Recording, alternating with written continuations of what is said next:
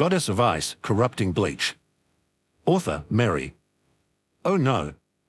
Aizen's plan succeeded. Fortunately, Aizen succeeding with his plan was part of Yuna's plan all along. Unfortunately, Aizen succeeding being part of Yuna's plan was part of his plan all along. Fortunately, Aizen succeeding being... Anyway, Yuna, the OC from my previous fic, decides to send a clone to explore a mysterious portal. However, things turn out rather badly due to the interruption of a certain famous someone, and her adventure doesn't start how she wanted to. Oh well, at least she has her little brother and one of her wives with her. I will try to write this in a way that even people who don't know Naruto, Bleach, and my previous fic will understand what is going on, but they will undoubtedly not understand some jokes and references. This is an article about a fanfiction called Goddess of Ice, Corrupting Bleach. It discusses a character named Yuna who sends a clone into a mysterious portal. The story follows Yuna's clone and her adventures.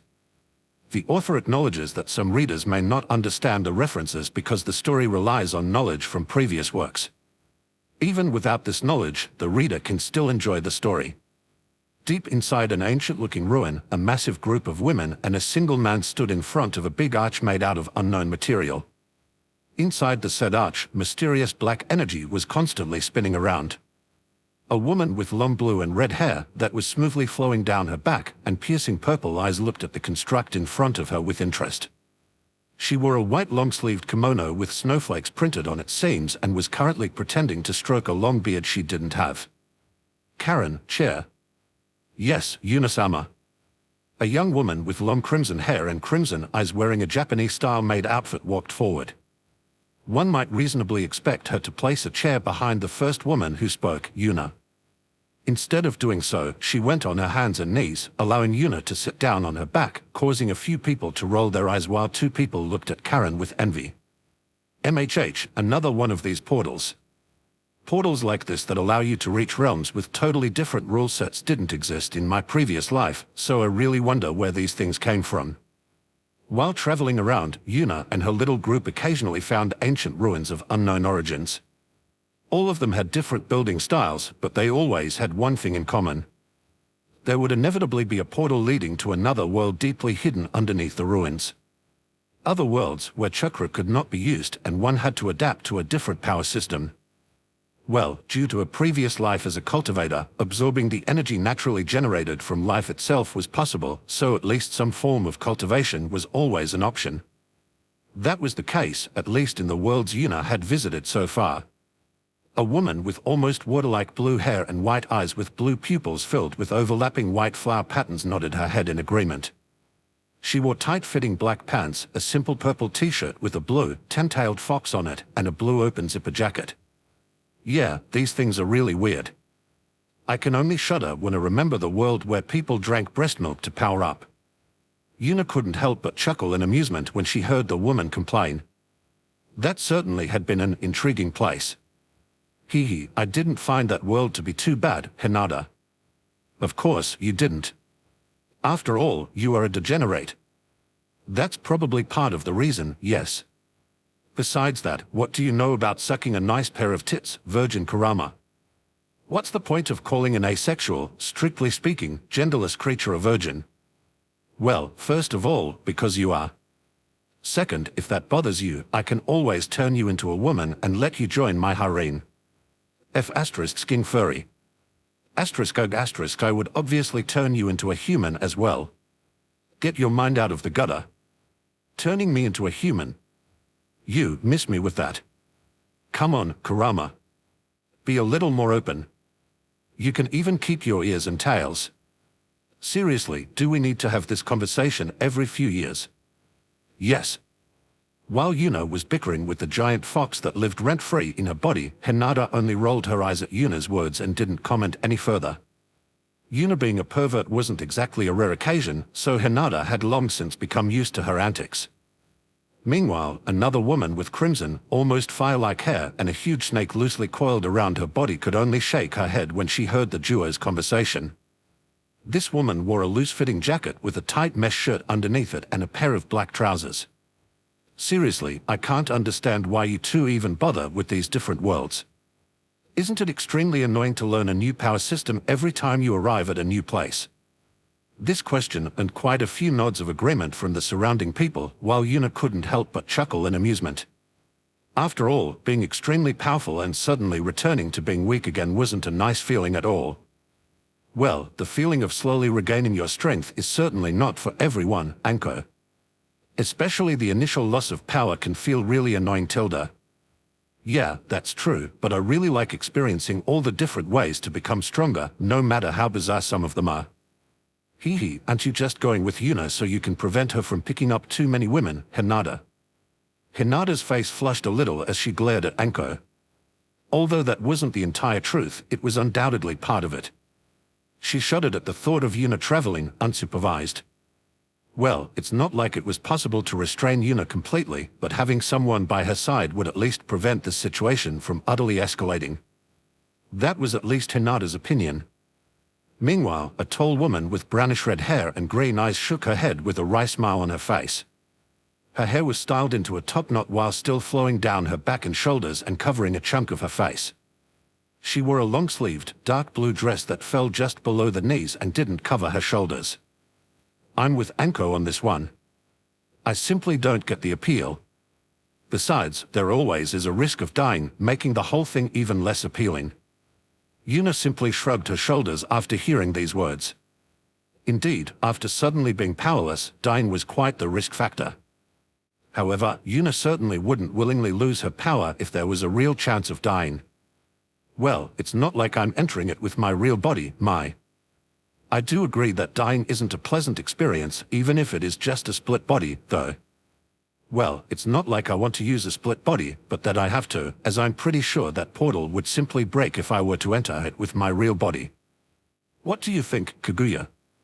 A woman with long white hair, white skin, and 3 eyes stepped forward and eyed the portal. She wore a long-sleeved, white kimono that had black tomo printed on it. The eye on her forehead glowed ominously, and after a few seconds, she nodded her head in agreement. Kaguya's third eye gave her ridiculous control over space, allowing her to teleport around easily and even create new dimensions instantly. Her ability to analyze spatial phenomena surpassed even Yuna. Yes, if any of us were to step through this at our full strength, the portal would very likely shatter before it could transport us. Yuna simply nodded her head in acknowledgement and started preparing for the journey. Meanwhile, slightly away from Yuna's group, another discussion took place as a young man with long blonde spiky hair and clear blue eyes wearing a black zipper jacket with orange sleeves and black trousers eyed the very same portal. Initially, Yuna's and his group were traveling independently, just like their children, but they coincidentally heard rumors about the same ruin simultaneously, so they met here and teamed up. We found another one of these, huh? It's been a while. Ugh, I want nothing to do with this, Naruto. Let's just leave so Yuna can have her fun with this. Naruto looked at the woman who had just spoken and thoughtfully rubbed his chin. The woman had long blonde hair styled into a ponytail and wore a tight-fitting blue dress that didn't cover her arms. Her eyes were light green and gave off a mysterious glow that seemed to suck out the soul of everybody looking for too long. MHH, I think I might actually follow Nasan this time, Ino. Ino squinted her eyes as she looked at Naruto, while a few other women in the surrounding did the same. All of them looked at Naruto with a mix of wariness and annoyance, immensely confusing Naruto. Moments later, a woman wearing a green hari with black hair and eyes and pale skin stepped forward. 2. Question marks popped up above Naruto's head when the woman spoke only a single word. He had no idea how he was supposed to interpret that number. 2. You need to say a little more for me to understand what you mean, Haku. 2 is the maximum amount of additional women we allow you to pick up. ****. W. What do you mean by that, Haku? It's not like I'm picking up women left and right like an Aizen. The more he talked, the quieter he became as the eyebrows of the women surrounding him rose more and more. He couldn't help but sheepishly scratch his head, as he had indeed become more and more prone to expanding his harem in the last few dozen years. ****, there might have been a few incidents where I might have accidentally seduced a woman or two. But I swear that was always Nasan's fault. From the doubting eyes staring at him, Naruto quickly realized that further arguing would be pointless, so his shoulders sagged as a wry smile appeared on his face. Fine, I won't make it more than 2, I swear. The surrounding women nodded in satisfaction when they heard Naruto's promise. In their minds, it was inevitable that Naruto would get himself more women for his harem, so they would rather control that amount from the start before something outrageous could happen. Obviously, they could also ask him not to add anyone new, but they knew that Naruto's brain was wired a little strange in that regard. Additionally, he could spend a long time in whatever world he would reach, and him not having anyone to love felt kind of off to them. All of them knew that Naruto was very needy for love. Well, is Hinata the only one who wants to come with me, or does someone else have any interest? While Naruto was talking with his harem, Yuna finished the discussion with her own and decided to depart. Ah, wait a moment, Nei-san, I'm coming with you this time. Oh? You want to come as well, Naruto? All right, let's have some fun together. As Yuna said these words, a mischievous grin appeared on her face that would send shivers through the spines of everyone who knew her better. After seeing Yuna's facial expression, Naruto couldn't help but mimic her expression, forming an almost equally terrifying facial expression, causing Hinata to facepalm. Sigh at least things won't get dull if I travel together with these two troublemakers. However, I can't help but feel a little sorry for the people of the world we are about to visit. Well, you're planning to plunge the world into chaos aside, shall we leave? Yuna and Naruto both nodded in agreement as they went through a segment of extremely complex hand signs, quickly followed by Hinata doing the same. Moments later, something small and ethereal flowed out of the trio's bodies and started forming into a human shape. Don't put too much of your soul in, or you might actually do severe damage to yourself. Hinata and Naruto nodded at Yuna's reminder and continued what they were doing. Around 5 minutes later, copies of the trio stood in front of them, but unlike the real ones, these were transparent and barely visible. Kaguya, if you would. Yet again, the eye on Kaguya's forehead started glowing ominously as she pointed her palm at the ghostly figures of Yuna, Hinata, and Naruto. Creation of all things. Creation of all things was a technique to create something from nothing. In this case, Kaguya used the ghostly figures of the trio's separated souls as a template to create a real body for them, allowing them to move independently. Before anyone could say anything else, the two Hinatas lightly hit the two Yunas on top of their heads and started speaking simultaneously. No, you are not having sex with your clone right now, Yuna. The two Yunas pouted simultaneously, causing Naruto and the surrounding women to chuckle in amusement. The clone Yuna smiled wryly while shaking her head before schooling her eyes on the portal in front of her. Anyway, my extremely sexy real self aside, let's depart. Oh. The three clones stepped through the portal without any hesitation and were gone seconds later. I'm looking forwards to what kind of memories that clone will bring me. Most of the people in the surroundings nodded their heads at that. They might not enjoy traveling to a different world, but they were undoubtedly curious about the stories of what Yuna and the others had experienced after they returned. Yuna lazily got up from her chair and stretched her back. She scanned the room with her eyes, looking if there was anything else of interest before shrugging her shoulders and snaking her arms around Hinata and Anko's waists. Well, let's have another orgy. Again. Can never have enough orgies, Tilda. Pretty sure you can. Heresy.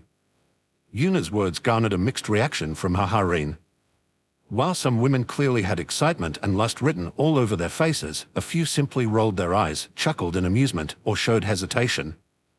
Well, if you want to join, then join. If some of you are still exhausted from the last one, just sit this one out or join in later. Most of Yuna's harem nodded in understanding, pretty much making up their mind whether to join or not instantly. Yuna saw that everyone seemed content and nodded her head. Well, then, let's go somewhere more comfortable. See you later, Naruto. Oh, see you later, Nei-san, and don't overdo it. Yuna simply waved Naruto's suggestion away with a wave of her hand and led her harem away, causing Naruto to chuckle in amusement. Moments later, a broad smile appeared on his face as his eyes wandered over the remaining women, while radiating lust. Well, it's been a while since we had our last orgy, no? How about we go somewhere comfortable and have some fun? Naruto pretty much got the same reaction Yuna got, causing him to chuckle in amusement. Ino, who was one of the people who rolled their eyes, approached Naruto and hugged his arm, pressing it between her breasts. I don't mind having some fun with you and the other sisters, but you better keep that infertility seal activated. We had another middle-sized faction complaining to us that our children were causing havoc in their territory. Isn't it fine? Children should be energetic, after all. Ha ha ha. However, Naruto's loud laughter quickly morphed into an awkward chuckle due to Ino's glare. Moments later, he simply shrugged his shoulders and looked at the rest of his harem. Well, you heard her. I'm fully aware that a few of you desire another child or two, but it seems like our children are causing a bit of trouble in the world, so let's wait a few years before making more. It's not like we are under any time pressure, after all. Although some women were clearly unhappy about such an arrangement, they didn't mind too much in the end. As cultivators, just how long could they live? Waiting a dozen years or so meant very little. Naruto's group also departed just like that, leaving the mysterious archway with spinning black energy behind. Meanwhile, on the other side of said archway, 3 people were floating in an endless nothingness. This part is always really boring. I hope we don't have to wait too long before we arrive. Naruto nodded his head at Hinata's words while in a cross-legged position with his arms crossed. He was currently silently spinning around with his eyes closed. A moment later, he opened his mouth and started speaking.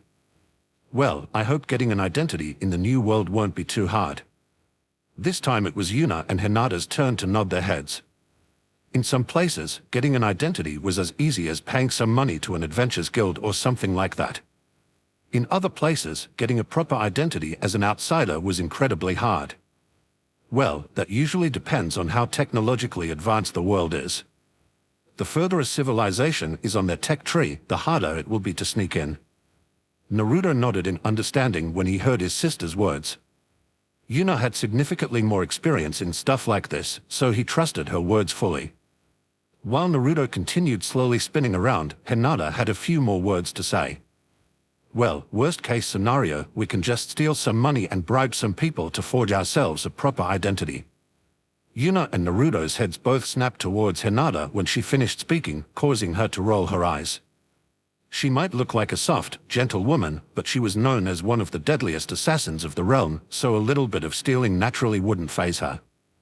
Well, she wasn't exactly known to be that assassin, as that would kind of defeat the profession's purpose, so it was better to say that that was one of her identities. Don't look at me like that. All 3 of us have plenty of blood on our hands, so who cares about stealing a bit of money? The twins chuckled in amusement due to Hinata's defense. Indeed, neither of the 3 were innocent people. All of them had killed people. A lot of people. Despite that, none of them considered themselves to be evil, as they at least tried to keep the death count as low as possible while trying to prevent innocent people from losing their lives. We aren't surprised about the suggestion itself, we were surprised that you were the one making it. After all, from the 3 of us, your moral compass is the most intact. Funny how you make it sound like yours isn't a piece of wood floating in a lake. Now, that's rather harsh, no. I try to prevent civilian casualties, okay. Oh? Do you still remember the event from around 20 years ago? MHH. 20 years ago? Oh. ******* hee. Well, Tilda, that was an accident. Besides, wasn't it just a harmless prank? People were crying. Well, but some of them clearly enjoyed the cake. Wasn't that because their mind was shattered? Nah, I'm sure they just genuinely liked how good the cake tasted. Sure, keep telling that to yourself. While Yuna was quarreling with her resident fox, Hinata rolled her eyes at Yuna's comment while not denying it, causing the twins to chuckle yet again. After a few minutes of silence, Yuna opened her mouth and resumed speaking. Honestly, I just hope that the world we are about to travel to doesn't have some kind of world guardian. If it does, this journey will end rather abruptly. World guardian? What's that? Unlike Yuna and Hinata, Naruto didn't have much experience with world travel, so he couldn't help but wonder about the unfamiliar term. Although he could more or less guess what it meant, he still wanted a full explanation. Yep, some worlds have powerful entities guarding them. Something like the Sage of the Six Paths, but with actual power over the world and the ability to reject people that try to enter their world or even their universe. Depending on the other person's attitude, we might be straight up killed instantly by such an entity. An ugly expression appeared on Naruto's face when he heard Yuna's explanation. Getting killed before the adventure could even start was rather undesirable. Naturally, Yuna saw the worry on his face, so she continued talking. No need to worry, Naruto. Guys like that are rare, and even if we meet one, the chance that he is hostile isn't high either. It's not like the current us holds some incredible power. With our present bodies, we are at best slightly stronger than an average human, so I doubt that such an entity would bother us. Naruto nodded his head in understanding while relief washed over him. However, before he could fully relax, he noticed that Yuna made a grave expression. Is something wrong, Nae-san? At first, Yuna didn't answer him as her gaze was directed in a certain direction. Hinata and Naruto followed her gaze but couldn't see anything. A few seconds later, the trio heard some noise coming from where Yuna was currently staring, confusing Hinata and Naruto. You have got to be kidding me. Why is he here? Yuna's voice was colored in surprise, annoyance, and, to Hinata and Naruto's surprise, helplessness. What's wrong, Yuna? Are we in danger? Hearing the tinge of fear in Hinata's voice, Yuna's facial muscles relaxed as a bitter expression appeared on her face. Well, being in danger is relative. Will we die? Yes. Is this the end of this adventure? No. Question marks popped up above Hinata and Naruto's heads. They had no clue what Yuna's words meant. They would die, but they could continue traveling to another world. What did that mean? Well, what can I say? It seems an acquaintance from my first life is here. A rather annoying acquaintance. Naturally, Hinata and Naruto were shocked by that revelation. Yuna had claimed multiple times that there was no connection between this world and the one from her previous life and that it was a complete mystery to her how she even got here. But didn't you say that was impossible, Nae-san? Well, I thought that would be the case, but the acquaintance I'm talking about was always a little different. Honestly, I'm not even surprised that he somehow managed to make it here. Honk. A loud honking sound echoed over the trio, confirming Yuna's guess about who will be appearing soon. On the other hand, Hinata and Naruto could only look at each other in confusion. Was that a car's signal horn? Yuna sighed deeply as a weird-looking silhouette slowly appeared in the distance, making Yuna sigh deeply. Although she expected it to be her acquaintance, she genuinely hoped it wasn't, since that would make things really annoying for them. Sigh at present to you the weirdest weirdo that has ever weirdly, the god of reincarnation. Honk. What the F CK?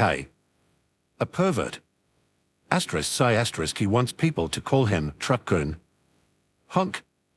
By now, the approaching man had closed quite a bit of distance, so Hinata and Naruto could see what he looked like properly now. What they saw startled and confused them. An almost naked bald man was running towards them. The only thing he wore was a white Speedo, and in addition to that, he had multiple metal parts strapped all over his body and 2 flashlights strapped to his head. He was running weirdly, with his arms and legs at a perfect 90-degree angle. His left arm and right leg were moving simultaneously, while his right arm and left leg were doing the same, resulting in a weird artificially looking running style. Additionally, every time he opened his mouth, a loud honking sound could be heard.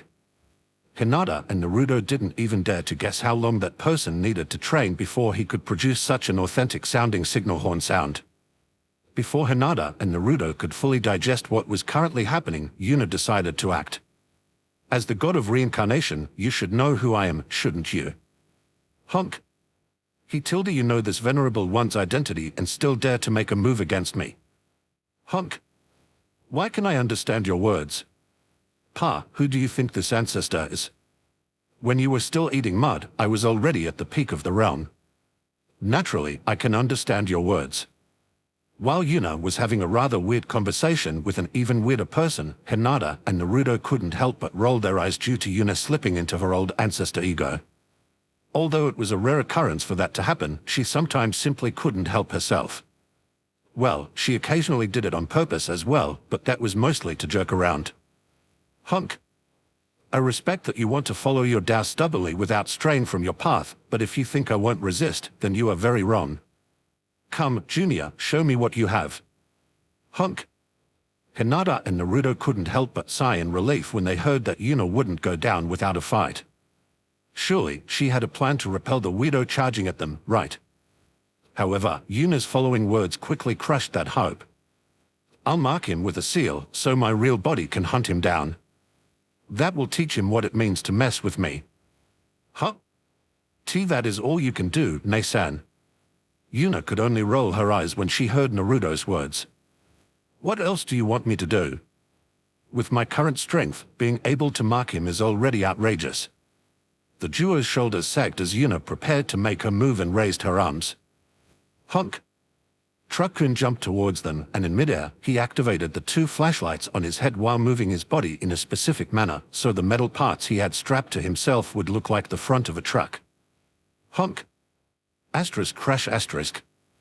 Moments later, Truck-kun collided with Yuna, and as he did so, Yuna's hand briefly glowed white before she was harshly flung away, dying as soon as her body hit the ground. Just before she could breathe her last breath, she said her last words.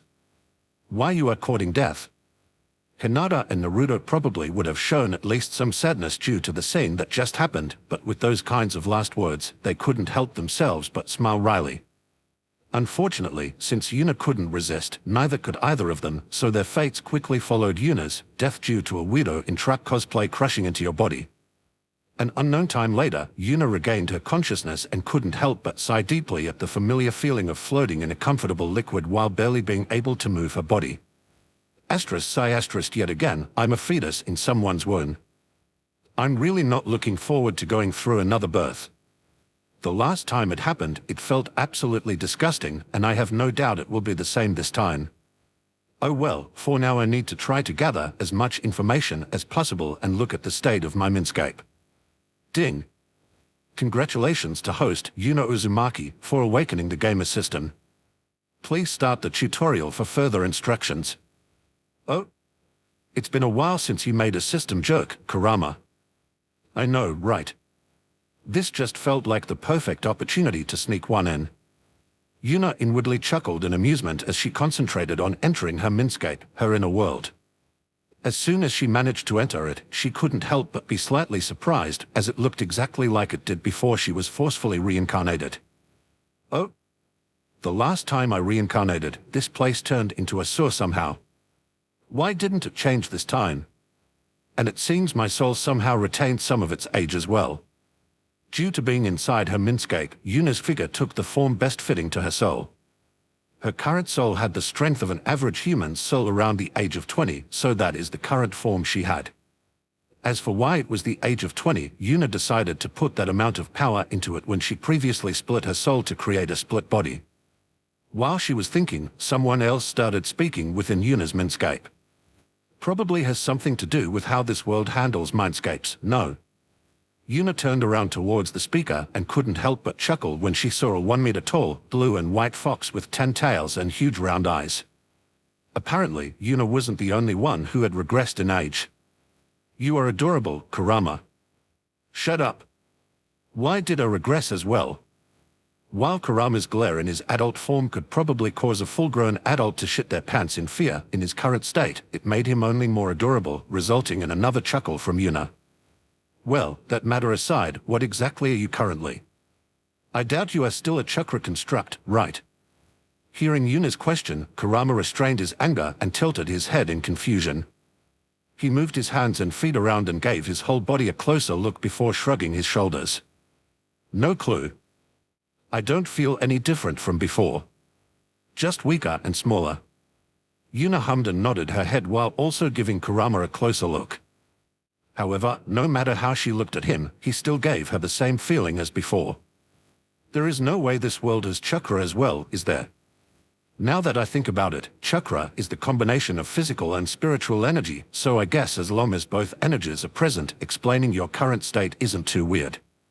This will need more testing after I am born, but I think the difference will be that you and I will have to utilize your power differently than we previously did. Kurama hummed in acknowledgement, not really too interested in finding out more. He was just a lazy fox, and as long as he could laze around, he cared very little about other stuff. While the duo was chatting with each other, Yuna felt someone tugging on her mind, trying to enter her minscape. She was briefly surprised why someone would try that on an unborn, but after feeling who it was, she couldn't help but chuckle in amusement and let the person in. Well, I wasn't expecting that. Moments later, a young teenager around the age of 12 appeared in Yuna's minscape. He had short, blonde, spiky hair, blue eyes, and a broad grin on his face. "Yo, fancy meeting you here, Nae-san." "Hee, good to see you, Naruto." "Twins again, I assume?" "Yep, took a little trip to our mother's minscape to get some surface thoughts. As you know, it's hard to get more than a jumbled mess if you don't want to deal any damage, but I got a few good pieces of info." Yuna nodded in approval as she materialized 2 comfortable couches for her and Naruto to sit on. This was her minscape, after all. She could change this place however she wanted. Naturally, Naruto was aware of that, so he casually sat down in front of Yuna and started talking. "First of all, we are in a relatively modern setting, with cars and stuff. From what I could piece together, there are no wars. Well, at least not where we are about to be born. Our mother is pretty well off money-wise, but there seems to be no father. Not sure if she simply didn't think about him while I was peaking or if he is gone for good. As far as I could see, our mother is not aware of anything supernatural existing." Yuna hummed an acknowledgement as she digested the information she had just received. She was somewhat satisfied with the conditions she would be born with. She couldn't care less about not having a father, and being born in a well-off household in a country that wasn't at war with decent technology were all good things. The only thing that troubled her a little was the last part. Nothing supernatural. Surely, this wasn't just a plain boring world that had nothing exciting going for it, right? Well, that's quite a good chunk of information. Good job, Naruto. I guess you are also worried about the last part, but I wouldn't think about that too much for now. Just because she doesn't know about it doesn't mean that it doesn't exist. Maybe there is some kind of secret society or hidden world or something like that. If it exists, I will dig it up, so there is no need to worry for now. After digesting Yuna's words, Naruto gave her a nod as he sighed in relief. He really hoped there would be some exciting stuff in this world, and Yuna's assurance calmed and relieved him quite a bit. Right, it's Nae-san after all. Nothing can stay hidden from her. As for this actually being just a plain boring world, I'll just not think about it. Moments later, Naruto got up from his seat, glanced at Kurama, and stretched his back. He gave Kurama another glance and snickered a little, greatly irritating the adorable fox. "What are you laughing for, brat?" "Hee, nothing. Anyway, I'm leaving, Nae-san. An adorable fox is waiting for me to tease him inside my minscape." "Sure, have fun. Naruto, you bastard, I'll kick your ass." However, before Kurama could pounce on Naruto, he was already gone from Yuna's minscape, leaving a furious fox and a laughing Yuna behind. "Ma, you lose if you mind it, Kurama." Kurama sent her a seething glare that made her almost have a heart attack due to how cute he looked, and then huffed in annoyance. "Not everyone can be as shameless as you." "True, how could someone be as amazing as I am?" "That's just ridiculous." Kurama answered that by simply rolling his eyes and walking away towards the nearby beach, leaving Yuna behind. He had a completely different balance now, so he had to relearn how to stand on a surfboard. Yuna chuckled in amusement as a cup of tea appeared in her hand. She took a sip before placing the cup on a small side desk that had appeared next to her and leaned back on the couch while closing her eyes. "Another new start, huh? Ugh, another childhood, huh? I would rather not. I'm not even born yet, and I'm already missing the transformation jutsu from my previous life. I hope I find something similar as soon as possible, so I can turn into an adult and act independently." Yuna couldn't only smile wryly when she imagined her mother fussing over her like she was a child. One might think that she would be interested in the experience due to not having experienced it in her first and second life, but she had reached a point where she couldn't care less. She was old. She was a mother, a grandmother, a great-grandmother, and even more. By now, having a mother felt simply alien to her and not the slightest bit appealing. Should Naruto and her run away the first chance we get? Yuna could only smile wryly when that thought popped up in her mind. The morally questionable nature of that idea aside, it wasn't a good plan on the practical side either. Young children might be able to buy some simple things from a little shop, but something like renting an apartment was obviously impossible. Obviously, she and Naruto could easily survive on the streets, but Yuna was unwilling to do so. She took another sip of tea and sighed deeply. Oh well, let's see how it goes for now. It's not like I can do anything about our situation before I'm even born. I wonder how Hinata is doing. I hope she isn't born too far away from us so we can meet early. Meanwhile, back in Yuna's previous world, things were getting somewhat chaotic. Honk. Ha ha ha, don't be like that, I just want to tighten a few loose screws, don't worry, I'll be gentle. A young woman holding a colossal screwdriver was currently chasing after a weirdo wearing white speedos that had metal parts strapped to his body. Honk. I think we both know where I will put this thing, don't we? Honk. What gave you the impression you had the right to reject my kind offer? Honk. Human rights. Can I eat that? Besides, aren't you a truck? Ha ha ha. Honk. On that day, many people witnessed the disturbing scene of a young woman with a giant screwdriver chasing after a weirdo in white speedos, causing quite a bit of mental damage to some people. At the same time, others internally added yet another fetish to the endlessly growing list of Yuna's preferences, causing the rumor mill to spring to action again. A few months later, it was finally time for Yuna and Naruto to be born, and the experience was as disturbing as Yuna remembered it to be. It was a good thing that normal babies couldn't remember what was happening while they were born. Messy stuff. Yep, this still feels disgusting, Tilda. Despite that, you seem relatively carefree. Ma, I've been through worse. Gah, now that I think about it, you have. I know, right? Do you still remember that one time on that planet where...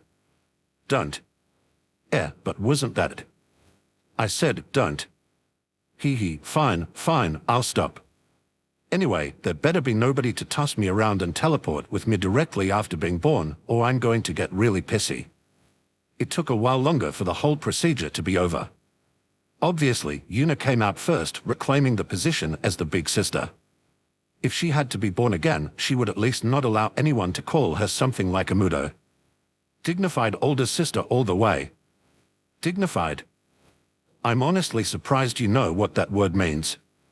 What are you talking about, Kurama? Obviously, I know what that means. It means acting like a big shot no matter your current position. Basically, acting like a young master cranked up to 11. Good, it seems like my doubt wasn't misplaced. Why are you acting all smug after I proved you wrong?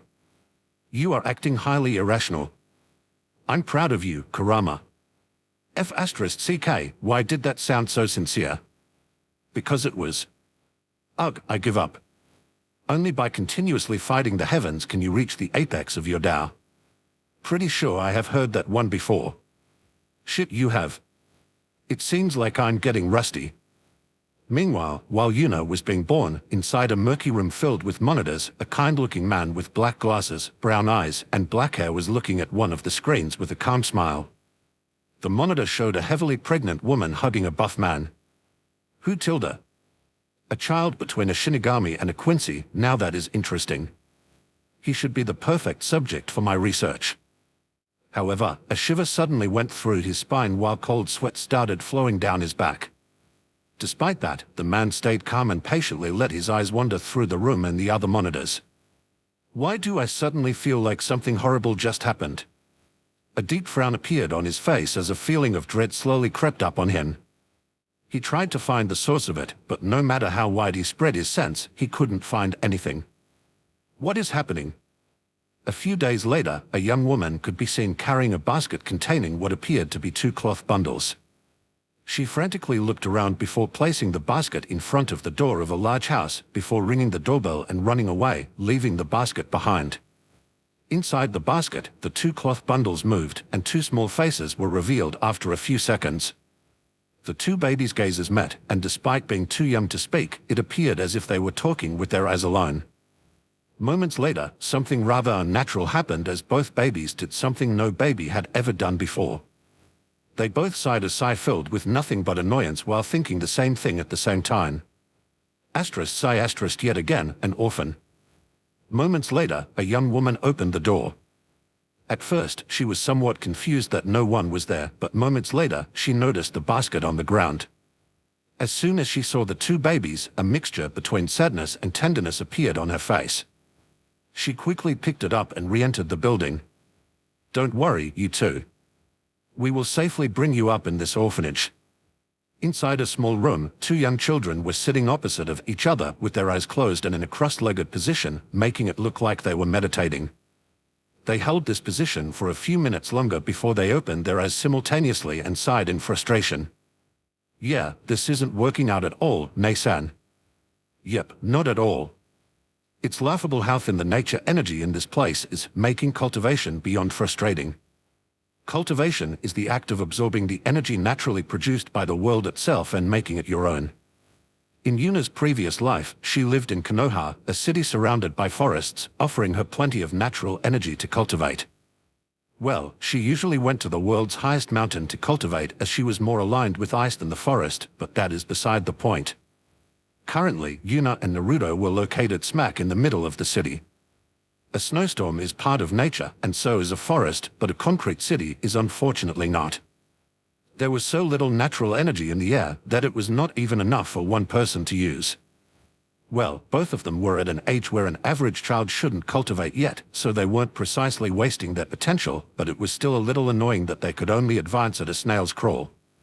How frustrating. We really need to move somewhere else as soon as we can. Naruto could only smile wryly when he heard that. In their previous life, Yuna managed to finesse them into a new home despite only being 3 years old, but the circumstances were completely different this time. It all boiled down to one thing. I miss the Henj no Jutsu. Yes, in their previous life, a convenient technique could transform them into another person. Unfortunately, that technique was fueled by chakra, an energy that didn't exist here. Any advancement on figuring out a working rune language, Naruto? In Yuna's first life, there was a technique to draw runes to get the desired effect. There was basically no limit to what could be done, making it an incredibly versatile craft. In her second life, those runes were called seals instead. Despite using different words and symbols, the effects that could be produced were pretty much on the same scale. So, Naruto had spent a lot of time experimenting with different techniques to determine if this world had a similar system and, if it had, how it worked. However, when Naruto heard Yuna's question, he could only smile wryly. It's going slow. Very slow. The fact that I barely have any energy to experiment isn't helping this matter either. Have you figured anything out, Nae-san? While Naruto was experimenting centered around runes, Yuna was researching something else. In her first life, there were 3 different types of energy: physical, spiritual, and natural.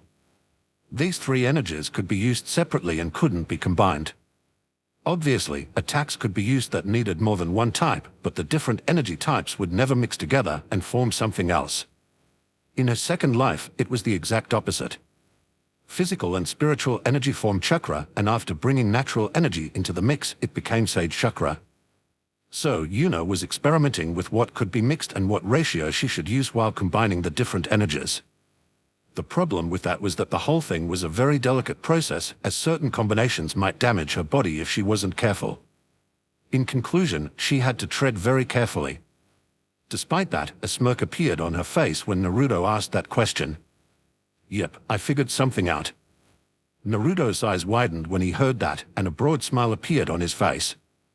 Now that they have taken the first step in the right direction, his own research should be getting more manageable as well. Quickly, tell me, Nae-san. Yuna nodded her head and started concentrating.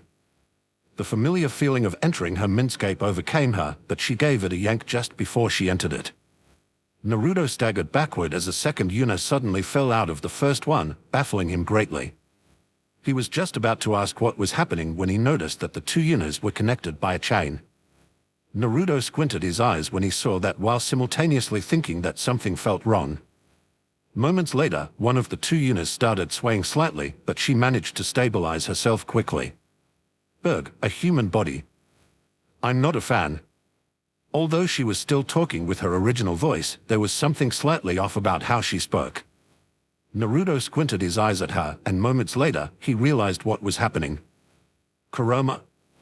Before the first Yuna could answer, the second one started speaking. Yeah, but that is just a side effect of me pulling the soul out of my physical body. Since my body is empty anyway, Kurama can temporarily control it. Naruto couldn't help but be dumbfounded by that. First of all, he had seen souls before, and Yuna looked nothing like one. She was fully visible, and there was no transparency to her. That chain connecting her soul and body was something Naruto had never seen either.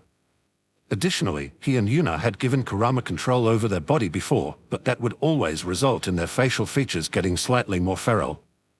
However, although Kurama controlled it, Yuna's first body still looked completely normal. Although Yuna noticed Naruto's confusion, she continued her explanation for now. Anyway, that is of no importance right now. The important thing is this here. She lifted up the chain connecting her soul and physical body as she said those words. I'm not exactly sure about the meaning yet, but this thing is in the way. A soul should not be physically shackled to its body. Frankly, I would like to cut this chain forcefully, but that is too risky right now. Naruto pondered Yuna's words, and after thinking about them for a short while, he nodded his head in understanding. Cutting something off your body without understanding the consequences certainly wasn't a good idea, so there were only two choices left. We either need to find someone who knows the outcome, or we have to do some experimenting. As he said those words, a cold glint passed through his eyes. Yuna saw the cold glint in her brother's eyes and couldn't help but smirk. Yep, sooner or later, it's time for a little criminal hunt. Surely, there will be a few murderers and rapists around that are very willing to help us with our experiments. Although Yuna was not a big fan of human experiments, she was willing to go through with them if it was done to confirmed criminals. One might say that she was fine with it if it was for the greater good. While Yuna and Naruto were plotting to do some human experiments, the door opened and a kind-looking old lady entered the room. Naturally, she couldn't see souls, so she didn't notice the presence of the second Yuna. Children, dinner is ready. Naruto's face immediately shifted into a bright smile as his deep blue eyes shone with innocence. Okay, Nei-san and I are coming, Tilda. The older woman held her chest due to the cuteness overload before she managed to rein her emotions in and nodded her head. Good, don't forget to wash your hands. Okay, Tilda. After Naruto answered her, the woman quickly left the room, fearing that she might actually get a heart attack due to Naruto's cuteness. Meanwhile, Yuna couldn't help but look at him with some doubt. How in the world do you still manage to pull off an innocent face like that? A cheeky grin appeared on Naruto's face as he gave Yuna a smug look. I'm a natural. To that answer, Yuna could only roll her eyes. In fact, she didn't even deny Naruto's claim, as he genuinely seemed to be capable of pulling off an innocent smile at any point in time. Another 3 years passed peacefully, but despite that, Yuna couldn't help but be dissatisfied with the current situation. The fact that her cultivation speed could at best be described as crawling aside, even physical exercise was out of the question due to lack of nutrition. Although all the children in the orphanage were fed properly, they certainly weren't given enough food to support someone exercising. Especially the protein department was thoroughly lacking to support such an endeavor. Therefore, Yuna had decided to become more active.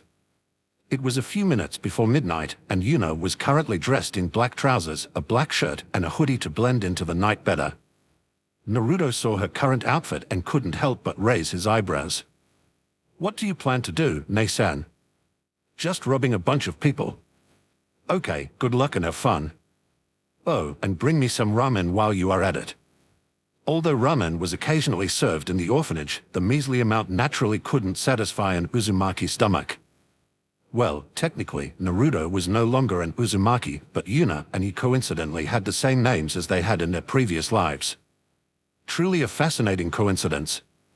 It is as if someone did so that things wouldn't become confusing as hell. In fact, if the other Yuna and this one met, they would no longer be considered the same entity. Usually, if they traveled through one of the previously mentioned portals, they would make a split body and send it to explore a different world. However, things turned out slightly different this time due to Truck-kun's intervention. The split bodies were already dead, while the soul fragments of the bodies were forcefully reincarnated, granting them a new life. Anyway, as for Yuna casually mentioning that she would go and rob people, he couldn't care less.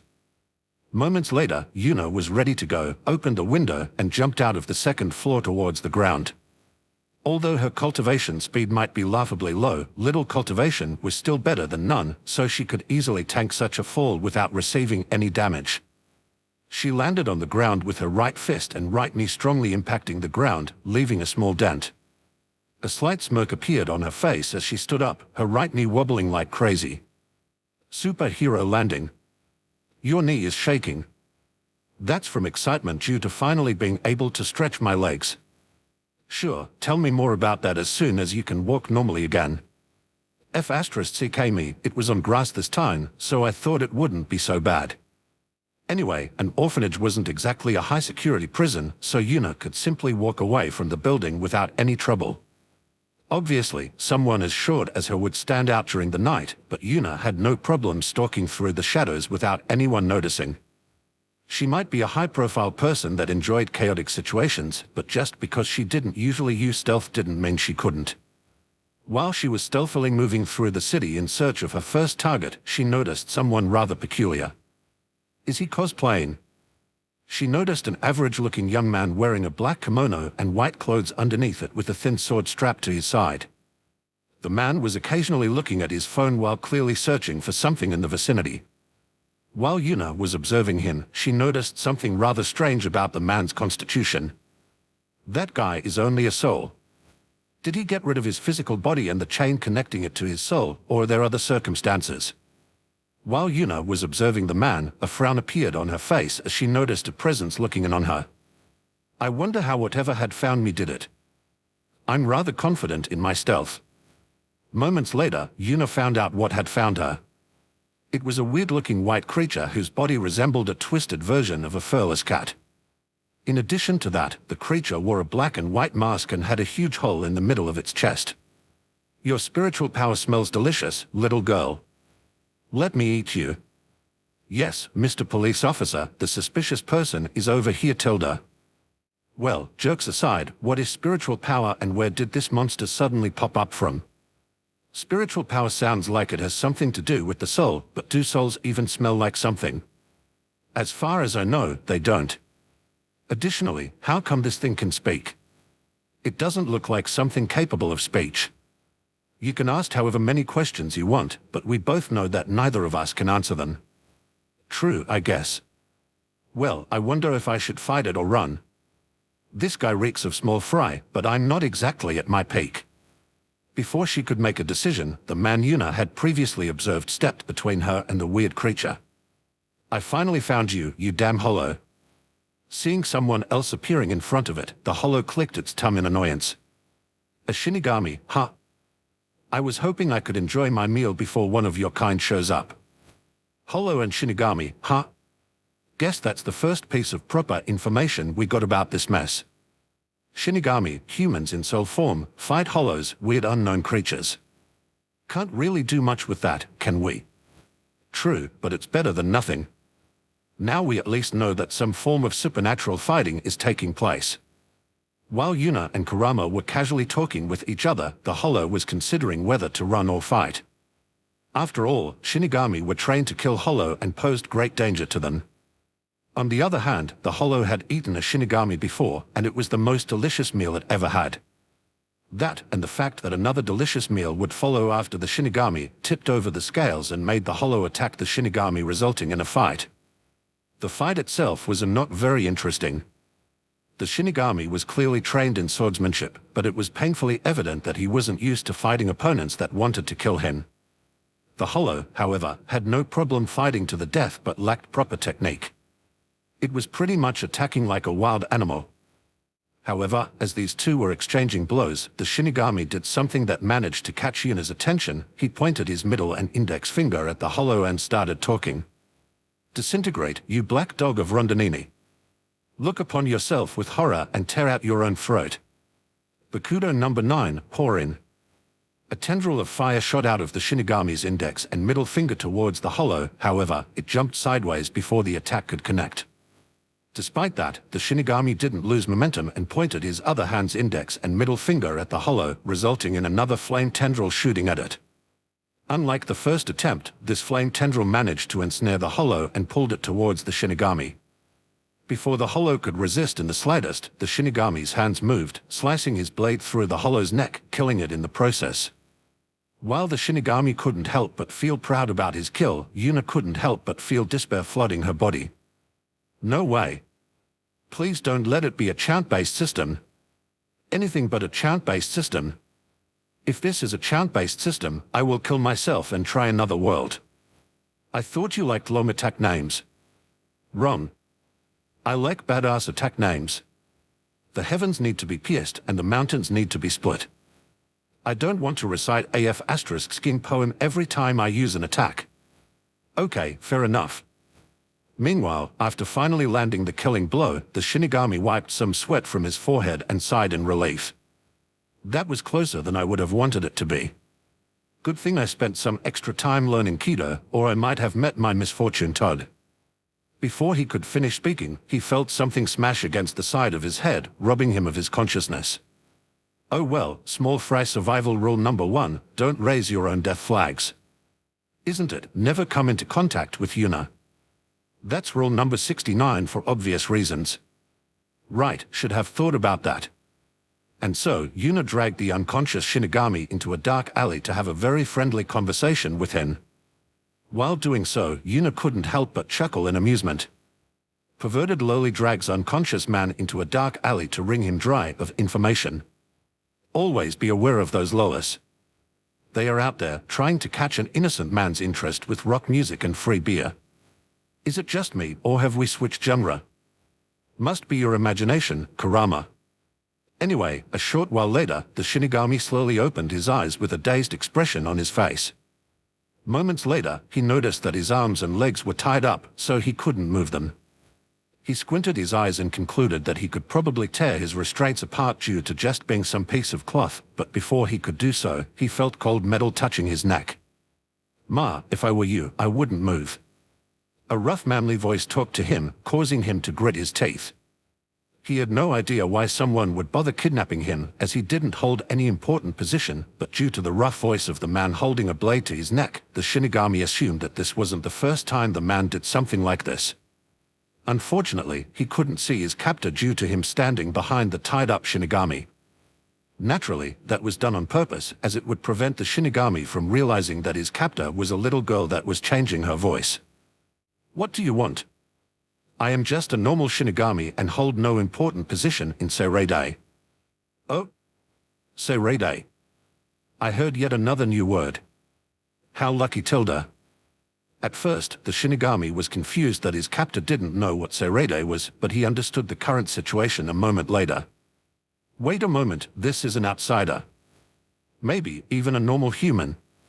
Since he got knocked out with one blow, he assumed his attacker to be a rogue Shinigami or something like that, and he never expected it to be a human. If it's a human, I can just... Before the Shinigami could decide on the next move, incomprehensible amounts of killing intent crashed into him, almost causing him to suffocate. Now, boy, let's not do things both of us don't want to happen. The killing intent vanished seconds later, causing the Shinigami to frantically breathe in some air, slowly calming him down. Who the hell is this? I felt like an ancient monster had zeroed in on me. I definitely shouldn't provoke this guy. What do you want? Just so you know, I'm just a low-level worker and won't be able to tell you much. Seeing that the Shinigami was ready to talk, Yuna hummed in satisfaction and asked her first question. Well then, let's start with something simple. What are Shinigami? The Shinigami could only sigh in relief when he heard the first question. So it's really an outsider who just happened to hear my conversation with that holo. Dan, I really should have been more careful, but humans who can see as Shinigami are so rare that I didn't bother paying any attention. To think I wouldn't only be seen by a normal human, but by a human who is crazy enough to kidnap me after seeing me fight a holo. Just how bad is my luck? Shinigami are guardians of the souls going through the transmigration circle. We purify holos who do evil in the world of the living and ensure the safe crossing of souls. Additionally, we are responsible for guiding pluses, human souls that got lost after their death, into soul society through a soul burial. Yuna hummed in acknowledgement as she digested the information she had just received. A few seconds later, the next question came. Well then, what about holos? Holos are a race of creatures born from human souls who did not cross over to soul society after their death and stay in the human world for too long. They are corrupt spirits with supernatural powers that devour the souls of the living and deceased humans. Hollows usually settle in Hueco Mundo, but can cross over to the human world and soul society as well. They are the opposite of humans. Tell me more about Hueco Mundo and soul society. Don't you hate it when you have to click on all the new words appearing during a conversation, resulting in the explanation creating even more conversation branches? And after you are finally at the bottom of the rabbit hole, you go through the whole thing again in case a new dialogue option popped up somewhere. I'm honestly surprised I got a proper answer. Although I prefer sleeping, I occasionally do a few other things in here as well. Since you gave me a lot of control over your Minscape, I might as well use it to create some entertainment for me. That's true. Now that I think about it, you stay inside your home pretty much indefinitely, play video games, watch porn, and sleep. Aren't you a NEET? Piss off, who are you calling a NEET? Aren't you much worse? Besides that, when the hell have I watched porn? I mean, you can see through my eyes, so you have seen all the things I did with my harem. Obviously, that can be considered as watching porn. I usually go to sleep when you get started with your degeneracies. That explains why you are sleeping so much. It does. While Yuna was bantering with her in a fox, the Shinigami started his explanation about Hueco Mundo and Soul Society. Basically, the two places were in two different dimensions, with Hueco Mundo being between Soul Society and the world of the living. While Soul Society housed human souls and Shinigami, Hueco Mundo was the place where hollows usually lived. I see. In that case, tell me more about that spell you used. What was it? Bakudo number 9, Horin. Yuna noticed that the Shinigami was slightly sweating when she mentioned this point, causing her to smirk. Seems like he would rather not talk about this, so let's make it easier for him. It is not like I asked you to teach me that technique. Tell me how that stuff works and give me the basics. Since the previous technique had the number 9 in it, surely there is a full system, right? The Shinigami sighed in relief when he heard that he would only have to talk about the system itself and that he didn't need to reveal any actual techniques. We call it Kid. We utilize our spiritual power and use words to create a spell. Kid is separated into two categories, Had for direct attacks and Bakad for battle support. As you have mentioned, my previous spell was the Bakudo number 9. There are a total of 99 techniques of Had and Bakad. Generally, the higher the number, the stronger the spell. Oh, and that isn't really something I have any right to talk about, but apparently, it is possible not to use the chant if you are skilled enough with the spell. Yuna sighed in relief when she heard that chanting was optional. Additionally, she felt even more relief now that she got a glimpse of this world's power system. Someone clearly created these kid spells with a system in mind, so can't Naruto and I just do the same and create our own system?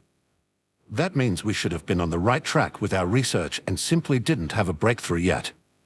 What about spiritual power? How does someone get it?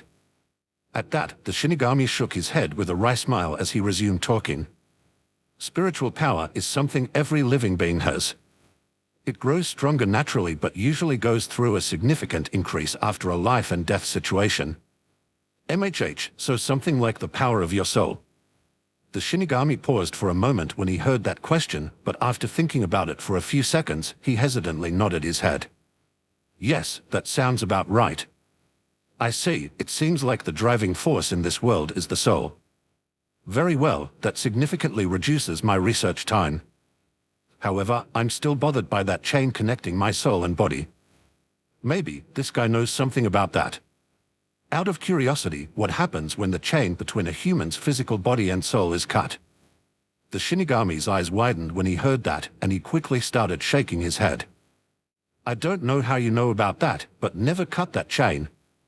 That is the chain of fate. If you were to cut it, you would inevitably turn into a hollow. A dangerous glint passed through Yuna's eyes when she heard the word of fate, but she quickly suppressed her annoyance. Just that name alone made her want to cut it, but she would rather not be turned into a hollow. She still felt like there was more to it than she was being told, but she also detected no deceit from the man in front of her, meaning that he might simply not know every detail. Well then, time for my last question. The Shinigami couldn't help but swallow some saliva as the atmosphere suddenly became more serious. How will your superiors react after you report this incident? Cold sweat started flowing down the Shinigami's head as the blade on his neck moved slightly. I don't know. I commend you for not lying, but I still would like a proper answer, so let me rephrase that question. Will someone be sent here to get rid of me after you report to your superiors? It took the man a few seconds to digest Yuna's question, and as soon as he did, he couldn't help but shake a little. I didn't tell you any secrets, and my captain is very laid back, so I don't think he will send someone to kill you. He might send someone to investigate, though. Yuna hummed an acknowledgement as she pondered how to deal with the man in front of her, and after a few seconds of tense silence, she came to a conclusion. Very well. That's all I need to know for now. Guess it's time to finish you off. What? You said... Split asterisk. Naturally, the man was outraged by Yuna's words and immediately tried to break his restraints while yelling loudly, but before he could free himself, a cake smacked him in the face, confusing him immensely. While he was dumbfounded, Yuna removed the Shinigami's sword from his neck and casually stabbed it into a nearby piece of wood before turning around and leaving the alley with a smirk on her face. Well, that went reasonably well. I got a decent chunk of information while my identity is still hidden. Wouldn't it have been better to kill him? Maybe. I don't know how Seirede will react to a dead Shinigami. I could probably blame his death on the hollow he previously killed, but I don't know what kind of investigative methods they have. For now, I've decided to take the less stabby approach. No need to make them my enemy from the get-go. I can do that later. As expected, so you will make them your enemy. We'll see about that. Since hollows are already pretty much guaranteed enemies, the Shinigami might be useful tools, of allies. Right. Anyway, where the hell did you get that cake from? A good cakeomancer is never out of cake. What the hell is a cakeomancer? It's the job name I just came up with. Ding. Due to extremely shameless behavior, a new job was unlocked, cakeomancer. Would you like to change your job? No need to change. As a reincarnator, I naturally can equip two jobs, cakeomancer and sexomancer. Seriously, I think I asked this before, but what happened to the ice? Minor details. Besides that, that guy's sword felt somewhat weird. It was like something was missing. It felt incomplete. Oh? What was missing? Not sure, but that sword definitely wasn't something simple. I wonder if all Shinigami swords are like that. Meanwhile, back in the dark alley, the Shinigami was still a little dazed due to what had just happened. He could already see his life flash before his eyes, but before he could do anything, a cake smacked into his eyes while his captor simply walked away. Did that guy just throw a cake into my face? Why? What is going on? Moments later, he managed to regain his wit and shook his head with a mirthful smile on his face. I have no idea what just happened, but I survived, which is all I need for now. Guess I'll go back to Seirede for now and make a repo. Before he could finish speaking, he paused as he just made a rather awkward realization. Should I report that he threw a cake in my face or not?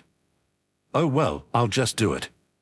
A while later, the Shinigami stabbed his sword into the air and twisted it around as if it was a key, resulting in a big door opening in front of him, which swiftly opened, allowing a small black and purple butterfly to fly out of it. This was a hell butterfly, and it was the Shinigami's guide back to Seirede. Moments later, he appeared at one of the designated arrival places and immediately moved toward his division. The 8th Division.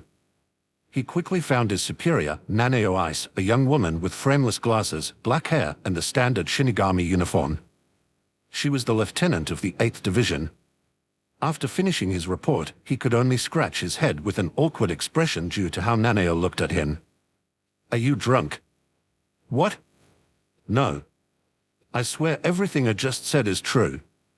She squinted her eyes as she looked at him with suspicion, but moments later, she sighed deeply. This story is too weird for me to judge correctly. Let's report this to Captain Shunsway for now. He will be able to evaluate this better. Despite already having expected this, the male Shinigami couldn't help but gulp when he heard that Captain Shunsway would have to get involved. Moments later, the duo reached the captain's room, and Naneo walked straight in without bothering to knock. Inside the room, a tall Shinigami with grey eyes and long wavy brown hair was leisurely sprawled on the ground with a bottle of sake next to him on a small desk. His hair was tied in a long ponytail, and he had long bangs that framed the left side of his face. He wore a Sugagasa straw hat and a pink, flowered lady's kimono, which he draped across his shoulders and over his captain's uniform. As soon as he noticed Naneo enter, a relaxed smile appeared on his face. "Oh, if it isn't my cute Naneo-chan tilde, what can I do for you tilde?" An annoyed scowl appeared on Naneo's face, and she was just about to rant about Shuinsue's lax attitude when she reminded herself why she was here. "We don't have time for your antics, Captain Shunsui. I have just gotten a rather interesting report." As she said that, she pointed at the nervous Shinigami behind her, who quickly started retelling what had happened to him. After he finished speaking, Shunsui took a sip from his bottle and sighed deeply. "I know I'm not exactly a good example, but you shouldn't drink while you are working. Especially not when you might have to fight something. Captain, I swear that is exactly what happened and that I'm not drunk. I'm fully aware of how ridiculous the situation is, but I reported it anyway because it's the truth." Shunsui stroked his beard as he observed the young Shinigami in front of him with curiosity. After seeing no deceit or confusion on his face, he nodded his head in acknowledgement. "Very well, I will send someone to investigate the situation. Since that person could knock you out so easily and possessed considerable amounts of killing intent, I'll have to send the third seed at least." After giving out his orders and dismissing the duo, Shunsui took another sip of alcohol while pondering the situation. He allowed his body to fall back on the floor and sighed while being deeply confused about the report he had just heard. Why cake? Unfortunately, most Shinigami were busy with their official duties, and this case was far from important enough to warrant a quick investigation, so it would take a long time before Shunsui could actually send someone to investigate whatever happened. Anyway, Yuna was currently stalking through the night, looking for her first victim. First, she was stalking a weird-looking man with green hair and 3 swords strapped to his side. He constantly ran in circles while complaining about how everyone got lost again. Why does he have 3 swords? Is he using one of them with his mouth? Yeah, sure. That would be beyond silly. Didn't that Killer Bee guy do the same? Yeah, but he was a complete weirdo. Yuna nodded her head in agreement and decided to search for another target. This guy was clearly used to combat, and she would instead not test the limits of her 6-year-old body. A few minutes later, she finally found the jackpot. 6 people, 3 men and 3 women, were galvanizing through the streets. While the 3 men wore expensive-looking clothes and quite a few accessories, the women wore very little and were clinging to the men. Perfect, a group of 3 modern-day young masters ripe for the picking. She stealthily approached the group from behind while making sure to stay in the shadows. Frankly, she didn't even need to use much stealth due to the group of 6 being rather loud, but she preferred caution. Then, after making sure that there were no cameras in the vicinity, she approached the first man, and after a quick scan, she easily located the position of his wallet. She timed the theft perfectly with the woman by his side touching him and easily pulled his wallet out of his pocket. Yuna quickly approached the other 2 and did the same with them. Then, after taking out around half the money they had, she swiftly put the wallets back into their pockets and vanished into the night. Why not just take the whole thing? They are drunk, so when they notice that they have less money left than they expected, they will simply assume that it is due to their drunkenness and not because someone stole some of it. People like that care very little about money. I highly doubt they would assume someone stole from them and that someone somehow managed to do so while giving them their wallets back. A few more weeks passed, and the caretakers of Yuna and Naruto's orphanage were in an excellent mood. None of them knew exactly why it happened, but over the course of the last few weeks, someone had frequently been donating a lot of money to the orphanage, making life significantly more relaxed while allowing for better meals. Inside one of the many rooms, 2 young children were seated opposite of each other and appeared to be in deep concentration. Naturally, these children were Yuna and Naruto. Moments later, they opened their eyes simultaneously and pointed their fingers at each other while consciously moving their spiritual power. A small light beam shot out of Yuna's finger towards Naruto, causing him to click his tongue as he changed his hand gesture. Now, the palm of his hands was pointing at Yuna, or rather, at the tiny light beam flying towards him. Just before the beam could get in contact with his palm, a small yellow energy layer covered his palm and blocked the attack. Yuna and Naruto both nodded in satisfaction when they saw what had happened. They had been training to utilize their spiritual power for a few weeks, and by now they were getting the hang of it. Well, they could only use light beams that stun a little and a shield barely strong enough to block those light beams, but it was a good start. Well, slowly but surely, we are getting the hang of it, Naruto. Yeah, I think as soon as we get more used to controlling our spiritual power, we will rapidly increase what we can do. Yuna was just about to continue training when she noticed someone approaching their door. Moments later, the door was opened, revealing a kind-looking woman with brown hair and eyes. Are you two ready to go? If you wait any longer, you will be late for your first day of school. Right, today was Yuna and Naruto's first day at school. How exciting. Well, it wasn't all bad, as this would at least allow them to move around more independently. Yuna was pretty sure that at least learning about this world's history should prove to be somewhat valuable. Anyway, a moment later, the duo left the orphanage, quickly followed by one of the caretakers. The school was within walking distance, and the caretakers had already noticed that Yuna and Naruto were significantly more mature than the other children, but they still wouldn't allow them to go by themselves. At least not yet. Anyway, they quickly reached the school and headed to the assembly hall first. At the start of every school year, the principal would hold a speech in there, so that was everyone's first destination. Yuna half expected the principal to start talking about the will of fire or something similar, but she noticed no signs of indoctrination during his speech, which she found rather satisfying. After the speech was over, they were assigned a classroom and were told to follow their respective teacher so that they could guide them to their destination. As the small groups formed, Yuna noticed a rather particular child, causing her eyes to widen in surprise. The girl she noticed had almost water-like blue hair and blue eyes. However, that wasn't what Yuna noticed first. No, the first thing she noticed was how that young girl moved. Her steps were measured and controlled, allowing her to move around without making a single sound. While Yuna was looking at the girl, that girl also noticed someone staring at her. So, when she turned around to see who was looking at her so openly, her eyes widened in surprise when she saw Yuna and Naruto standing next to each other. The first thing she noticed was the combination of Yuna's red and blue hair and Naruto's blonde one. A moment later, a broad smile appeared on her face as Yuna and the unknown girl walked toward each other. It's been a while, Hinata. It's good to see you again, Yuna. The young girl unexpectedly was Hinata, who traveled to this world together with Yuna and Naruto, but wasn't reborn in the same place as them. So, without a moment of hesitation, the duo started walking together while H*Elding H*NDS, that's right, 2 lolis H*Elding H*NDS. I might be going to jail, but you are all coming with me. The teacher saw that 2 kids had apparently already become friends and smiled widely. Oh? You 2 have already become friends. That was really fast. However, Yuna only shook her head when she heard the teacher's words. She is not my friend. That confused the teacher, and what puzzled him even more was that Hinata nodded in acknowledgement. Before they could ask any questions, Yuna continued talking.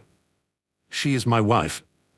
Question marks popped up above the teacher's head when they heard Yuna's words and saw Hinata yet again nodding in agreement. What is going on here? Oh well, I guess it's just 2 kids playing around or not understanding what they are saying. Yuna saw the teacher's confusion and chuckled a little while kissing Hinata's cheek, causing her to giggle and the teacher to shake his head while putting his attention elsewhere. It's good to have you back, Hinata. I missed you, Yuna. I love you. After seeing Yuna and Hinata disappearing into their own world, Naruto could only smile wryly. I should have convinced one of my girls to come with me as well. It's not like it would have been guaranteed that you could have found her this quickly. True, I guess. Oh well, at least I have you with me, Grumpy Fox. *TSK*, who are you calling Grumpy, you damn brat? Just like Yuna and Naruto, Hinata was an orphan. Apparently, her father ran away early on, while her mother doesn't have the means to raise a child. Due to looking through parts of her mother's memories, she knew her father's face, so she briefly pondered on whether she should hunt him down at some point in time, but she decided not to bother with him. Anyway, since she knew that Yuna and Naruto had better means to investigate how this world works, she decided to wholeheartedly spend her time getting stronger and look for the duo as soon as possible. Just like Yuna, Hinata found some money which she partially donated to the orphanage to improve the food quality. Hinata planned to invest quite a bit of time into finding Yuna and Naruto after she had gotten a little older, but fortunately that wasn't necessary as they somehow not only ended up at the same school but even in the same class.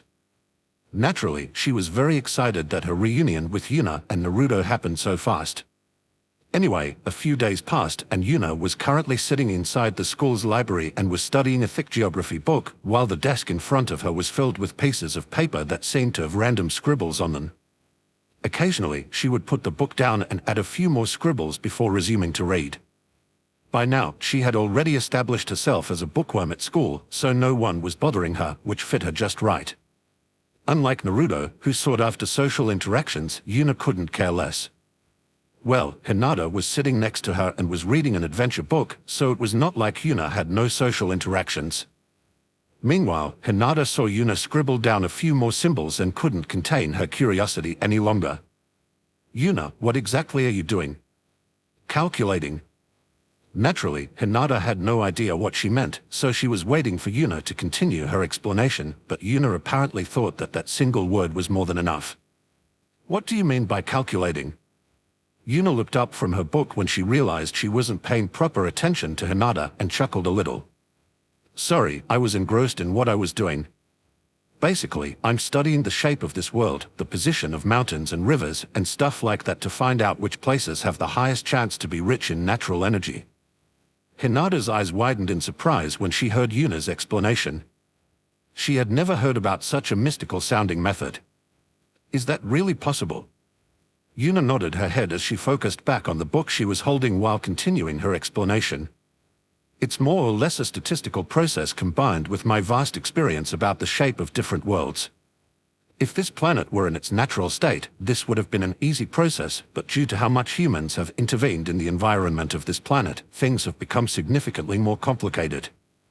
Hinata simply nodded her head in understanding. Although she still wasn't entirely certain about the process itself, she could easily imagine that all the pollution and stuff like that would interfere with the flow of natural energy.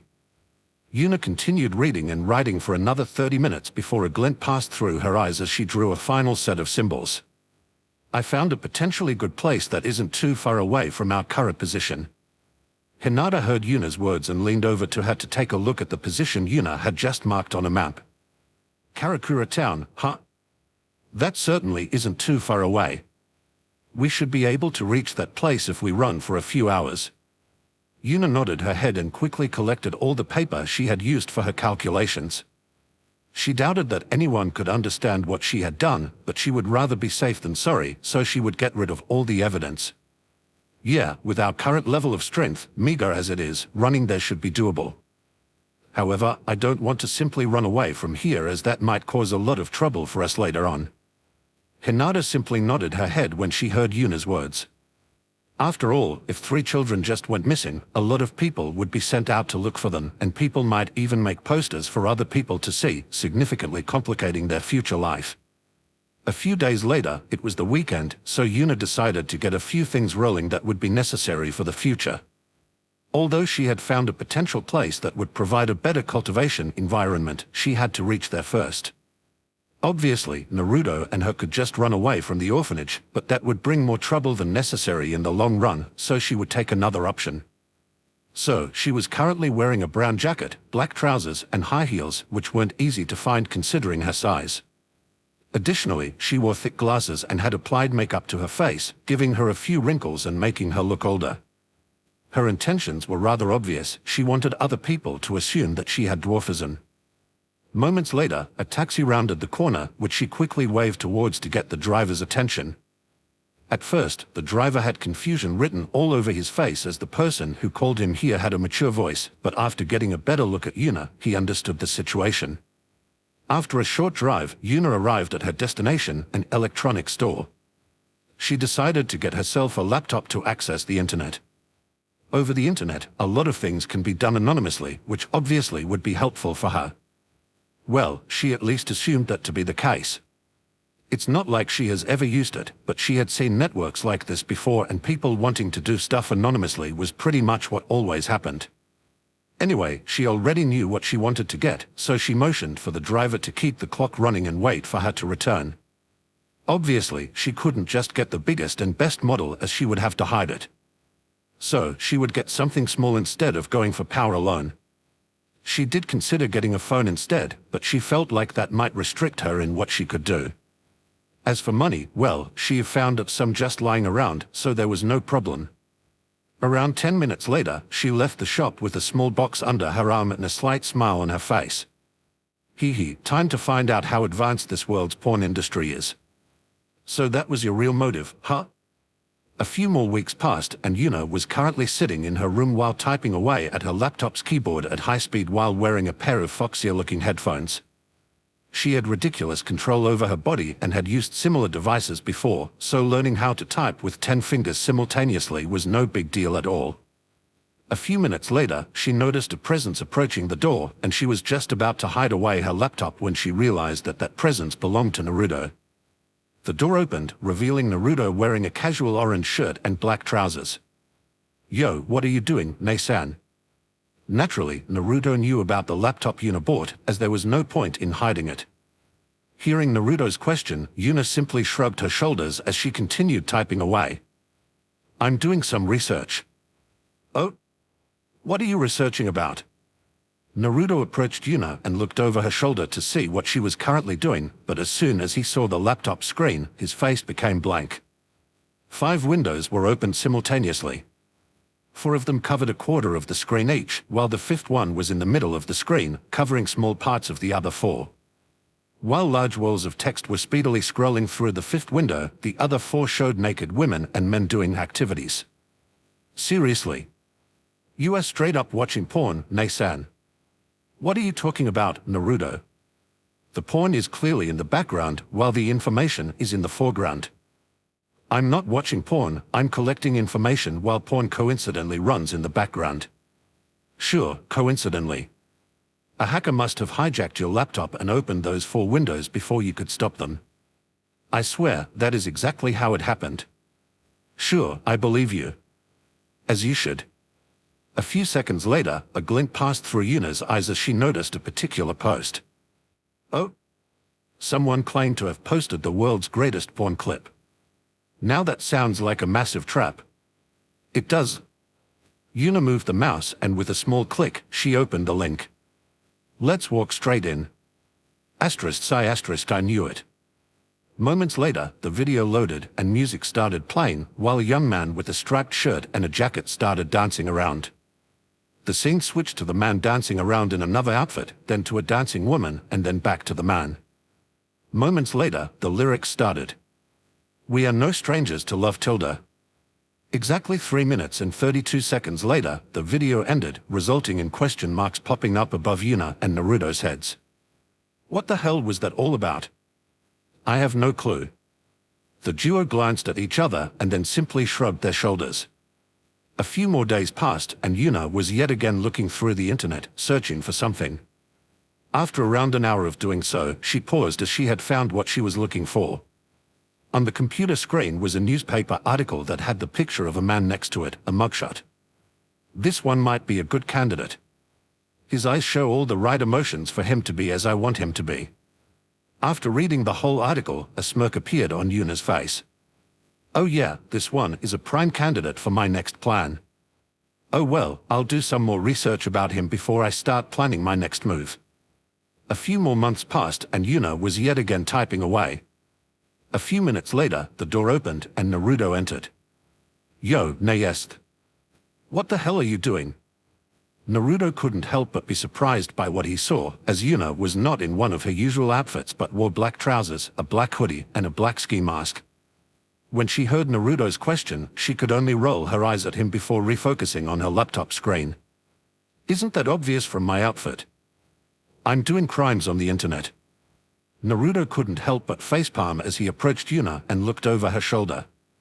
A fake ID? What are we supposed to do with that? It's not for us. Besides, I'm not just getting myself a fake ID, I'm creating a whole fake person and company. Naruto couldn't help but frown when he heard that as he started pondering on what Yuna might want to do with that.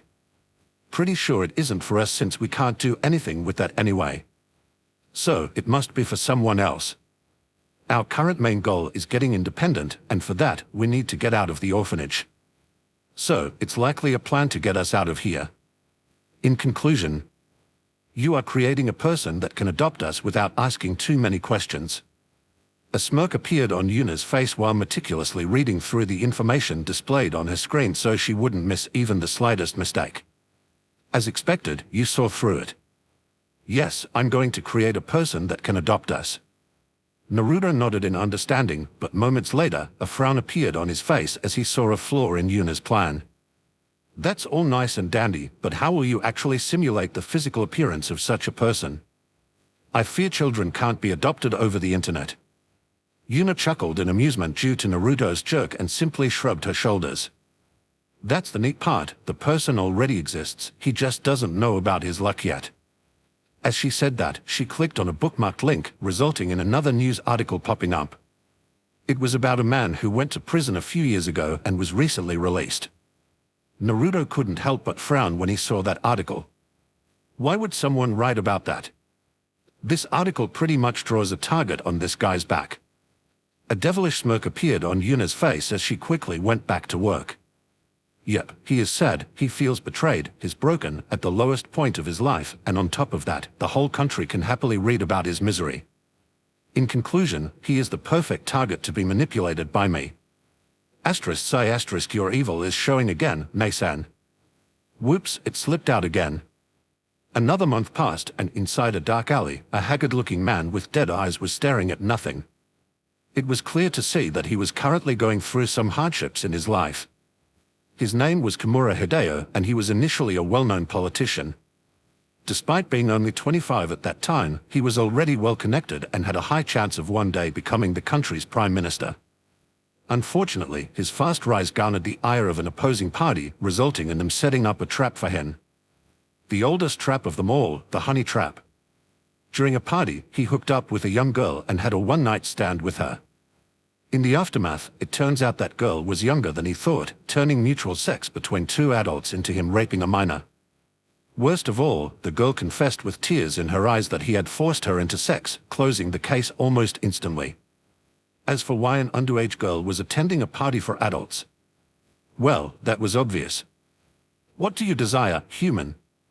Kimura's body shook as someone started talking to him in an eerie voice that sounded like a man and a woman speaking simultaneously.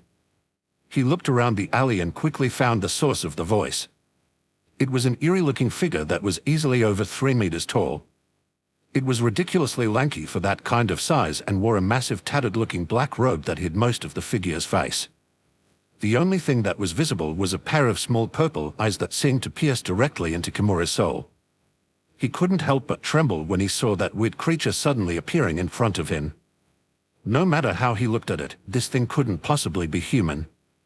He didn't believe in monsters and stuff like that, but now that that creepy creature was in front of him, he decided he had to change his opinion. What do you want from me, monster? A small, almost childlike giggle came from the middle of the creature, giving Kimura the creeps. Then the creature spoke again.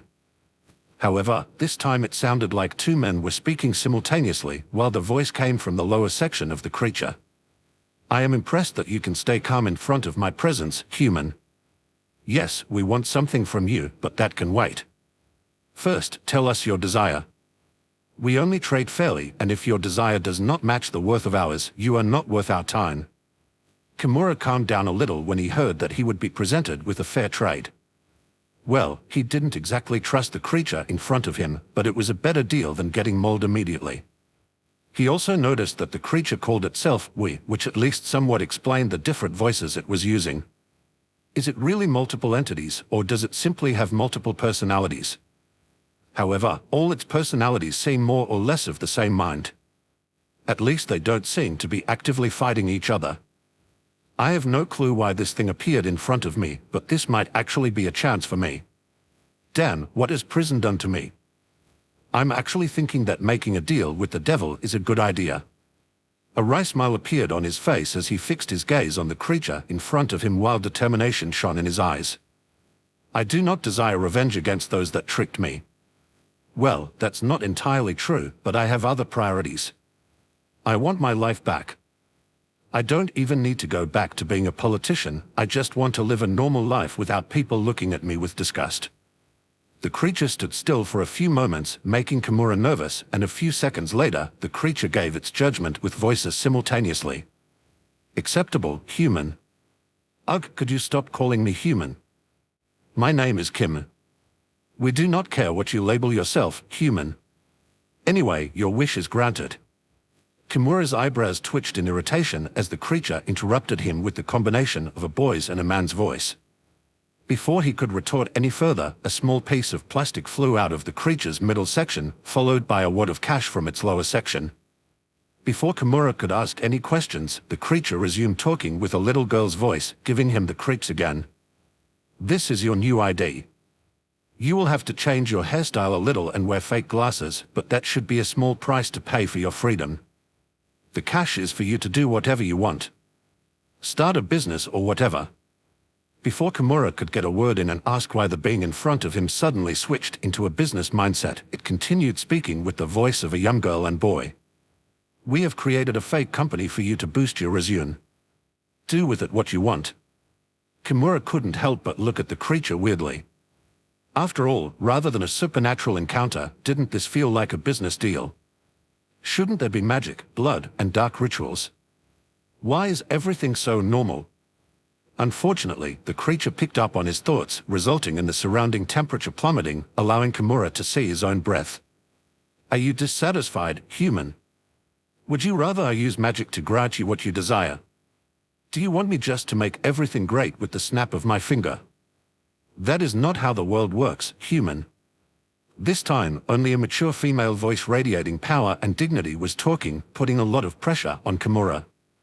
He was used to speaking in public and in front of important people, but the pressure the thing in front of him gave off was on a whole other level. And not at all. In fact, rather than some magic I can't understand anything about, I prefer things that are actually anchored in reality, so this is perfect. The creature nodded his head, well, it at least looked like it did, and moments later, it resumed speaking with its first voice combination. Very well. Listen, human. You are not to ask any questions. You will do what we want you to do and will do so without even a single question leaving your mouth. Kimura frowned when he heard that but continued listening for now. Frankly, he didn't like that he wasn't allowed to question what he was about to do, but he had already decided to make a deal with the devil, so there was nothing he could do about it. Additionally, the creature initially mentioned that it wanted his ambitions to match the worth of their task, so he didn't think he had to do anything outrageous. Moments later, the creature resumed speaking. We want you to visit the city's 2 orphanages. First, you will visit Strawberry Fields Orphanage and adopt 2 children. A girl named Yuna and a boy named Naruto. They are twins. Then, you will visit the other orphanage and will adopt a girl called Hinata. Although Kimura was a little weirded out that he was supposed to adopt children, he simply nodded his head. He could only hope that the creature in front of him wouldn't want to eat them or some other F***CKED up stuff like that. As these thoughts swirled around his head, the creature continued talking. After you adopted all 3 of them, you will do the following: you will stop paying any attention to them. You will pretend you never adopted them, and finally, you will forget you ever adopted them. You will not be allowed to look for them or interact with them in any shape, form, or fashion. You will act like you have never seen them. Naturally, Kimura was shocked when he heard these words. He simply couldn't grasp why a weird, otherworldly monster would approach him just to have him turn a trio of children into homeless people. However, before he could ask any questions, the creature continued talking. You probably have doubts about our motives, but we couldn't care less. You might think that abandoning these children will doom them, but that is not the case. You don't need to know why, but they will be fine by themselves. When he heard the creature's words, a deep frown appeared on Kimura's face. He pondered them for a short while and came to the conclusion that those 3 children likely weren't ordinary people either. If a 3-meter-tall monstrosity could appear in front of him to offer him a deal, why shouldn't it be possible for a bunch of children not to be what he initially thought they would be? In conclusion, he forcefully convinced himself that possibly allowing 3 children to die on the streets to get back his everyday life was fine, since he guessed that there was something special about said children. Well, he never claimed to be a good person, so it can't be helped. Since I haven't accepted yet, I should be allowed to ask questions, right? Hearing Kimura's question, the creature chuckled with 3 childish voices simultaneously before speaking with a single female one. We are fond of such word games. Ask away, but whether we will answer or not isn't certain. Kimura nodded his head as he gave himself a brief moment to ponder what he wanted to know the most, but he realized quickly that that was obvious. Why did you choose me for this task? I don't think there is anything special about me. The creature hummed for a short moment, seemingly pondering its answer and whether it should answer the question in the first place, before shrugging its shoulders, a surprisingly human gesture. You are special. Or rather, your situation is special. You are desperate and at the lowest point of your life. Additionally, you are a politician, making you a good liar. Your skills will be needed to adopt those 3 children. Naturally, Kimura's face fell when he heard that answer. Telling someone he is special because he is desperate and a good liar isn't precisely something someone would like to hear. Despite being not happy about it, it also caused Kimura to put down his guard a little further. Both reasons were logical and understandable. If the creature started talking about fate or something like that, he would have been much more suspicious. All right, next question, is there something special about those 3? Yes. Kimura's eyebrows twitched in irritation at that one-word answer. Obviously, he was hoping to gain a little more information, but that was clearly not the creature's intention. Are those 3 in any way related to you? Yes. Yet again, Kimura's eyebrow twitched in irritation. Also, although he had gotten at least some information, he couldn't help but be slightly dissatisfied by those blunt answers. Nevertheless, he decided not to bother about this any further. Fine, whatever. I will do as you ask, but I need to get presentable first. There is no way they would allow someone who looks like he is homeless to adopt any children. The creature simply nodded its head before turning around and leaving. However, just before it rounded the corner, it stopped and turned around again. Its robe parted, revealing an additional 2 pairs of eyes in its mid and lower section, causing shivers of terror to go down Kimura's spine. Moments later, the creature started speaking with 3 childish voices simultaneously. Do not dare to betray us, human. We will find you no matter where you hide, and when we find you, well, let's just say you won't have a good time. Then, the creature simply vanished, leaving a trembling Kimura behind. He took a few deep breaths in an attempt to calm his rapidly beating heart, but it still took him over a minute to finally get at least some control back. Holy shit, what was that? That whole thing was already creepy as f*ck, but that last reveal almost caused me a heart attack. No matter how I look at it, I absolutely need to fulfill that thing's wishes. Well, first I need to get presentable. New clothes, a shower, a good night of sleep in a proper bed, and alcohol. Massive amounts of alcohol. While Kimura was slowly calming down and planning the rest of his day, the creature appeared in another alley and completely removed its cloak, revealing 3 children that seemed to be around 6 years old. A boy with blonde hair, with his feet firmly planted on the ground, a girl with blue hair standing on top of his shoulders, and another girl with red and blue hair standing on top of the other girl's shoulders. Naturally, these 3 were Yuna, Hinata, and Naruto, who just scanned Kimura with the appearance of a fake monster. They got off each other's shoulders and immediately high-fived each other while laughing loudly. Well, that went pretty well. Good job, Hinata, Naruto. Hee, that was more fun than I thought it would be, Nei-san. Sigh to think I would one day enjoy tricking a man at the lowest point of his life into such a shabby deal. I can't deny that I feel a little dirty. We both know that you like it a little dirty, Hinata. While saying that, Yuna wiggled her eyebrows, causing Hinata to blush a little while glaring at Yuna. On the other hand, Naruto only zoned out, looking at a particularly interesting part of a nearby wall with great intensity. He had no interest in listening to his sister flirting with her girlfriend. A few more days passed, and currently, a smartly dressed man was knocking on the door of a certain orphanage with confidence and a straight back. He was wearing a black business suit, a pair of thick-framed glasses, and had short combed back hair. A few seconds later, one of the orphanage caretakers opened the door and looked at the man with interest. Occasionally, people who wanted to adopt one of the children they cared for appeared, and the man in front of her seemed like a possible candidate. Obviously, she was happy that one of the orphan children would possibly find a family, but she was slightly worried at the same, as the man in front of her appeared to be very stern. "Yes, how can I help you, sir?" Grief flashed through the man's eyes for a brief moment before he answered the caretaker's question in a steady voice. "Good day, my name is Kodama K, and recently I was informed that the children of an acquaintance were at this orphanage, so I decided to take a look whether it was true or not. In case it was the truth, I would like to adopt them for the sake of my BR acquaintance. They are twins called Yuna and Naruto." The caretaker nodded her head in understanding and allowed Kodama to enter the orphanage. She offhandedly noticed how Kodama was about to call the twins' father his brother, but she didn't comment any further on that. So he is the twins' uncle. But why doesn't he want to call his brother brother? Besides, why does he only come after 7 years to adopt his brother's children? There is definitely more to this than meets the eye.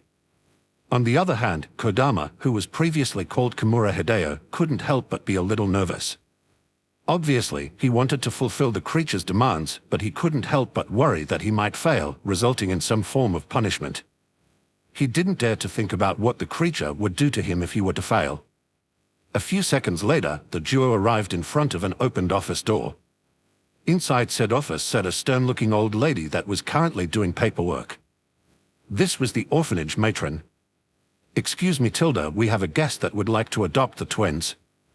The old lady looked up from her work and focused on Kodama. After seeing his neat appearance, she nodded in approval and straightened her back. Obviously, she wouldn't decide whether someone can adopt children or not based on appearance, but it was definitely the first step. "The twins? Is there a specific reason why you want to adopt them?" Kodama nervously rubbed his hands together as grief briefly flashed through his eyes. As a once successful politician, he had trained how to manipulate his body language a long time ago. Although he had gotten a bit rusty, he used the last few weeks to get back into training. So, he resumed speaking with a grief-filled voice. "It's a long story, but I'm their uncle." The matron's eyes slightly widened, and moments later, she pointed at the seat on the other side of her desk, motioning Kodama to take a seat. "In that case, please take a seat and tell me that long story." Kodama nodded nervously and did as he was told. He took a deep breath, seemingly to calm his nerves, and started telling his story. Kodama told the matron how he had to work overseas for around a year and that his brother got his girlfriend pregnant during that time. However, his brother decided that he wouldn't tell Kodama about it, so he could surprise him when he returned. Unfortunately, his brother had an accident just one day after the twins were born. The matron nodded her head in understanding as he continued his story. Obviously, there was still something missing. "What about your brother's girlfriend? Why did she drop the twins on our doorstep?" Kodama gritted his teeth in anger when he heard that question. "That damn whore, excuse me. That damn woman gave them away simply because she didn't want to take care of them alone." The matron nodded her head in understanding, and after thinking about the situation a few seconds longer, she asked her next question. "In that case, why did you only come here after 6 years? Surely you didn't need that much time searching for the correct orphanage, right?"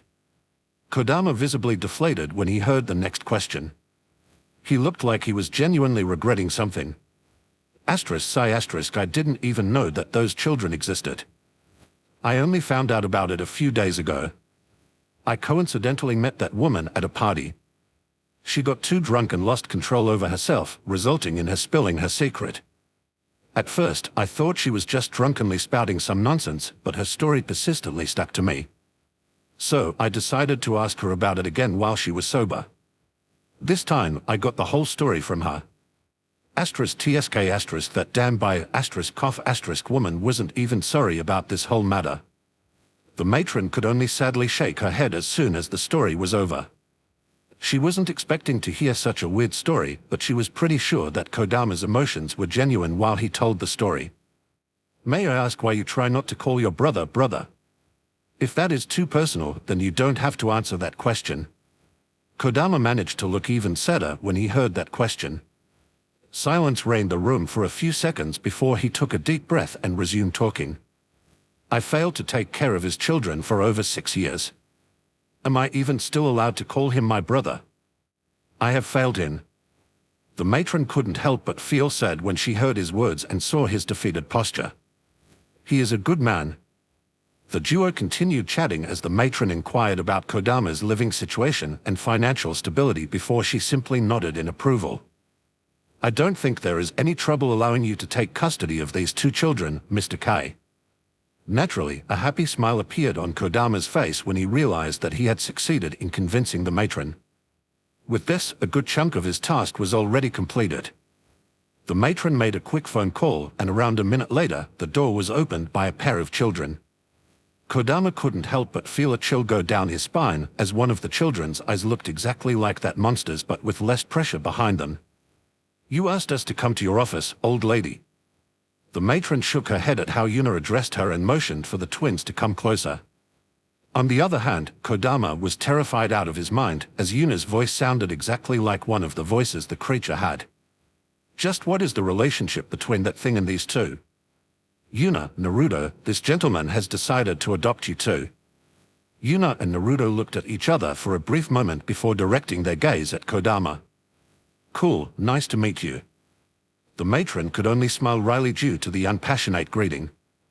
In her mind, she thought that the twins didn't understand what they were just told properly. The other possible reason for that tame response might also be that the duo didn't care in the first place since they mostly kept to themselves and rarely interacted with other people. As long as they stayed together, they didn't care where they had to go. Around half an hour later, all the documents were signed and the trio exited the building. Great, that went well. Now we just have to fetch Hinata and we are done with this. Kodama froze up when Yuna mentioned Hinata. After all, in his mind, there was no way for her to know about Hinata. How do you know about that? Hearing Kodama's question, Yuna glanced at him and rolled her eyes. Pretty sure we asked you not to ask any questions. Kodama almost fainted when he heard Yuna's words. After all, she pretty much implied that she was part of that monster. Why you are a part of it? Yuna rolled her eyes yet again as she answered that question. Yes, I'm part of it. Are you an enemy of mankind? Seriously, why is everyone foreign immediately declared the enemy of mankind? If you are not, then what are your goals? Getting asked less pointless questions. Kodama was just about to continue asking questions when powerful pressure descended on him, causing him to choke. Yuna's image in front of him seems to be turning bigger and bigger, making her look like a giant from his perspective. Are you done asking questions, human? Kodama realized that he had messed up. Due to Yuna's current form, he had lost most of his fear, emboldening him to push for an answer while forgetting that the being in front of him wasn't a simple little girl but a part of a monster. He barely managed to nod his head, which immediately resulted in the pressure waning. Kodama took a few deep breaths to calm himself down and simply kept his mouth shut. He already had one strike and didn't want to find how many would be in and out. A while later, the trio reached the next orphanage, where Hinata was waiting.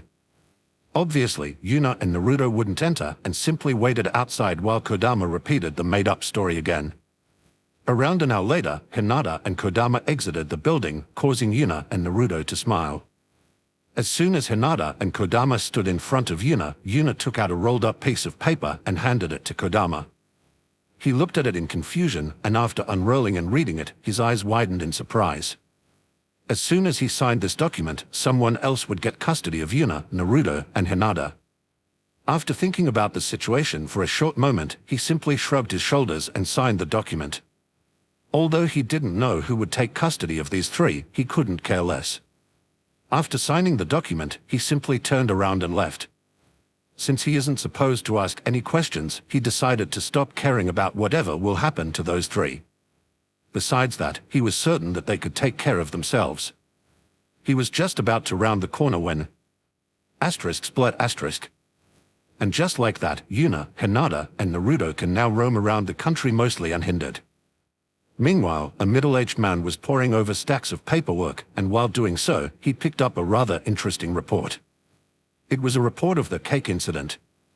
He briefly wondered why the focus was on the cake and not the man that briefly abducted a Shinigami, but he decided to ponder that matter at a later time. He had sent his third seat to investigate this matter, so he expected the mystery to be solved quickly. Surprisingly, his third seat has been gone for a month by now, meaning his investigation wasn't done yet, forcing him to write a monthly report. He quickly started reading the report, but the more he read, the more his face fell. After he was done reading, he sighed deeply. So, in conclusion, cake. Somehow, his third seat, the third strongest Shinigami in his division, had developed PTSD from getting cake thrown into his face from out of nowhere.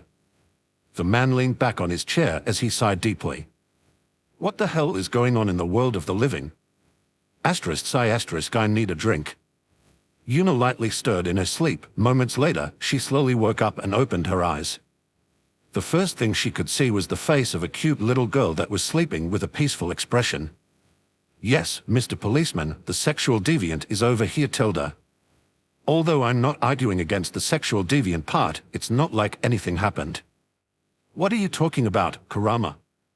We did the foulest of acts. There was hugging, head pats, a kiss on the cheek, and the most foul of them all, H***NDS. Right, how could I forget about that? Moments later, the little girl beside Yuna started stirring as well and opened her eyes a few seconds later. As soon as her eyes met Yuna's, a happy smile appeared on her face. Good morning, Yuna. Good morning, Hinata. Slept well? Hinata hummed an acknowledgement as she nuzzled her head into the nape of Yuna's neck like a cat. Very good, and you? Hee, now that I have my hug pillow back, I'll obviously sleep well. Hinata chuckled in amusement when she heard Yuna's answer and sighed in satisfaction when Yuna hugged her. Although Hinata didn't comment on Yuna's words, she definitely agreed with them. Sleeping next to each other again felt really comfortable. It has been over 3 years since Yuna, Hinata, and Naruto pretty much adopted themselves. The first thing they did was move to Karakura town, which was done on foot and only took a few hours. After arriving there, Yuna dressed up again, and the first thing they did was rent a small house, which is where they are currently living. Yuna spoiled Hinata for a few minutes before the duo got up from bed and changed out of their pajamas and into their everyday clothes. The duo went downstairs into the living room and immediately saw a tired-looking Naruto disinterestedly munching on some toast. Good morning, Naruto. Video games all night. Morning, Nasan, yeah, gotta keep the grind going. Good morning, Naruto, you really shouldn't stay up and play games all night. Yes, Mom Tilda. Hinata rolled her eyes at Naruto jokingly calling her mom and went to the kitchen to prepare food for the whole group. While walking, she paused for a moment while a realization hit her. Wait a moment. I am the mom. After coming to that conclusion, she chuckled in amusement and simply shrugged her shoulders. While Yuna and Naruto were researching this world's power system and the use of Kido, Hinata was responsible for cooking and chores around the house, making her look like the household's mother. Meanwhile, back in the living room, Yuna sat next to Naruto and glanced at him before opening her mouth. I hope you don't cut down on training for the sake of more gaming, Naruto. Naruto simply waved Yuna's words away and started talking after he finished chewing his toast. Nah, I'm cutting down on sleep time, not training time. A tear escaped Yuna's left eye as she nodded her head with a proud expression on her face. Very good. Spoken like a true gamer. Instead of answering Yuna, Naruto simply rolled his eyes and took another bite. Around an hour later, the trio arrived at the school they were attending. School was a decent.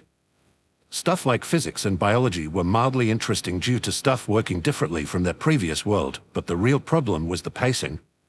For Yuna, Hinata, and Naruto, the pacing at which new material was introduced was atrociously slow. Well, the slow pace was one problem, but there was actually another one that was exclusive to Naruto. Wow, look, that's Naruto. Doesn't he look super cool? I love his shiny blonde hair. Fangirls. Somehow, Naruto managed to amass a small group of fangirls. Well, most people in the country had dark hair and eyes, so Naruto's blonde hair and clear blue eyes drew a lot of attention. That and his kind smile turned him into the childhood crush of a lot of little girls. Gotta call the police, Tilda. Shut up, Nasan. Yuna couldn't help but snicker at Naruto's plight. Although she and Hinata also had rather exotic looks and they had a few admirers, those were much more subdued. Well, no need to fret, Sasuke. Naruto could only groan in anguish when Yuna mentioned Sasuke's name. Well, the most significant difference between Sasuke's situation with fangirls is that Sasuke only frowned at them and ignored them, while Naruto tried to shoo them away kindly. Unfortunately, neither method seemed to be working. In addition to being admired by a bunch of girls, there were quite a few boys that were jealous of him. Considering their age, they probably didn't even understand why they were jealous of him properly. That damn Naruto is hogging all the attention again. He's so annoying, we should teach him a lesson. I don't think that is a good idea. Can't you remember what happened the last time we tried something? All three boys flushed crimson when they remembered what happened to them after they pranked Naruto by hiding his stuff. The day after doing so and feeling pretty good about it, the trio sat peacefully in the classroom when orange confetti suddenly burst out of their pants with loud fighting noises, causing them to almost die of shame. Worst of all, there was not the slightest hint that Naruto was the one who did it, nor how he did it, but considering the timing, none of the trio had any doubts it was him. Anyway, the school day started and ended peacefully, and Yuna, Hinata, and Naruto were currently taking a stroll next to a river. Look, Nei-san, there is another person with an unusual hair color. Yuna followed Naruto's gaze and noticed a young boy with spiky orange hair walking next to an adult woman, likely his mother. Although Yuna found the hair color a little interesting, she was more interested in the mother. It was well hidden, but Yuna could feel quite a lot of power inside her. Additionally, the woman's power was unlike what Yuna felt from Shinigami. It was similar and, at the same time, wasn't. Suddenly, Yuna, Hinata, and Naruto lowered their stance as they felt the atmosphere shift. They didn't know what was happening, but something was different. They could tell that danger was coming. While Hinata and Naruto were carefully inspecting the surroundings, Yuna squinted her eyes and looked skyward. Someone is watching us. No, they are watching the mother or maybe the kid. Yuna quickly took off her school bag and opened it to take out a ski mask and a fox mask to hide her hair and face. She always carries these two things with her in case she has to do something outrageous with her small body. She glanced at Hinata and Naruto and saw that they also put on masks, Hinata a bunny-looking one and Naruto one that looked similar to Yuna's. We aren't doing anything for now. Just observe and see what happens. Fortunately, the mother appeared to have noticed the switch in the atmosphere. Unfortunately, she clearly wasn't that used to combat, as she briefly didn't pay attention to the boy by her side, allowing him to wander off. He was currently approaching a small figure that was standing very close to the river. When Yuna saw that figure, her eyes widened and she quickly moved toward the boy while mentioning for Hinata and Naruto to back her up if necessary. The figure the boy was approaching was a hollow. Well, it was a part of it. Luckily, the woman realized her mistake in time and quickly took action. She approached the hollow at high speed and made a motion with her hands as if she was drawing a bow, and surprisingly, a bow actually appeared. However, when she was about to shoot the hollow with an arrow, the bow and arrow dissipated, causing her eyes to widen. Nevertheless, she continued moving forward, intending to block the hollow's attack with her body. Yuna could only curse when the woman's power suddenly vanished. She had no idea why it happened, but she will definitely kick the reasons as if she gets the chance. The hollow was just about to attack when it was engulfed in powerful killing intent, causing it to flinch while delaying its attack by a split second. However, that single moment of extra time was more than enough for Yuna as she appeared above the hollow with her two hands, seemingly holding something above her head. She slashed downwards as if she was swinging a sword, and mid-trajectory, a massive ice sword appeared in her hands and sliced through the hollow's neck. Unlike in the previous world, where she had to awkwardly mix water and wind chakra together, in this world, she could freely create her ice, allowing her to form her sword. Yuna noticed that the hollow appeared to be still alive for some reason, but she ignored it, as it was currently fleeing by swimming through the river. Instead of hunting after the hollow, Yuna lifted her head and looked at the sky. Then, she raised her right hand and pointed her index finger and middle finger at her eyes and then pointed her index finger at the empty sky. Meanwhile, the small boy had fainted from fear due to the small figure standing next to the lake turning into a monster. On the other hand, his mother was still hugging him, waiting for the pain that would never come. Moments later, she realized that nothing was happening and cautiously looked around, only to see a small figure wearing a fox mask standing next to a severed hollow head. Saved your life just now. No big deal. Ava, thank you for saving me and my son's life. I'm Masaki Kurosaki and this is my son Ichigo. Ah, Ichigo. Only now did Masaki notice that her son wasn't moving at all, causing her to panic. Hey, Ichigo. Ichigo, what's wrong? Before she could fuss over Ichigo any further, Yuna approached the duo and held Ichigo's wrist, feeling his pulse. After a short moment, she nodded lightly and carefully opened one of his eyes while Masaki slowly calmed down due to Yuna's professional-looking movements. There is no need to worry, he probably lost consciousness due to the sudden shock and will wake up soon.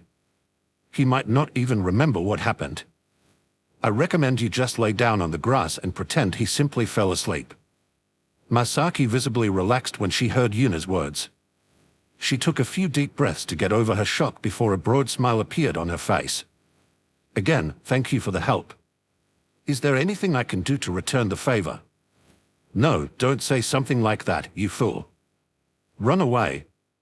Geez, chill, Kurama. How can I chill when an innocent mother is about to make a deal with the devil?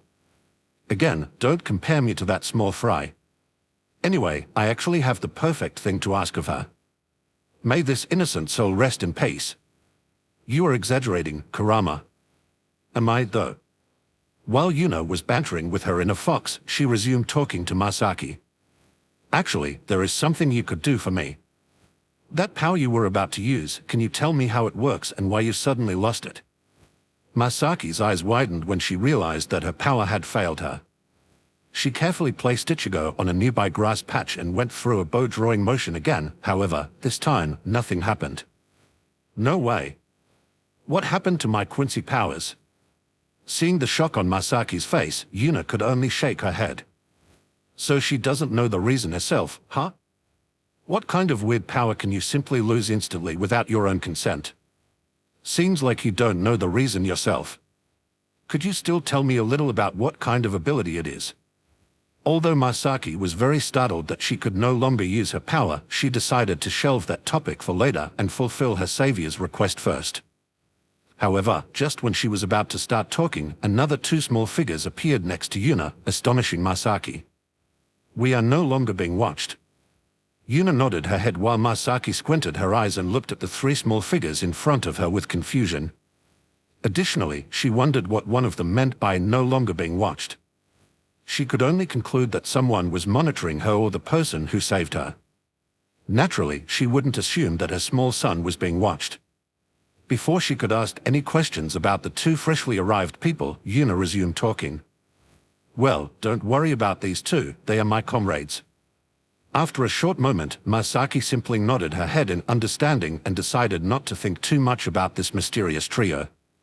One of them saved her son after all, so they at least weren't bad people in her book. Okay, I will tell you about my power. I am a Quincy.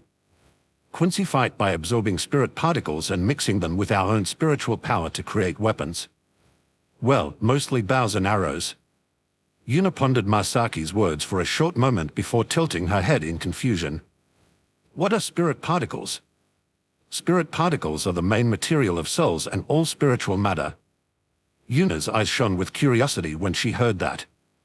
In her mind, a soul was a soul, a single entity, but it seems like in this world, souls were made out of particles.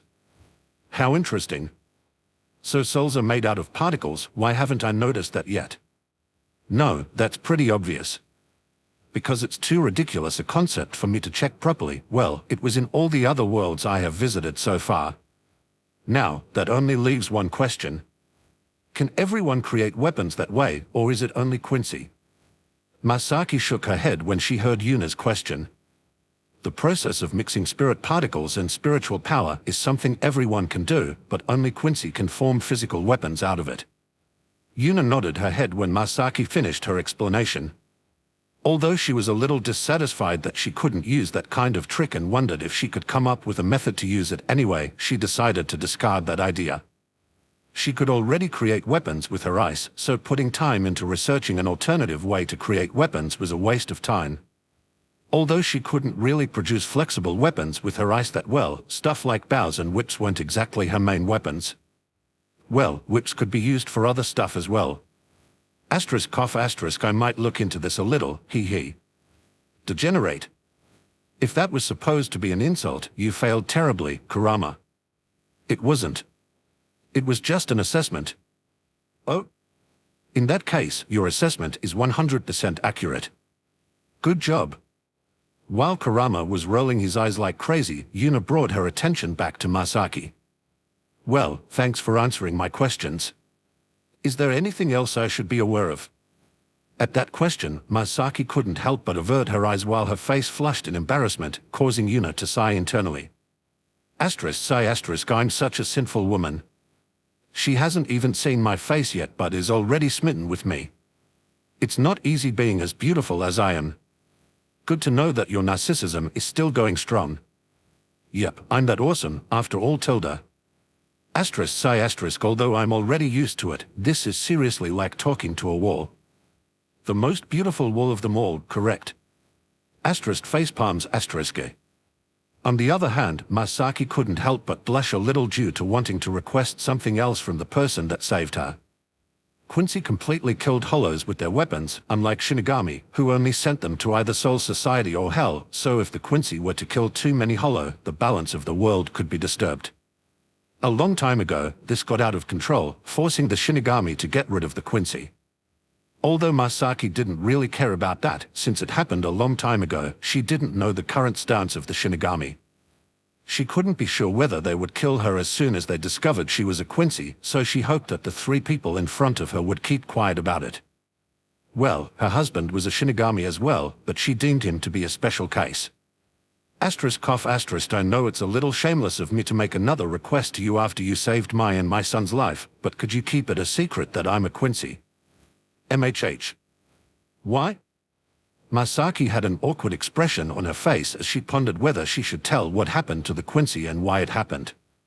After thinking about it for a few seconds, she decided to simply tell the trio in front of her what was going on.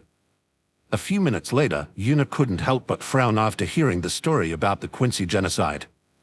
She couldn't understand why the Quincy insisted on killing Hollows so much that they were even willing to fight the Shinigami to the death. Why were the Quincy so insistent on killing Hollows? There is definitely more to this story than Masaki told me about. Whether she herself is aware of that or not is another question. After thinking about it some more, Yuna simply shrugged her shoulders and decided to comply with Masaki's request. Fine, I don't mind keeping what you are a secret. I promise I will do so. Masaki sighed in relief when she heard Yuna's words. She really didn't want people from Soul Society hunting her down. Or even worse, hunting down her son. Thank you for that. Oh, I haven't even asked for your name yet. Could you tell me?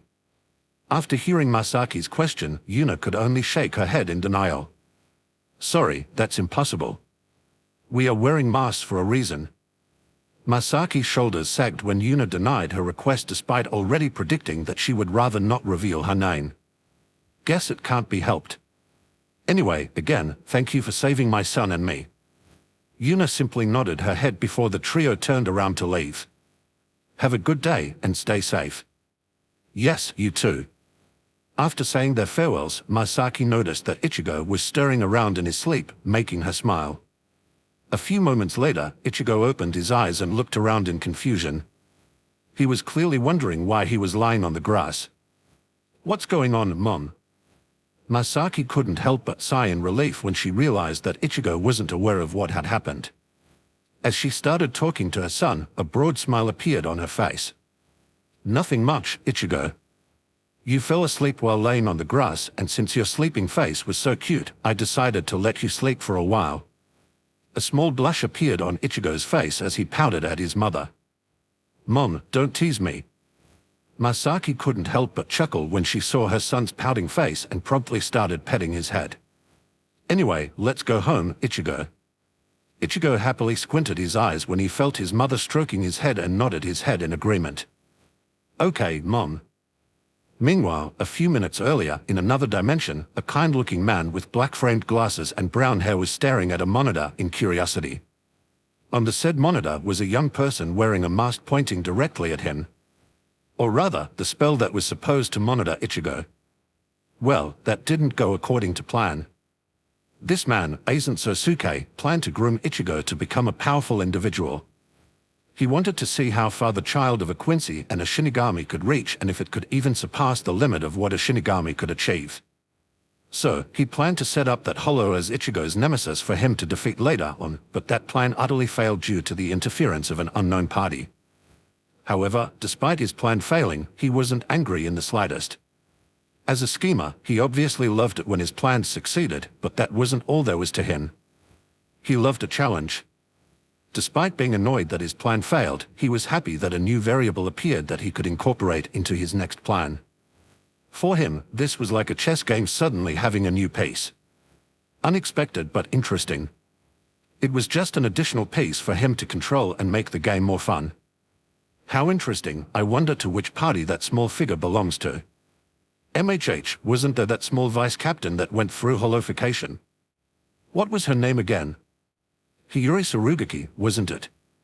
Aizen pondered for a while longer before simply shaking his head in denial. No, she was small, but not this small. Maybe a mod soul. She created that ice sword instantly. Is that something a mod soul can do? Well, as the name implies, they are modified souls, so maybe something like that can actually be added to the artificial soul. If that was really the case, then I think only one man has the intellect to do it, Kisuke Urahara. A small smile appeared on Aizen's face when he thought about the only person he considered to be his intellectual rival. Yes, the chance that it was him is very high. It appears he had yet another breakthrough in his research. I'm looking forward to seeing what else he can come up with. Ultimately, it will only be a useless struggle against me. Aizen smiled confidently as he nodded at his theory in agreement. However, while doing so, an uncomfortable feeling overcame him. It was the same feeling he had about 9 years ago. The feeling that something was going on. Aizen couldn't help but frown as he mentally went through today's event a few more times, but no matter how he looked at it, there was nothing too special about them. It was just an unknown person killing a weak Hollow. Weird, what is going on? For now, I will keep my mind open and continue monitoring the situation. Additionally, I will consider if there are any other factions that could have sent that figure out to save Ichigo's mother. Ultimately, he could only shake his head and push that matter aside for later. He would spread his network to see if any new players appeared in Karakura town and then plan his next step. In the end, everything will go according to plan. 3 more years passed, and a 12-year-old Kurosaki Ichigo was currently on his way home from school. However, while walking, he heard something that made him frown from a nearby alley.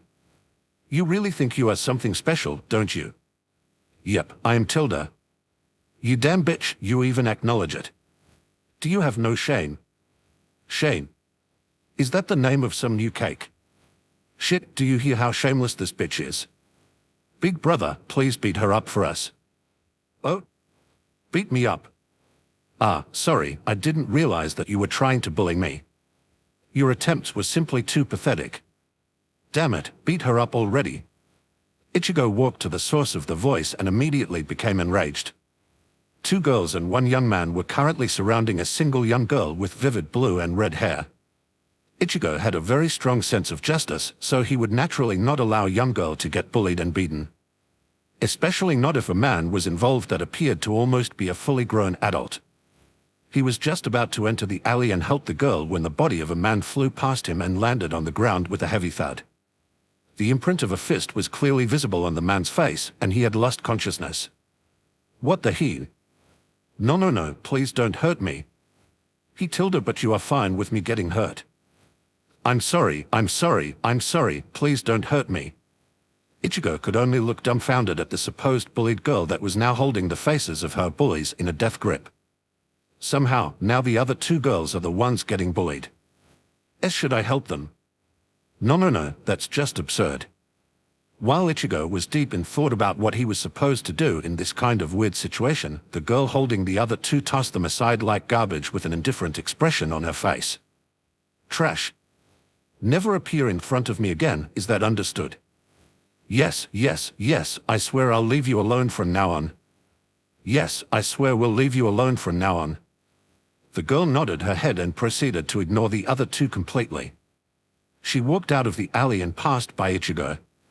He expected the girl to ignore him, but to his surprise, she stopped in front of him and put a hand on his shoulder. Wanting to help people is fine, but be careful what fights you pick. What do you mean? Instead of answering, the girl approached the man she had previously knocked out and squatted down next to him. Then, she moved her hand into the inner pocket of the man's jacket and pulled something out that caused Ichigo's eyes to widen. It was a switchblade. It's already commendable that you were willing to fight an adult for a stranger, but were you ready to fight an adult wielding a knife? Ichigo couldn't help but shudder a little when the girl casually revealed the knife's edge with a flick of her wrist as she started spinning it around her hand at high speed. However, determination flooded Ichigo's eyes moments later, causing the girl to give him an impressed whistle. He told her not bad. You are quite stubborn. Too bad you aren't a woman. Although Ichigo was confused about what anything had to do with being a man or woman, he ignored that for now and asked a question instead. What's your name?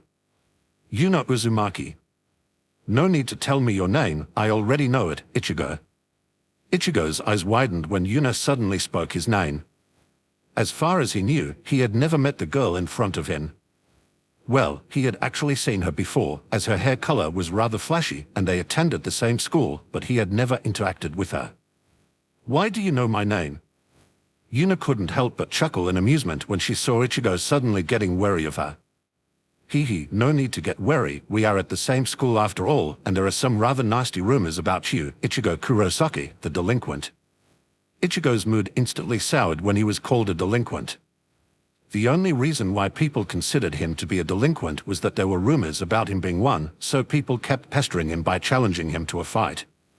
Obviously, he wouldn't just lie down and get beaten, so rumors spread that he would often beat up people, despite these people being the ones that wanted to fight him, fortifying the rumors.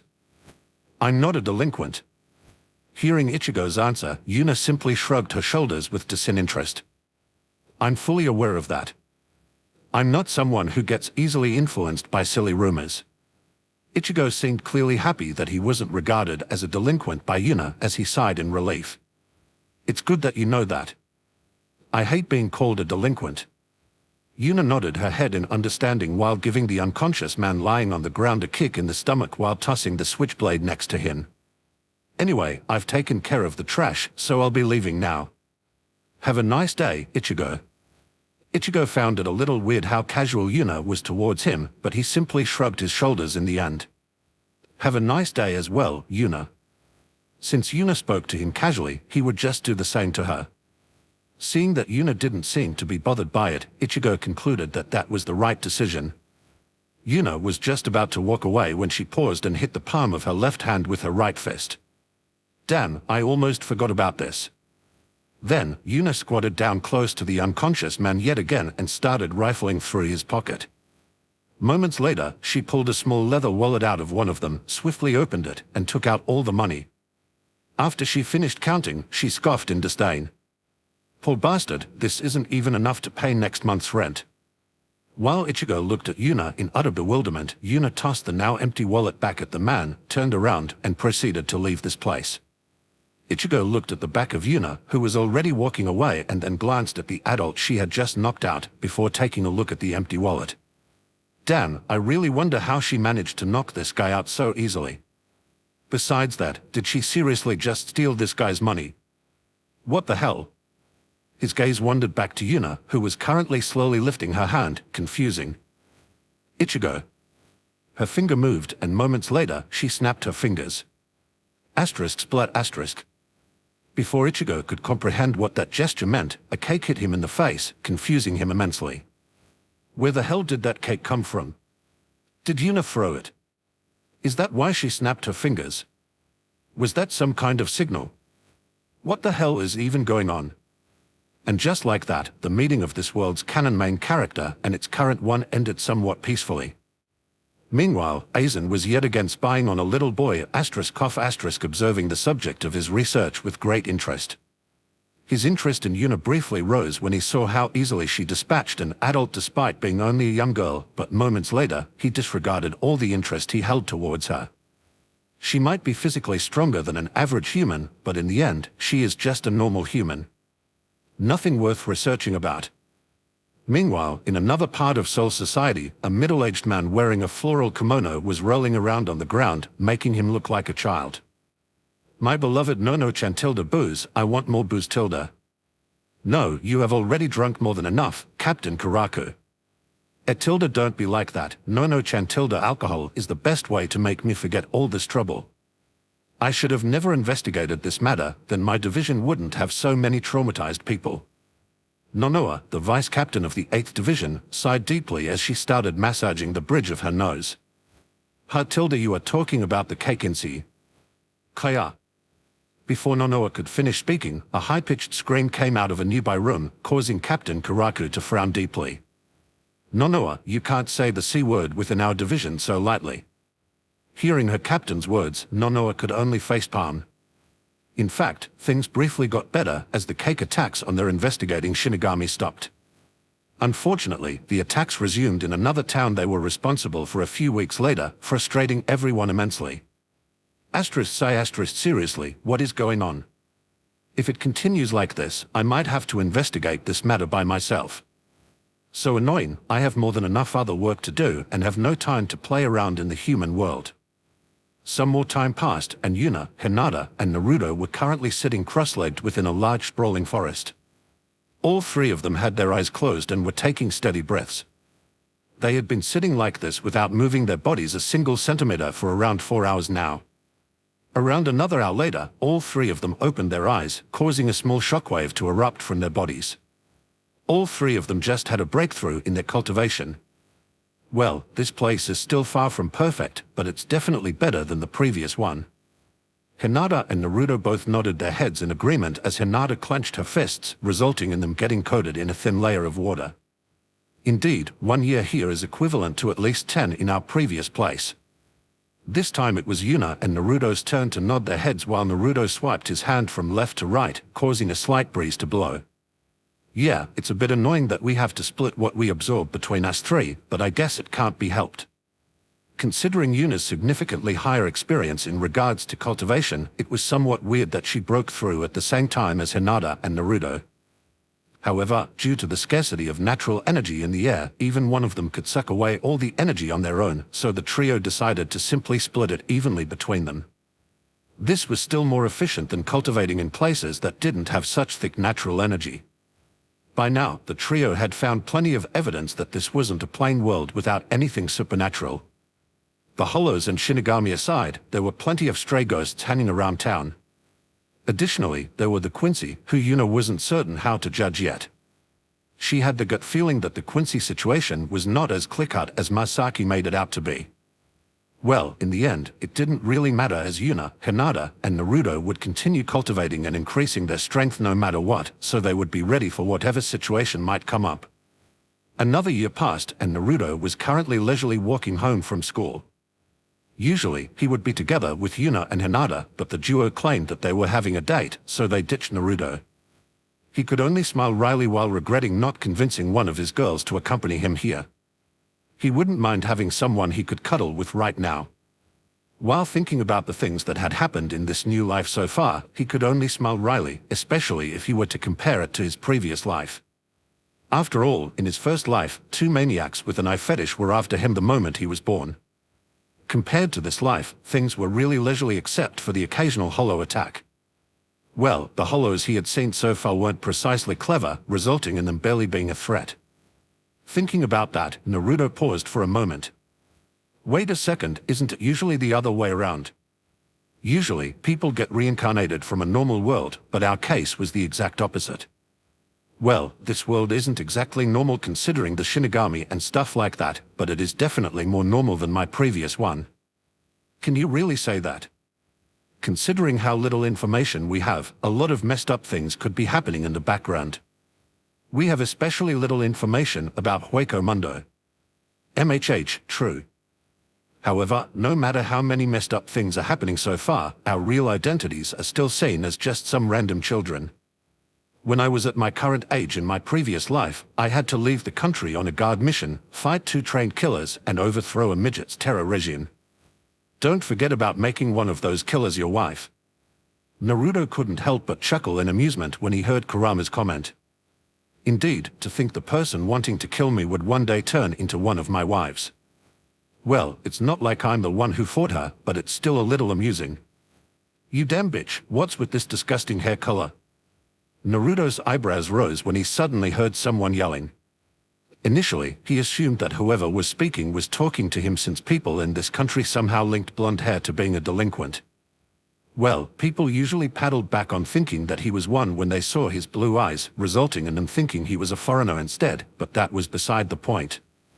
As he turned around and looked at the source of the noise, he noticed 3 girls pulling on the hair of a younger-looking one who appeared to be around Naruto's age.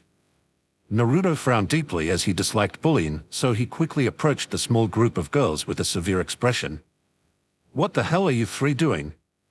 Surprisingly, someone else called out to them simultaneously to Naruto. That person was a woman around Naruto's current age with spiky, black hair and brown eyes. The duo briefly glanced at each other before focusing on what was happening in front of them. Both of them recognized each other as they were among the most athletic students in their year. Meanwhile, the 3 bullies chuckled in amusement when they saw the 2 much younger people trying to stop them. "Oh? You want us to stop? What will you do if we don't?" Before anyone else could say anything, Naruto stepped forward with indifference on his face. "Shut your mouth and piss off. I grant you 5 seconds. Young Master Naruto makes an appearance. Ugh, shut up." That slipped out by accident. Meanwhile, the girl who wanted to help as well, Tatsuki Arisawa, couldn't help but look at Naruto in bewilderment. Although she had never really interacted with him, she always perceived him to be very kind and open with a cheerful personality, so she really wondered why he suddenly acted so domineering. Naturally, the 3 bullies weren't happy about those words and got even more aggressive. "What kind of bullshit are you spouting, you damn idiot?" One of them walked towards Naruto, intending to slap him, causing his eyebrows to raise. "Guess I shouldn't have expected more from an untrained person, but who the hell uses slaps in a real battle?" "Real battle? Are you drunk?" Okay, calling it that is a little much. Guess it's just a fight between children. The slap descended and Naruto casually caught the attack before it could hit his cheek with a bored expression. "Could you leave now? I would rather not beat up a bunch of weaklings." The woman's eyes widened when Naruto casually caught the slap, but moments later, all 3 of them became more aggressive. "Let's beat that brat up. Yeah, let's teach him a lesson." Naruto could only shake his head while wishing he was back in his old world. There, he could just beat these 3 idiots black and blue, but that might prove to be a problem here. So, when the first woman tried to hit him with the hand he wasn't currently holding, Naruto dodged the attack and hit her on the back of the head, knocking her out instantly. Then, he disappeared from his position, and before one of the women knew what was going on, she was unconscious on the ground as well. As for the 3rd woman, Tatsuki quickly took care of her as well. Tatsuki couldn't help but be surprised due to Naruto's skill. Although she could keep up with the speed Naruto just displayed, it wouldn't be easy at all. "Your name is Naruto, right? Do you practice any martial arts?" After hearing Tatsuki's question, Naruto simply shook his head in denial while slowly approaching the girl who was previously bullied. "Not really, but you could say I'm rather used to combat." Tatsuki squinted her eyes when she heard that. "Used to combat? What does he mean by that?" Moments later, she took a glance at Naruto's hair color and quickly came to a conclusion. He might be like Ichigo, who is always dragged into fights due to his unusual hair color. Nonetheless, I'm a little interested in having a match against him. Unlike Ichigo, who barely coordinated his moves, Naruto's fighting style looks much more systematic. "Yo, my name is Naruto. Are you alright?" While Tatsuki was thinking about challenging Naruto to a fight, Naruto arrived in front of the bullied girl and squatted in front of her with a kind smile on his face. My name is Orohime Inoue, thank you for helping me." "Hee, no big deal, always happy to help." Hearing Orohime's words, Naruto nodded in acknowledgement and refocused on Tatsuki, who tilted her head in confusion. "Can you care for her, Tatsuki? I have something else to do." Although Tatsuki's eyebrows rose a little due to how casually Naruto called her, she didn't really mind. She was a tomboy and a bit rough around the edges, so minor stuff like that didn't bother her. "Sure, I don't mind, but could I ask what you have to do?"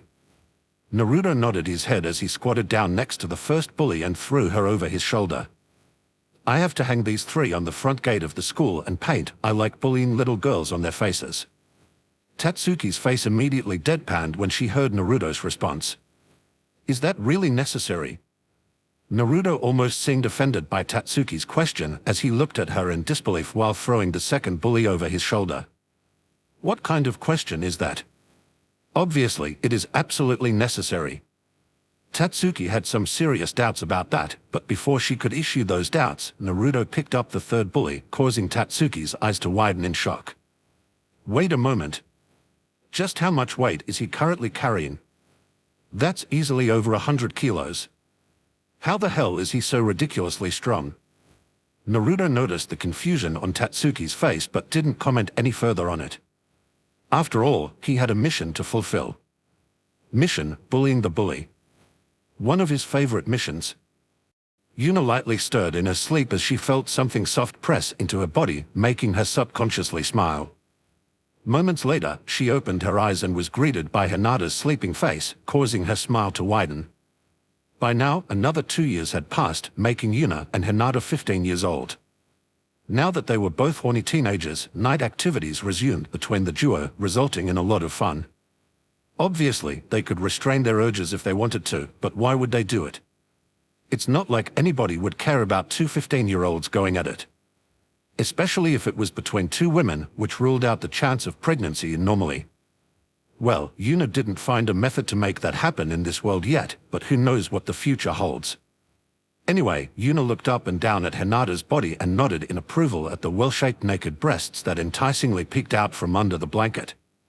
Yuna licked her lips as she moved her hands towards them to get a little grope in. However, just when she was about to sink her fingers into Hinata's soft breast, a groan escaped Hinata. Yuna, it's still early. Be peaceful.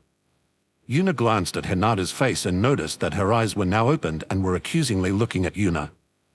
Yuna considered Hinata's words for a short moment before groping her breasts anyway, causing Hinata to roll her eyes. Seriously, is there any point in time when you are not thinking about sex? Well, if you are talking about exclusively thinking about it, then there are actually quite a lot of moments like that. However, if we are talking about me having it at the back of my mind, then well *** anyway, good morning, Hinata. Hinata rolled her eyes yet again before getting up from her lying position and giving Yuna a good morning kiss.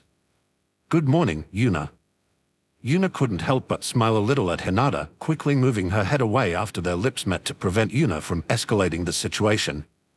Anyway, shall we get washed up? Sure, let's go. Hearing Hinata agree, Yuna quickly got up from the bed and picked Hinata up in a princess carry. Very well, let me carry you to the bathroom, princess. Hinata couldn't help but giggle a little as her arms wrapped around Yuna while completely ignoring the hand that was currently massaging her butt.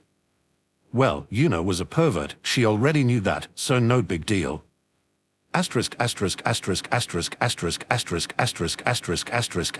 SFW from here on.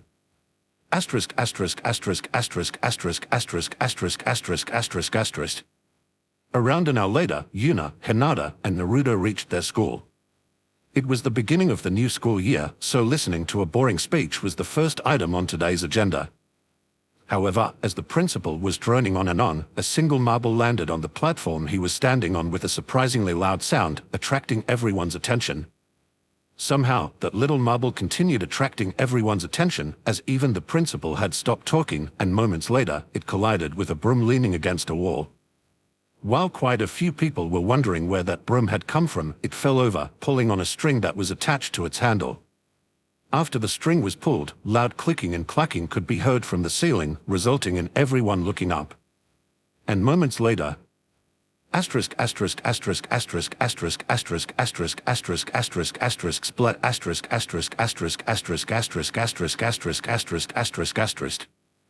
multiple cakes and pies fell from the ceiling, hitting random people in the face, splattering confectionery everywhere. Silence reigned the whole assembly before those that weren't hit by cake burst into roaring laughter, causing even a few people that were hit to start laughing. In the end, the only one who wasn't laughing was the principal, who was beyond enraged. He was screaming and shouting, demanding the culprit to show themselves, but the crowd's laughter easily suppressed his angry roars. Around half an hour later, Yuna, Naruto, and Hinata were standing inside the principal's office with the still fuming principal standing directly in front of them. It was you three, wasn't it? You were responsible for that prank in the auditorium, right? The first one from the trio to react was Hinata, who seemed to be visibly offended. I can understand why you would suspect these two, but how come I'm part of this as well? The principal could only snort in disdain when he heard Hinata's words. Aren't you part of their group? Obviously, you were involved in this matter as well. Group punishments are against the Geneva Convention. Since when were we at war? I think rules that apply during a war should also be applied during peace times as well. The principal clicked his tongue at Hinata's somewhat sound argument and decided to ignore her for now. So, will you confess your deeds? As he said that, he looked the duo deep in the eyes to see the flicker of guilt he would so often see in the eyes of a student that had done something wrong. However, no such flicker appeared in the duo's eyes. Ma, that's a rather wild accusation there. Yeah, Nasan is right. You can't just call us here and pin some random prank on us. Hearing Naruto's disinterested words, the principal finally snapped and smashed his hand on his desk. Random prank? This wasn't just some random prank. Every time cakes or pies are involved, you two are the culprits. Despite being roared at by the angry principal, the trio's faces were indifferent. Yuna casually lifted her hand and moved it around, making it look like she was simply shoving the principal's words away. Incorrect. Every time these two things are involved, you one-sidedly assume we are the culprits without a single proof from your side. Naruto nodded his head when he heard Yuna's words and continued speaking. Yeah, we even cooperated with you when you wanted to take our fingerprints, which was beyond ridiculous. Hearing Naruto's words, Hinata could only shake her head. Seriously, isn't this getting a little too shameful? The principal grew even angrier when he heard the trio's mocking words, but before he could blow up, Naruto resumed speaking. Anyway, this is already a checkmate for you, so you might as well let us go.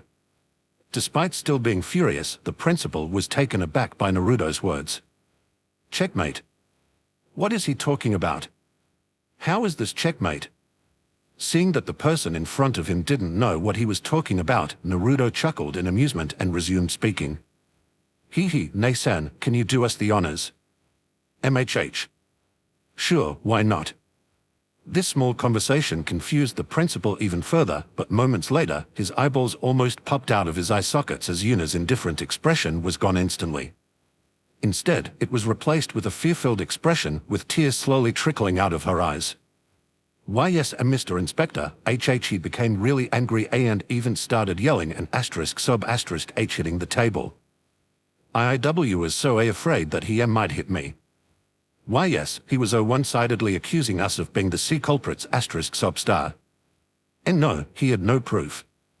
The principal's face, which initially was red from anger, turned paler and paler as Yuna continued speaking in a sad and fearful tone. It became completely white as he fully realized the situation he was currently in. Shit, I got too aggressive. These three never falter, so I forgot that they are still children.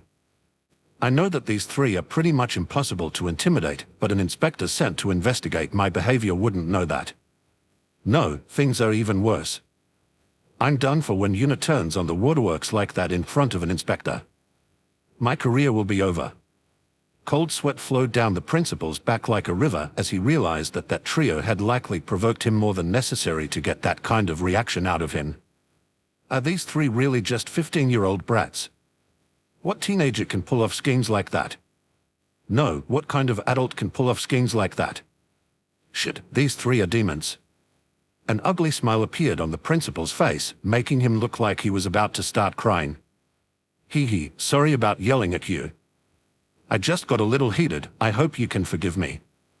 As for the accusation of you being the one responsible for the prank, I'm really sorry about that as well. I'm already somewhat old, so my mind occasionally gets a little muddy, so I hope you don't look at this old man too critically. Hearing his words, a demon-like smile appeared on Yuna's face that almost caused the principal to faint in terror. What might you be talking about? Yelling. Accusation. Aren't we just here because you want to hand me the monetary reward for getting the best exam score? Initially, the principal had no idea what Yuna was talking about, but he quickly realized what was going on. She wants me to bribe her. I can live with that. He took out his pouch and was just about to hand Yuna a few banknotes when Yuna continued speaking. Well, I hope the reward fits what we achieved. The principal hand stilled as he realized what Yuna meant. She won't be satisfied with a little cash, she wants a lot of it. Considering this bribe prevents me from potentially losing my job, I see where she is coming from with her demand. He gritted his teeth and stored his money pouch again, taking out a checkbook instead. After picking up a pen and writing on it for a little, he handed it to Yuna, who quickly studied its content. Moments later, a frown appeared on Yuna's face as she squinted her eyes and pulled the check closer to her face. Her frown became even more pronounced as she started slowly murmuring while one of her fingers traced something on the check. 1, 2, 3, 4, 5. Again, I must have miscounted. 1, 2, 3, 4, 5. Damn, no matter how often I count, it's always 5. Yuna stopped staring at the check and eyed the principal instead. This is missing a 0. The principal's mouth opened in shock when he heard Yuna's demand. Just how greedy is she? I mean, I can easily pay such a high amount, but what the hell? There is no way I would hand over such a ridiculous. Before he could finish speaking, Yuna burst into tears and resumed speaking with a frightened voice. Why yes, Mr. Inspector, he tried to touch him. Enough. Fine. You get your shitty additional 0. Yuna's tears seemed to vanish instantly as a broad smile appeared on her face. Ha ha ha, good, very good. To think this school would hand over such a high reward. Truly impressive. The principal cursed Yuna under his breath but didn't say anything else as he wrote Yuna a new check and handed it over. And now get lost. I don't want to see you again. Hee, we like you as well, old man. CYA. See you next time. After everyone had said their farewells, the principal sagged into his seat while sighing deeply. However, just before Yuna left the room, she turned around and started speaking again. Oh yeah, while we are at it. Could you lose the reports about Mai and Hinata's cases of inappropriate public behavior? The principal's face deadpanned when he heard Yuna's request. Would that even matter? Won't you just get reported again within a week? Yeah, about that, could you lose the future ones as well? The principal's eyebrows started twitching like crazy before he stood up and smashed his hand on his desk. Get out of here already. Hee, taking that as a yes. After the door closed, he fell back on his chair while sighing again. Sigh, I need a drink. Meanwhile, Yuna raised her hands, balled them into fists, and pointed them at Hinata and Naruto, who quickly raised their hands as well to give Yuna a fist bump. Hee, funds secured. Yep, that went well. Well, I feel a little sorry for the principal. Ma, don't worry, Hinata. Have you seen that guy's car? That amount of money is no big deal for him. Hearing Yuna's words, Hinata simply nodded her head. Naturally, she was aware of that as well. Otherwise, she would have never agreed to this operation. Nay-san, about that third monitor we were talking about. Yuna's eyebrows rose as she glanced at Naruto, who was currently sheepishly scratching his head. After a few moments of thinking about Naruto's request, Yuna shrugged her shoulders. Might as well get you one now that our funds have grown quite a bit. Ha, yes. While Naruto was happy about the third monitor he would buy soon, Yuna's gaze landed on Hinata. Do you want something as well, Hinata? Hinata lightly held her chin as she pondered Yuna's question, and after a few seconds, she nodded her head. I want a set of high-quality kitchen knives. The one I'm currently using isn't that great. Hearing Hinata's request, Yuna chuckled in amusement. As always, your mother energy is pretty high, Hinata. Hinata couldn't help but blush a little when she heard Yuna's words. Nonetheless, a happy smile appeared on her face as she snaked her arm around Yuna's waist. Hee, of course. After all, I am the mother. Hee, mommy tilde. ***. While a pink atmosphere started covering Yuna and Hinata, the principal walked out of his office and interrupted the duo with a fake cough. As I said, won't you simply cause more of those reports to be written? Well, and as I said, please lose those as well. Hearing Yuna's answer, the principal could only sigh in defeat. He realized that there was no way to beat Yuna's shamelessness. A short while later, the trio returned to their classroom and took their seats. Naturally, Yuna sat in the second-to-last row by the window, while Naruto sat behind her and Hinata next to her. "Yo, did you three get chewed out by the principal again?" This question was asked by Tatsuki, who would occasionally hang out with the trio and who walked toward them as soon as they sat down. Naruto chuckled in amusement before shaking his head with a wry smile on his face. "He can yell as much as he wants, he still won't be able to pin any blame on us." Tatsuki could only shake her head with a wry smile on her face. Indeed, Yuna and Naruto had pulled quite a few pranks by now, but they were not punished once due to there never being any proof. In fact, the only reason why people were suspicious of them was that they were always present when something happened. Seriously, how did you even manage to pull a stunt like that? Yuna and Naruto looked visibly offended when they heard Tatsuki's words. Yuna immediately rebuked her with a righteous facial expression. "Tatsuki, how can you accuse us kind and harmless people of pulling such a vile prank? Obviously, we had nothing to do with that." Hearing Yuna's words, Hinata and Naruto chuckled in amusement, while Tatsuki could only roll her eyes at Yuna's shameless words. Even if the trio weren't responsible for the prank, Tatsuki knew that at least Naruto wasn't a harmless person. After all, Tatsuki had seen him fight before, and Naruto clearly knew what he was doing. "Anyway, that prank aside, I want to have a sparring match against you, Naruto." Naruto raised his eyebrows when he heard Tatsuki's request before chuckling in amusement. "I knew you would challenge me to a fight at one point in time, but I was expecting you to do so earlier. What's the occasion?" Tatsuki's eyes widened when she heard that Naruto expected her to challenge him, but she quickly got back her bearing and answered his question. "It's true that I initially wanted to fight you when I saw how easy you dealt with those three bullies, but directly after defeating them, you picked all three of them up, showing how strong you are.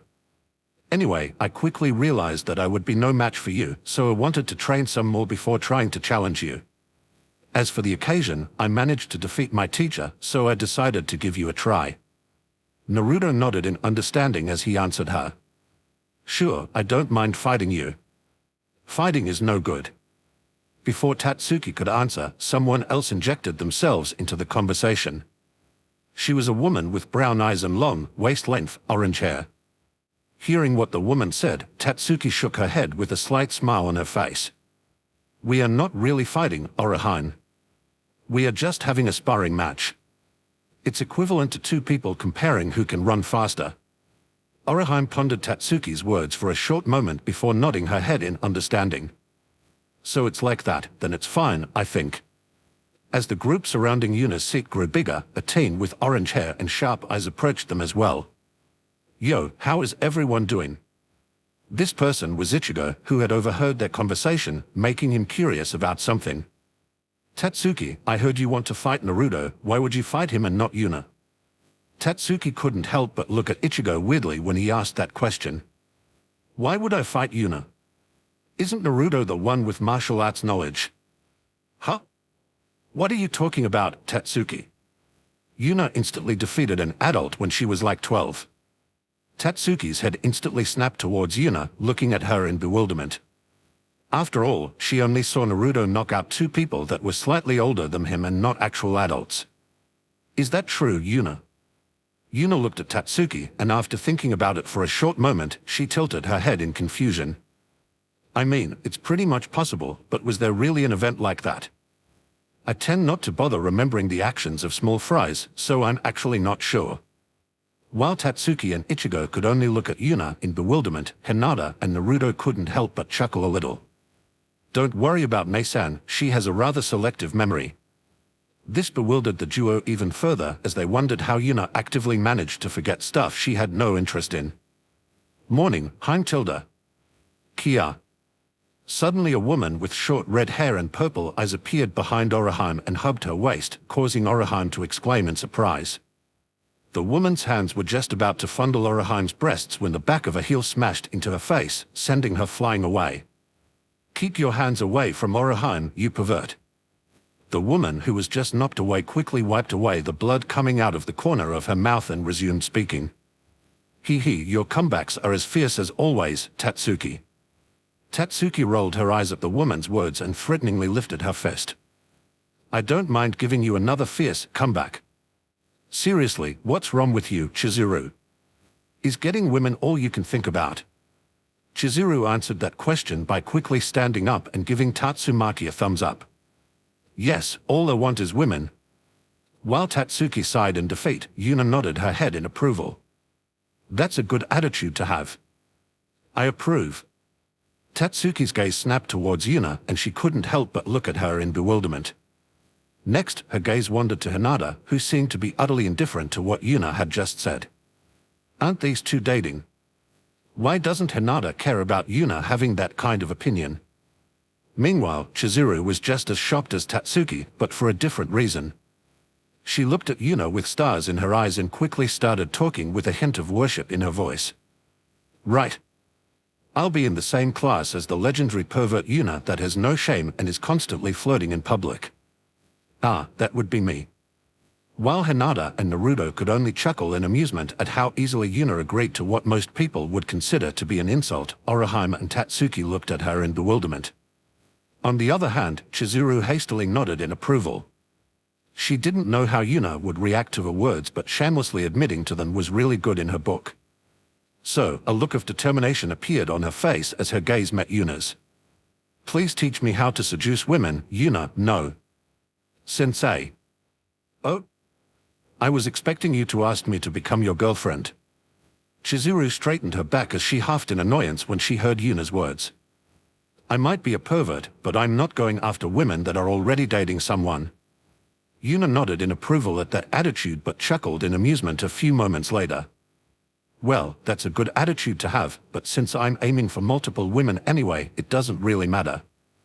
As soon as these words left Yuna's mouth, the air solidified. Everyone looked at Yuna in bewilderment as their gazes slowly shifted towards Hinata, who they expected to explode in anger any second now. Surprisingly, Hinata's face was still neutral, and as soon as she felt everyone's gazes on her, she rolled her eyes. Well, Yuna is a pervert, so it can't be helped. Hee, why do you make it sound like I'm the only one who will have fun, SLE? Before Yuna could finish speaking, Hinata quickly covered her mouth while glaring at her. Don't say stuff like that in public. However, Yuna quickly freed her and gave Hinata a perverted grin. Hee, but you like it in PU. I said stop. Yet again, Hinata blocked Yuna's mouth with her hands, stopping her from saying the whole sentence. However, considering how the small group surrounding them was looking at her, she didn't stop Yuna in time.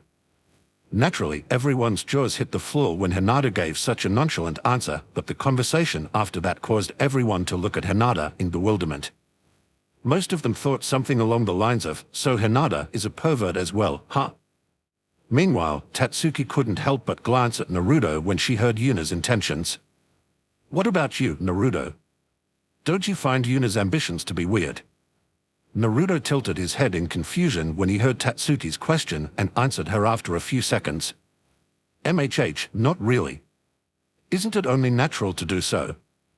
Everyone couldn't help but stare at Naruto blankly after he happily confirmed that he thinks having multiple women is natural. Tatsuki could only shake her head with a weirded-out expression on her face. How weird, why do both of the twins have such an unusual worldview? Oh well, it's not my problem, right? Meanwhile, Chizuru had slightly different thoughts as she looked at Yuna with even more worship than she previously did. As expected of someone I'm looking up to. Just having caught a single woman isn't enough for her, and she is instead gunning for the legendary all-women harem. How admirable. And on top of that, she got her girlfriend to agree to this matter. Is she a god? Sensei? No, master. Please teach me your craft. Yuna chuckled in amusement as she lifted her hands and wiggled her fingers, causing shivers to go down the spines of everybody present. Hee, are you sure you can endure my teachings? Chizuru subconsciously took a step back when she heard Yuna's words. Somehow, Yuna was currently giving off a very dangerous aura that made Chizuru feel like she was standing in front of a predator that would eat her at any moment. However, before she could answer Yuna's question or do anything else, a rolled-up newspaper hit Yuna on the head. Don't pressure her like that, Yuna. Hee, fine, I'll stop, Hinata. Chizuru's shoulders sagged as she sighed in relief when the pressure radiating out of Yuna vanished. What the hell was that feeling she was giving me? Was that the famous intent some manga occasionally write about? Or maybe aura? No, stop thinking nonsense, Chizuru. While Chizuru was still thinking about what had just happened, a leisurely smile appeared on Yuna's face. Well, if you want to learn, I can teach you a few little tricks. Chizuru eagerly nodded her head when Yuna agreed to teach her some tricks, but her happy facial expression quickly vanished after Yuna spoke a few more words. Well, just come over to my house on the weekend. I'll teach you a lot of fun things, Tilda. Another shiver went through Chizuru's spine when Yuna spoke the last two words in a drawn-out husky voice. Somehow, she got the feeling that she was about to enter the den of a tiger instead of an average house. Oh okay, I'll be there. Despite that, Chizuru decided to agree anyway. In her opinion, Yuna was just teasing her and wouldn't actually attack her. She was sure that Yuna wouldn't force herself on her. Anyway, Nasan luring little girls into a trap aside. Wait, trap. Naruto, don't startle my prey. Prey. We have gotten quite off topic, haven't we? Everyone except for Chizuru tilted their heads in confusion, having already forgotten the original topic Naruto was talking about. Well, the reason Chizuru didn't have the same reaction was that she was currently contemplating whether she should run away or not. The original topic. What do you mean, Naruto? Hearing Hinata's question, a smirk appeared on Naruto's face as he pointed his finger at Tatsuki. I accept your request for a sparring match. At first, Tatsuki was a little dumbfounded before she realized that she had indeed made such a request. Moments later, a slight grin appeared on her face as her gaze met Naruto's. Oh. I'm looking forward to it. A few days have passed since Naruto's promise to fight Tatsuki, and the duo is currently facing each other inside a vast training hall. While Tatsuki stood in the typical karate stance, Naruto simply stood straight with a leisurely manner, making Tatsuki frown. What are you doing? Get ready. Hearing Tatsuki's request, Naruto simply shook his head with a smirk on his face. As I have previously said, I'm not a martial artist, I'm a fighter. Just come at me however you want. Tatsuki's frown deepened when she heard Naruto's words, but she decided to do what he wanted for now and attacked him. For now, she only threw a straight punch, which Naruto easily caught with his right hand, making Tatsuki frown again. Catching my hand like this isn't exactly the best defense method, is it? Hee, I'm bigger, heavier, and stronger than you, so it's not too bad. Besides, if I hold you like this, I can do this. Naruto pulled on Tatsuki's fist, causing her to stumble forward. However, while stumbling forward, Tatsuki shifted her body, resulting in an elbow flying towards Naruto's face, which he swiftly dodged with a smirk on his face. Pretty sure elbow to the face has very little to do with karate. MMPH, I might train in karate, but I get plenty of chances to fight people that want to mess with Oroheim or me on the streets. He tilde, so it's like that. Very well, let's see what you can do, tilde. This time, Naruto charged at Tatsuki with a straight punch, but unlike Naruto, Tatsuki redirected the force, causing the punch to pass by her face closely. Tatsuki couldn't help but gulp when she felt the wind pressure Naruto's punch generated. How much physical strength does he have? I don't think I can endure a single hit. What a monster. The fight continued as the duo exchanged move after move, but after around 3 minutes, the difference was relatively clear as Tatsuki was constantly getting pushed back. Although he is physically stronger than me, that isn't the reason why I'm being overwhelmed. He's more skilled than me, and there is actually quite the huge gap. How is that possible? Despite steadily losing the fight, there was a slight smile on her face. Tatsuki liked fighting, and the way Naruto fought seemingly without any rhythm was a rather unique experience for her. She could understand now why Naruto claimed not to be a martial artist, as none of his attacks seemed to follow any pattern. However, what Tatsuki didn't know was that Naruto wasn't using his real combat style. Although it wasn't as ridiculous as Yuna's case, he had accumulated vast amounts of combat experience in his previous life, so someone like Tatsuki, who had at best learned fighting for about 10 years, could not defeat him. So, he was basically just having some fun with this match. Around another 2 minutes later, Tatsuki was lying on the floor while breathing heavily and with Naruto standing next to her with a calm smile. Well, are you satisfied? Ugh, why aren't you even out of breath? What kind of freak stamina do you have? Hee hee, if it's about stamina, then no one can compare to me. As he said that, Naruto wiggled his eyebrows, causing Tatsuki to roll her eyes at him. Moments later, a serious expression appeared on Tatsuki's face as she looked Naruto in the eyes. How much did you hold back against me just now? Hearing Tatsuki's question, a wry smile appeared on Naruto's face as his shoulders sagged in defeat. As expected, you noticed. However, are you sure you want to know how big the gap is? Tatsuki gritted her teeth in anger when Naruto mentioned the gap in strength between them, but what annoyed her even more was Naruto's implication that she would shrink back after seeing how big the gap was. Show me already. Do you think I'm a quitter? Naruto chuckled in amusement when he saw Tatsuki's angered face. Then, he lowered his body while moving his hands in front of him, while moving his finger in a way that made them look like claws. Seeing Naruto's stance, a frown appeared on Tatsuki's face. What a weird stance.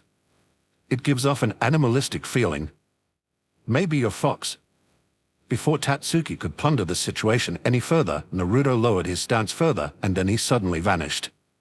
Tatsuki's eyes widened as she barely managed to follow Naruto with her eyes, allowing her to see him appear in front of a punching bag, where he swept his arms down like claws. Tatsuki's jaw landed on the floor as Naruto's fingers easily dug into the punching bag, tearing it to shreds within an instant. Are you kidding me? What the hell? Well, what do you think, Tatsuki? Despite her bewilderment, Tatsuki's eyes shone in fascination as she looked at the completely destroyed punching bag. Awesome. How did you manage to get this strong? No, not just that, why do you have so much combat experience? Ha ha ha, calm down. How I got this strong is a secret for now, but I can show you part of the reason why I have so much combat experience. Hearing Naruto's words, Tatsuki's eyes shone with interest as she eagerly nodded her head. She loved getting stronger, so she felt like this was the perfect opportunity to improve. All right, since you are so eager to go, how about we go there this weekend? It's a fun place, but it's not for everyone. Despite that, I think you will like it. Tatsuki's eyebrows rose due to Naruto being all cryptic about whatever he would show her, but she decided not to bother him about that for now. She also liked surprises, after all. Sure, this Saturday afternoon works for me. Is that fine? Haha, sure. Trust me, this will be a lot of fun. Moments later, Naruto left the training hall, leaving an excited Tatsuki behind. I really wonder where he will bring me. Since he said it's a place where I can get fighting experience, something like a tournament. As she was pondering, her body suddenly stiffened as she made a realization. Wait a moment. Is this a date? Tatsuki's face blushed a little but returned to normal relatively quickly. A wry smile appeared on her face as she shook her head. Nonsense, it's just a trip to improve my martial arts. Obviously, there is nothing romantic about that. A few days later, it was finally the weekend and Chizuru was currently standing in front of Yuna's home with some sweat dripping down her back. Somehow, she had an awful feeling about this. She felt like if she entered Yuna's home, she would never be allowed to leave again. Obviously, she thought that to be only a weird illusion, but she couldn't get rid of that thought entirely, no matter what she tried. She swallowed down the lump that appeared to be blocking her throat and rang the doorbell. A few seconds later, Yuna opened the door, but instead of a normal outfit, she was wearing a tight-fitting black miniskirt and an equally tight-fitting gray shirt. Additionally, she wore thick, black glasses, had her hair up on a bun, and was carrying a ruler in her right hand. Yeah, I don't think I will be able to leave this place. Ah, Chizuru, please come in, the lesson is about to start. Chizuru numbly nodded her head as she stealthily wiped away the blood coming out of her nose. Yuna's outfit might have been a little too stimulating for her. Moments later, Chizuru found herself inside what appeared to be an old-fashioned classroom. To her surprise, Hinata was present as well, and when Chizuru saw her outfit, she had to wipe some blood from her nose yet again. She was wearing a miniskirt, a brown miniskirt, and a loose-fitting shirt that might or might not have a few buttons too many opened, revealing quite a bit of skin. Indifferent to Chizuru's plight, Yuna arrived in front of the class and started speaking. Please take a seat so we can begin, Chizuru. Well then, before we begin class, are there any questions? Hinata's hand immediately shot into the air when she heard Yuna's words, causing Yuna to point her ruler at her. Yes, Hinata. I was just wondering why I am here as well. An excellent question, and the answer is rather simple. I wanted to see you wearing the uniform of a naughty student. Hinata nodded her head, seemingly satisfied with that answer, dumbfounding Chizuru. Seeing that there were no more questions, Yuna nodded her head in satisfaction and started the lecture. First of all, the most important thing when seducing a woman is to make her think that you are not a pervert. As soon as Yuna finished speaking, Hinata's hand shot into the air yet again. Yes, Hinata. Although you say that that is the most important thing, why are you always ignoring your own rules when picking up women? Another excellent question, and yet again, the answer is pretty simple. If you are as beautiful as I am, this rule doesn't matter, as beauties will fall for me even if I don't want them to. Glad your shamelessness is still going strong. Yuna ignored Kurama's comment, and after seeing Hinata nod in understanding, she decided to continue the lesson under the bewildered eyes of Chizuru. Wait a moment, why is Hinata fine with that answer? What in the world is going on? Besides that, just how shameless is Yuna? This is off the charts. Well then, the next important matter is that you need to be confident. Acting confident can increase your attractiveness rating by at least 2 points. While Hinata nodded in agreement, Chizuru couldn't help but slightly relax as Yuna continued her lesson. The sexy outfit aside, she clearly knows what she's talking about. Maybe this really will be a simple lesson. It seems like I overreacted due to the way Yuna previously acted. She must have pretended that these would be perverted lessons to mess with me. Considering how much the twins seem to like playing pranks, I honestly shouldn't be surprised. However, Yuna noticed that Chizuru was deep in thought, causing her to frown while she pointed her ruler at her. Chizuru, pay attention. Do I need to reinforce the lesson with a punishment? As she said that, Yuna smacked the ruler onto the palm of her hand, resulting in a loud smack that made Chizuru straighten her back while involuntarily clenching her butt. She wouldn't really do that, would she? However, Chizuru saw a dangerous glint pass through Yuna's eyes, causing cold sweat to flow down her back. Somehow, I feel like she would. No, sensei, I will pay attention. Seemingly satisfied with Chizuru's answer, Yuna nodded her head and resumed speaking. Well then, the next lesson is about foreplay and the best ways to pleasure a woman. Chizuru's jaw dropped to the floor as Yuna suddenly took out a realistic-looking female mannequin. Well, I was wrong. These lessons certainly will be perverted. As expected, the feeling of getting trapped here is getting stronger. Honestly, I should probably try running away, however. Chizuru stealthily ogled Yuna and Hinata's outfits, causing her to drool a little. Well, I guess I'll see where this goes. It can't be that bad, right? Naturally, there was no way that a typical high schooler could hide her gaze from Yuna and Hinata, resulting in a slight smirk from Yuna and an eye roll from Hinata. Meanwhile, in a shadier part of Karakura town, Naruto and Tatsuki were walking side by side. While both of them wore casual clothes, Naruto had a fox mask on his face, while Tatsuki was wearing a dog mask. Naruto, where the hell are you leading me?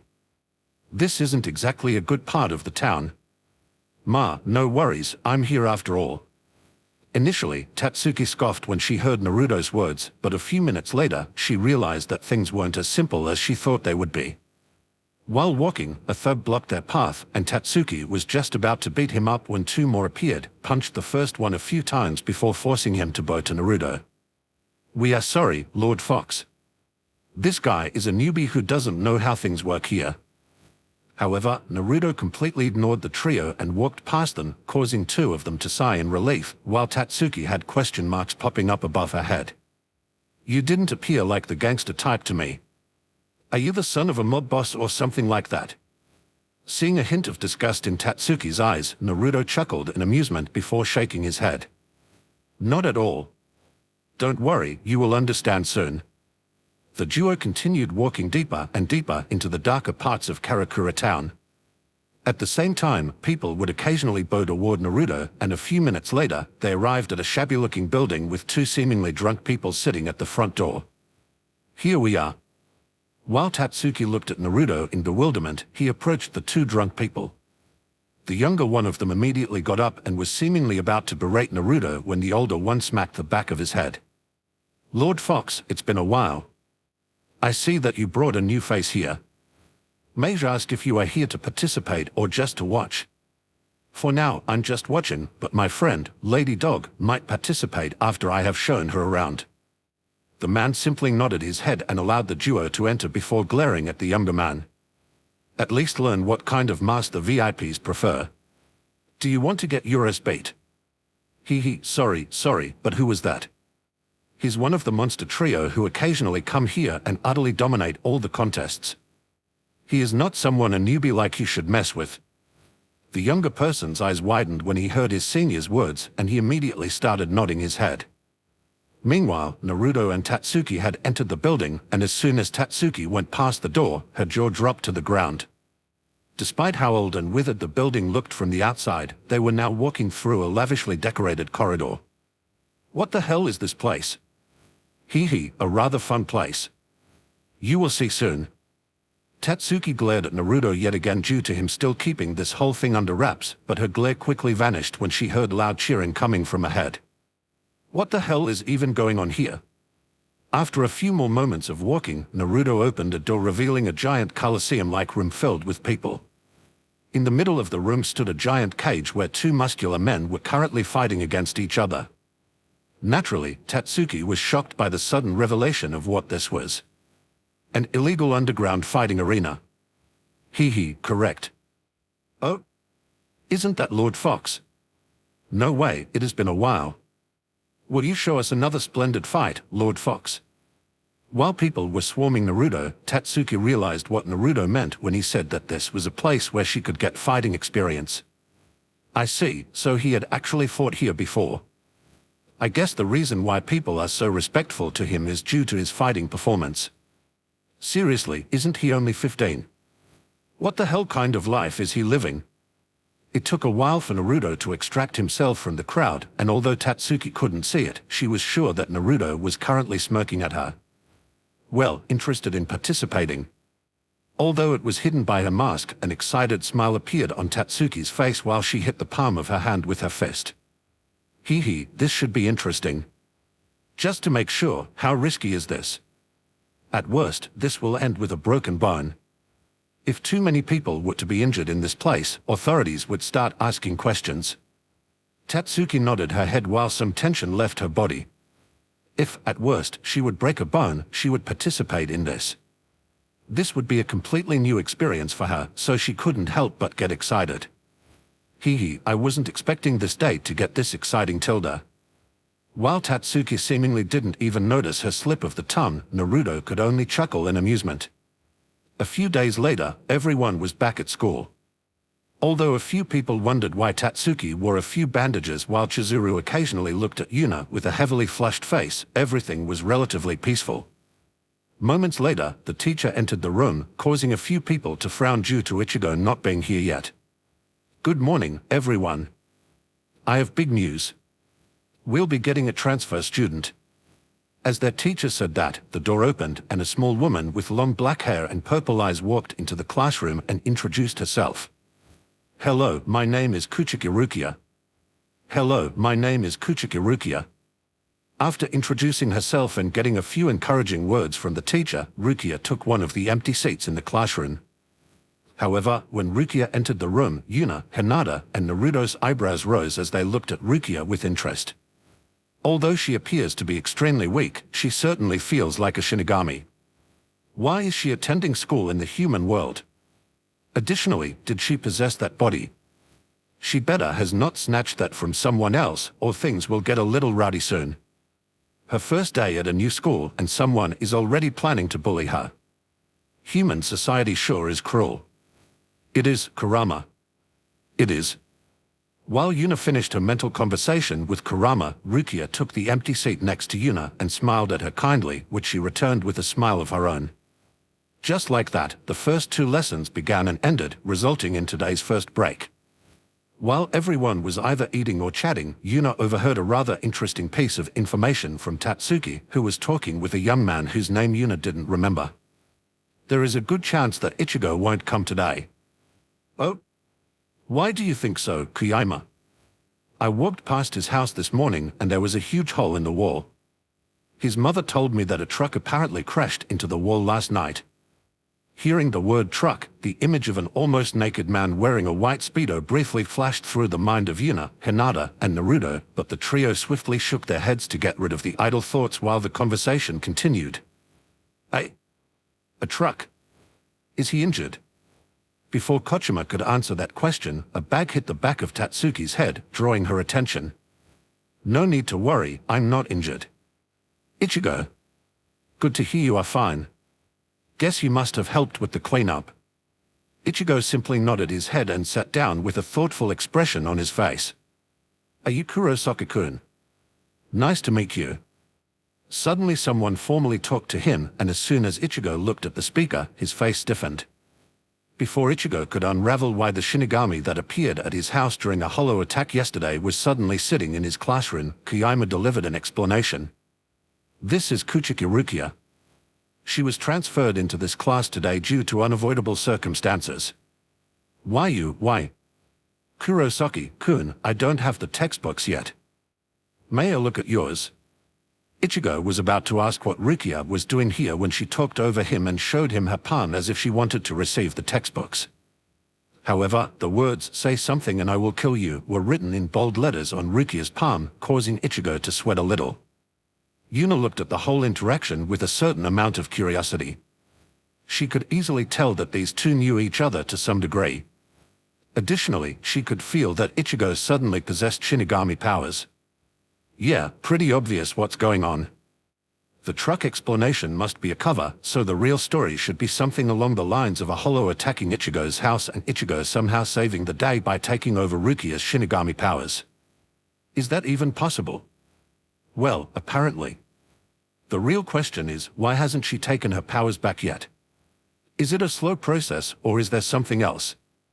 While Yuna was pondering the situation, Ichigo dragged Rukia out of the classroom, causing quite a few eyebrows to raise. Naturally, Yuna noticed these two leaving as well, so she quickly made a decision and started talking to Hinata and Naruto quietly. I'm going to stalk these two. Want to come as well?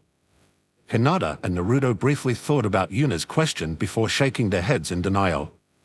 No, I'm not too interested. I agree. Just tell us if anything interesting happened, Mei-san. Yuna nodded her head and quickly got up from her seat to follow Ichigo and Rukia and find out what exactly had happened. Meanwhile, Ichigo and Rukia arrived at an empty space behind the school, and while Ichigo was dragging her along, a fearful expression appeared on Rukia's face. Oh my, what do you want to do after bringing me to such an abandoned space? Ichigo's eyebrows twitched in irritation due to Rukia acting like a delicate maiden. Nonetheless, he pushed his irritation down and started talking instead. What the hell are you doing here? Now that your job is done, shouldn't you return to that Soul Society place? Hearing Ichigo's words, Rukia dropped her act and sighed deeply. I would like to go back, but I can't. Only Shinigami can return to Soul Society, and I'm currently not a Shinigami because you took all my power, and I'm even forced to use this artificial body. Artificial? No, that's not important. What do you mean by I absorbed your power? I'm clearly human right now. A Shinigami's power resides in the soul, not the physical body. Anyway, from today on, you will have to take over my duties as a Shinigami. Awkward silence covered the duo as Ichigo processed what he had just heard. Moments later, he understood what Rukia wanted from him and looked at her in bewilderment. Huh? Are you crazy? Naturally, he had no idea why he should suddenly start hunting after hollows. Although he fought and defeated one yesterday, that was only done to protect his family. However, Rukia wouldn't give up so easily. How rude. Isn't that obvious? You are the one with the Shinigami powers now. Well, don't worry, I will still assist you. Additionally, you have no right to refuse because... Nope, I refuse. Huh? Unfortunately, Ichigo couldn't care less about her words and rejected her request instantly, causing her to be dumbfounded. I said I refuse. I have no interest in fighting these monsters again. After hearing Ichigo's refusal again, Rukia snapped out of her daze and glared at Ichigo. But she willingly fought one yesterday. Ichigo rolled his eyes at Rukia when he heard her argument and casually waved it away. I only did that to protect my family. I won't fight monsters to protect strangers. I'm not a nice guy like that. Sorry to disappoint you. Rukia's frown became even graver as Ichigo completely dismissed her request. After a few tense seconds, a look of determination appeared on her face as she put on a red glove with flames and a skull on its back. Very well. Then I have no choice. Rukia was just about to attack Ichigo with her glove-covered hand when a teasing voice echoed over their meeting place. Ara tilde, you are quite the charmer, Ichigo. Rukia only joined our class a few hours ago, and you already have an intimate meeting with her behind the school. Quite impressive, tilde. The duo froze up as their eyes quickly wandered to the source of the voice, where they saw a young woman with red and blue hair smirking at them. When the duo realized what that woman had just said, Ichigo blushed a little while Rukia only rolled her eyes. Oh my, if it isn't Uzumaki-san. How can I help? As soon as Rukia realized that one of her classmates was there, she switched back to a very traditional form of talking, causing Ichigo's eyebrows to twitch in irritation while Yuna couldn't help but chuckle. Ma, no need to continue pretending, Rukia. I heard the whole conversation, so there was no need to put up an act in front of me. Just call me Yuna. Ichigo and Rukia froze when Yuna told them that she had heard their entire conversation. After all, that meant she must have heard them talking about Shinigami. While Ichigo decided to pretend that they were just talking about a game, Rukia took a more drastic action. Due to her artificial body, Rukia could run far faster than most humans, so she arrived in front of Yuna almost instantly and took out something that looked like a lighter. Yuna's eyebrows rose as she saw Rukia take action, sparking her curiosity. Well, let's see what she will do with this. Sometimes I really wonder why I'm stuck with someone who boldly walks into every trap they find. Don't be like that, Kurama. Isn't the feeling of crushing someone's hope after they think they trapped you amazing? Ugh, I do not even deny that, but how does that translate to boldly walking into every single trap? Increasing the odds, obviously. While the duo was chatting, Rukia pushed the button on the lighter, resulting in a small fake chicken on a spring bursting out of it, which immediately blew a smoke cloud towards Yuna's face, engulfing it fully. Oh, what are you doing, Rukia? Naturally, Ichigo wasn't happy that Rukia suddenly attacked Yuna. Although he wanted to keep this whole Shinigami business a secret, it's not like he was willing to get his classmates harmed to keep the secret. Don't worry, Ichigo. This is a memory replacer, it will just knock her out and replace her memories with diff. Q, this smells. What the hell was that? A bottled up fart. Aren't you a little too old for stuff like that? I'm pretty sure there were some instances where you pulled fart pranks as well. Don't you like stuff like that? Yep, they are fantastic. Ugh, fart jokes and stupid word games. This really is a low point. Don't worry, Kurama. We can go much lower than this. That's not what I'm worried about. Tilde. While Yuna and Kurama were bantering, Rukia looked at Yuna in bewilderment. She couldn't fathom why her knockout gas did not affect Yuna. Impossible. Normal humans get knocked out by this instantly. The only reason this has no effect is that the target has great amounts of spiritual energy, but I can only feel the average human amount from Yuna. Impossible. Is she hiding her power? While Rukia was still in deep contemplation, Ichigo couldn't help but look at Yuna in bewilderment. Although I have no idea what that was, why didn't you faint from it? MHH. Faint. Why would I faint from a bottled up fart? No matter how I look at it, that wasn't a fart, but some kind of knockout drug. Oh? A knockout drug?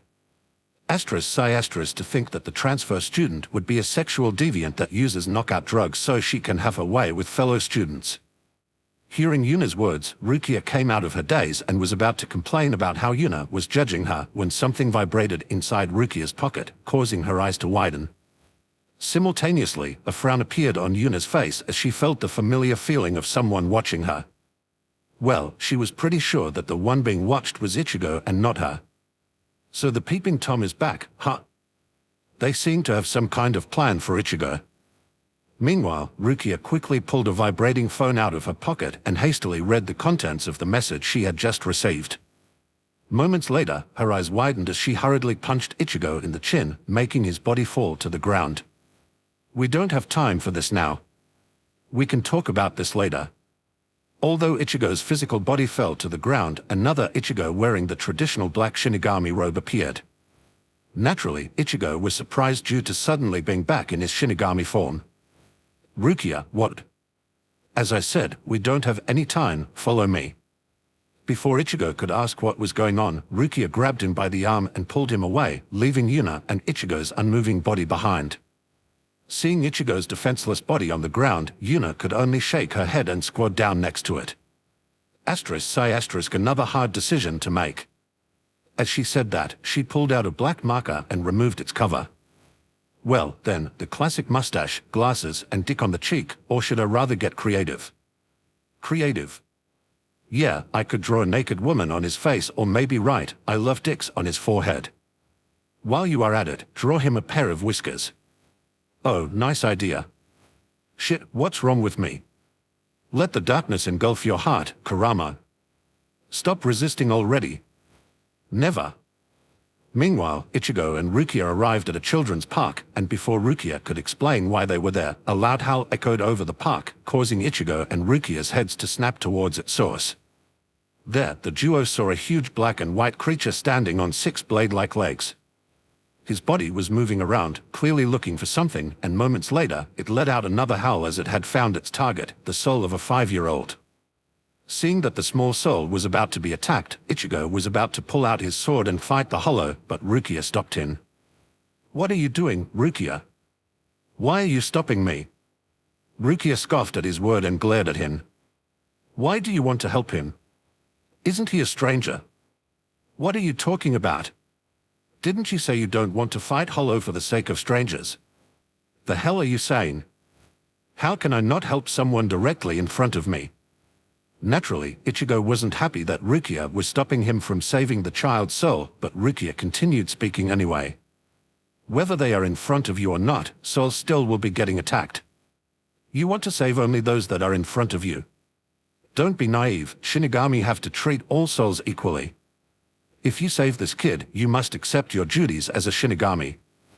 As soon as Rukia finished her little speech, a cry for help reached Ichigo's ears, and he quickly noticed that the hollow was about to reach the child. He sprung into action without a second of hesitation, pulled out his sword, and slashed one of the hollow's legs, making it scream in pain. "Ichigo, so you have ACC. Shut up. I don't give a shit about your words. I saved him because I wanted to. Didn't you do the same when you saved me by sacrificing your own body yesterday? Were you really thinking about your Shinigami duties at that time? Bullshit." While Ichigo was speaking, the hollow regained his bearing and charged Ichigo. He noticed that, and before he continued speaking, he slashed his sword at the hollow, cutting it into 2 vertically. After confirming that it was dead, his gaze wandered back to Rukia. "I haven't accepted any commitments, so I might run away if things go wrong. However, I'm not the kind of trash that doesn't pay back his debts, so to repay the debt of you saving my life, I'm going to do this Shinigami thing temporarily." Hearing Ichigo's words, Rukia couldn't help but smile. This was pretty much how she expected Ichigo's character to be. "Yeah, thanks. Clap clap. Suddenly, the duo heard slow, measured clapping, and when they looked at the source, they saw Yuna spectating them while sitting on a branch of a nearby tree. And just like that, the hero defeated the evil hollow and accepted the duties bestowed upon him by the princess. Such a great story. While Ichigo could only look at her weirdly due to how she described what had just happened, Rukia couldn't help but facepalm. "You knew about Shinigami and Hollow from the start, didn't you?" Correct Tilda. As Yuna said that, she jumped down from the tree branch and landed in front of Ichigo and Rukia. "I don't really care much about Shinigami, but hollows and their loud cries are really annoying." Rukia couldn't help but nod when she heard Yuna's words. Hollow were annoying. Now that I think about it, you can even see Ichigo in his Shinigami form, so there really was no point hiding anything. Yuna simply nodded her head as her gaze landed on Ichigo. Or rather, it landed on his sword. She couldn't help but squint her eyes when she saw it. The Shinigami I have seen so far had much smaller swords. Are you compensating for something, Ichigo? At first, question marks popped up above Ichigo's head, while Rukia couldn't help but chuckle in amusement, but a moment later, a blush appeared on his face as he angrily pointed at Yuna. I'm not compensating for anything. I have no clue why it's this big. Yuna hummed in acknowledgement as her gaze wandered all over Ichigo's sword. Frankly, I like them long and thick, so who am I to judge? Rukia shook her head when she heard Yuna's words. I don't like it when they are that huge. It makes them hard to handle. True, your petite body makes it especially hard to handle larger sizes. We are still talking about swords, right? Sure, let's pretend we are. Anyway, swords aside, is there a reason why you are constantly showing your stuff? Huh? Showing my stuff? Ichigo instinctively looked between his legs, thinking that the zipper of his trousers was open, but he quickly realized that they didn't even have a zipper. What are you talking about? I'm talking about your spiritual power. You are constantly leaking it like crazy. Couldn't you have said it that way directly? Obviously not. Anyway, I don't know anything about leaking spiritual power. In fact, what even is spiritual power? Oh, Rukia, at least explain the basics after giving him your power. Rukia could only smile wryly when she heard Yuna's words. I didn't have time yet.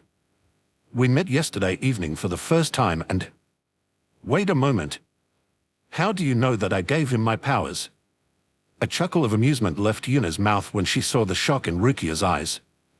Obviously, I didn't know about it, but now I do. Thanks for the information, though. Rukia couldn't help but facepalm when she realized that Yuna pretty much tricked her into confirming Yuna's guess. Ultimately, she could only shake her head with a wry smile and let this matter drop. It's not like it actually mattered that Yuna knew this. Meanwhile, back in Soul Society, Aizen had a slight smile on his face as he watched the monitor in front of him that displayed 3 people chatting with each other. Just as planned. Yes, the Hollow appearing near Ichigo's school and attacking a small child's spirit was his doing.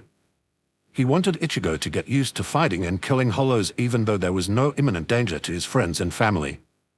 Naturally, he was also the one responsible for forcing Rukia to give Ichigo her Shinigami powers. However, there was still one thing that left Aizen rather curious. I wonder why the faction that saved Kurosaki Ichigo's mother didn't interfere in this matter. They probably have similar goals, so him becoming a Shinigami aligns with their goals. I have no one else initiating any plots around Kurosaki Ichigo, so they probably won't interfere any further with my plans. As Aizen was talking to himself, his eyes continued observing the trio. A few seconds later, his smile slightly widened as his gaze landed on the woman with red and blue hair. Kurosaki Ichigo still isn't used to losing someone close to him. While I already discarded moving against his mother due to various circumstances, his schoolmates are free game. Although I'm testing whether they can awaken any special abilities, sacrificing one of them won't be a problem. Since she seems to be close to Kurosaki Ichigo, I might as well pick her.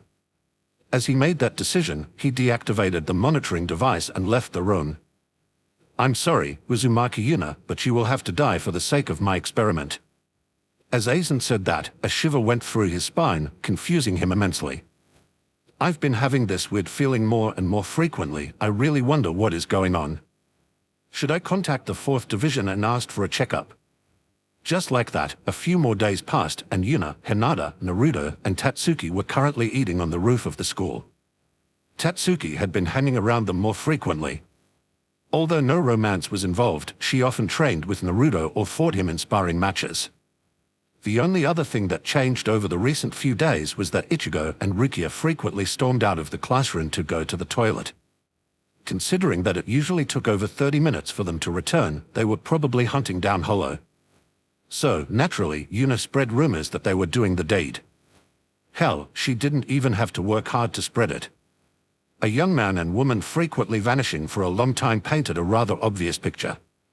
While the group of 4 was chatting, the roof's door opened, revealing Ichigo and Rukia. Oh? This spot is already taken. Do you mind if we join? Nah, come and sit down. Hearing Yuna's words and seeing everyone else nodding their heads, the duo joined the group and sat down together. Tatsuki couldn't help but squint her eyes at how natural Ichigo and Rukia felt together. You two sure have gotten close, huh? MHH. What are you talking about, Tatsuki? What makes you think that we are close? Maybe the fact that you are constantly hanging around together. Ichigo couldn't help but briefly ponder Tatsuki's words. It was true that he was spending a lot of time with Rukia, but it couldn't be helped. There is a reason for that. It simply can't be helped. Tatsuki squinted her eyes even further as she started glaring at Ichigo for his non-committal answer. And what about the rumors? Are they true? MHH. Rumors? What rumors? Frankly, Ichigo cared very little about rumors. If he cared about how other people thought of him, he would have dyed his hair black a long time ago. The rumor that you and Rukia have sex every time you leave the classroom together. Juice exploded out of Ichigo's mouth as he was just taking a drink while Tatsuki answered his question, resulting in a splendid spit take. Asterisk cough asterisk what the hell? Who spread rumors like that? While Ichigo was getting agitated, Rukia chuckled in amusement as she talked to Tatsuki. I guarantee you that that is not the case. Tatsuki glanced at Rukia and nodded her head before refocusing on Ichigo. Clearly, she wanted that confirmation from him as well. Rukia is right. These rumors are completely fabricated. Right. Yuna can also tell you that these rumors are false since she knows the truth. Hearing that Yuna knew the truth, Tatsuki's eyes landed on Yuna, who was currently flirting with Hinata again. She noticed Tatsuki's gaze and briefly looked at her before she started speaking. Yes, I know what these two are doing during their toilet breaks. Tatsuki's eyes shone when she heard that Yuna not only knew whether they were doing anything dirty but actually knew what they were doing. She has been curious about that for a while now. Could you please tell me, Yuna? However, Yuna shook her head when she heard Tatsuki's request. Due to certain reasons, I can't tell you what exactly they are doing yet, but I can talk about the rumor. Well, how should I put it? The activity they are doing definitely involves penetration. Oi. What the hell, Yuna? MHH. What's wrong, Ichigo? No matter how I look at it, a phallic object gets shoved into a body during your activities, right? Yes, but no, I meant... Do you really have to say it like that? Yes. Seeing Yuna and Ichigo arguing like that, Tatsuki could only shake her head. Considering how Yuna answered her question, it was pretty apparent that she was messing with Ichigo, so she decided to drop the matter. A moment later, the roof door opened yet again, revealing a young man with black hair. Oh? It sure is lively up here. Do you mind if I join in? Oh, Mizuhiro, come sit down.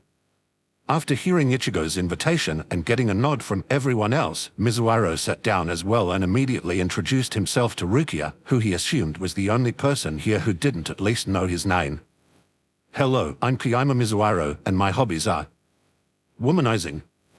Before he could fully finish his introduction, Ichigo interrupted him with a single accusing word, shocking him greatly. Huh? Hey, it isn't. You're horrible. Stop ruining my reputation. Besides, I'm only into older women, so everyone my age is safe. Oh? How old are we talking here? I'm curious. Everyone gave Yuna a curious glance for asking a question like that, as no one believed she had any sexual interest in Mizuhiro. Meanwhile, Mizuhiro was pondering how to answer that kind of question. Unfortunately, him hesitating was exactly what Yuna wanted as she slowly stood up and approached him with a smirk on her face. Well, I'll make this a little easier for you. Do you prefer the older sister type? As she asked that question, the atmosphere surrounding her seemed to become more mature. Since she was slightly taller than Mizuhiro, she leaned down lightly to match his eye level and resumed talking. Oh my, if it isn't Mizuhiro-kun. Would you like Oni-chan to pamper you, Tilda? Mizuhiro instinctively took a step back due to the sudden shift in mood and Yuna's somewhat erotic voice. When Yuna saw how he reacted, she could only shake her head. Not bad, but not a bullseye. Yuna's demeanor shifted again, and this time, she gave off an older, sterner aura. Aore Tilda, have you been a naughty boy, Mizuhiro? He stumbled back yet again, but this time a small trickle of blood flowed out of his nose, causing Yuna to nod in satisfaction. Bullseye. Yuna chuckled in amusement as she returned to her seat while everyone looked at her dumbfounded. What the hell was that, Yuna? Hearing Ichigo's question, Yuna tilted her head in confusion. Nothing much. I was just messing with Mizuhiro. Ichigo glanced at Mizuhiro and noticed that he was still a little dazed. However, he quickly shook his head and refocused on Yuna. That's not what I'm talking about. How can you change character so easily? I didn't know you were in the acting club. She couldn't help but chuckle in amusement when she heard Ichigo's question. A mischievous smirk appeared on her face as she gave her answer. Hee, this is already my third life, after all. It's only natural to pick up a trick or two after living that long. While Ichigo only rolled his eyes at Yuna's jerk, Yuna nodded in satisfaction due to Hinata and Naruto not showing any reaction.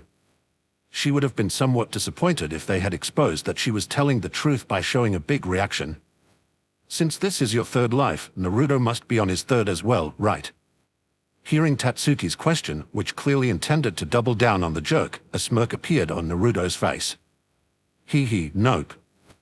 I'm only on my second life. Tatsuki chuckled in amusement at how seriously Naruto answered her question and directed her gaze at Hinata. What about you, Hinata?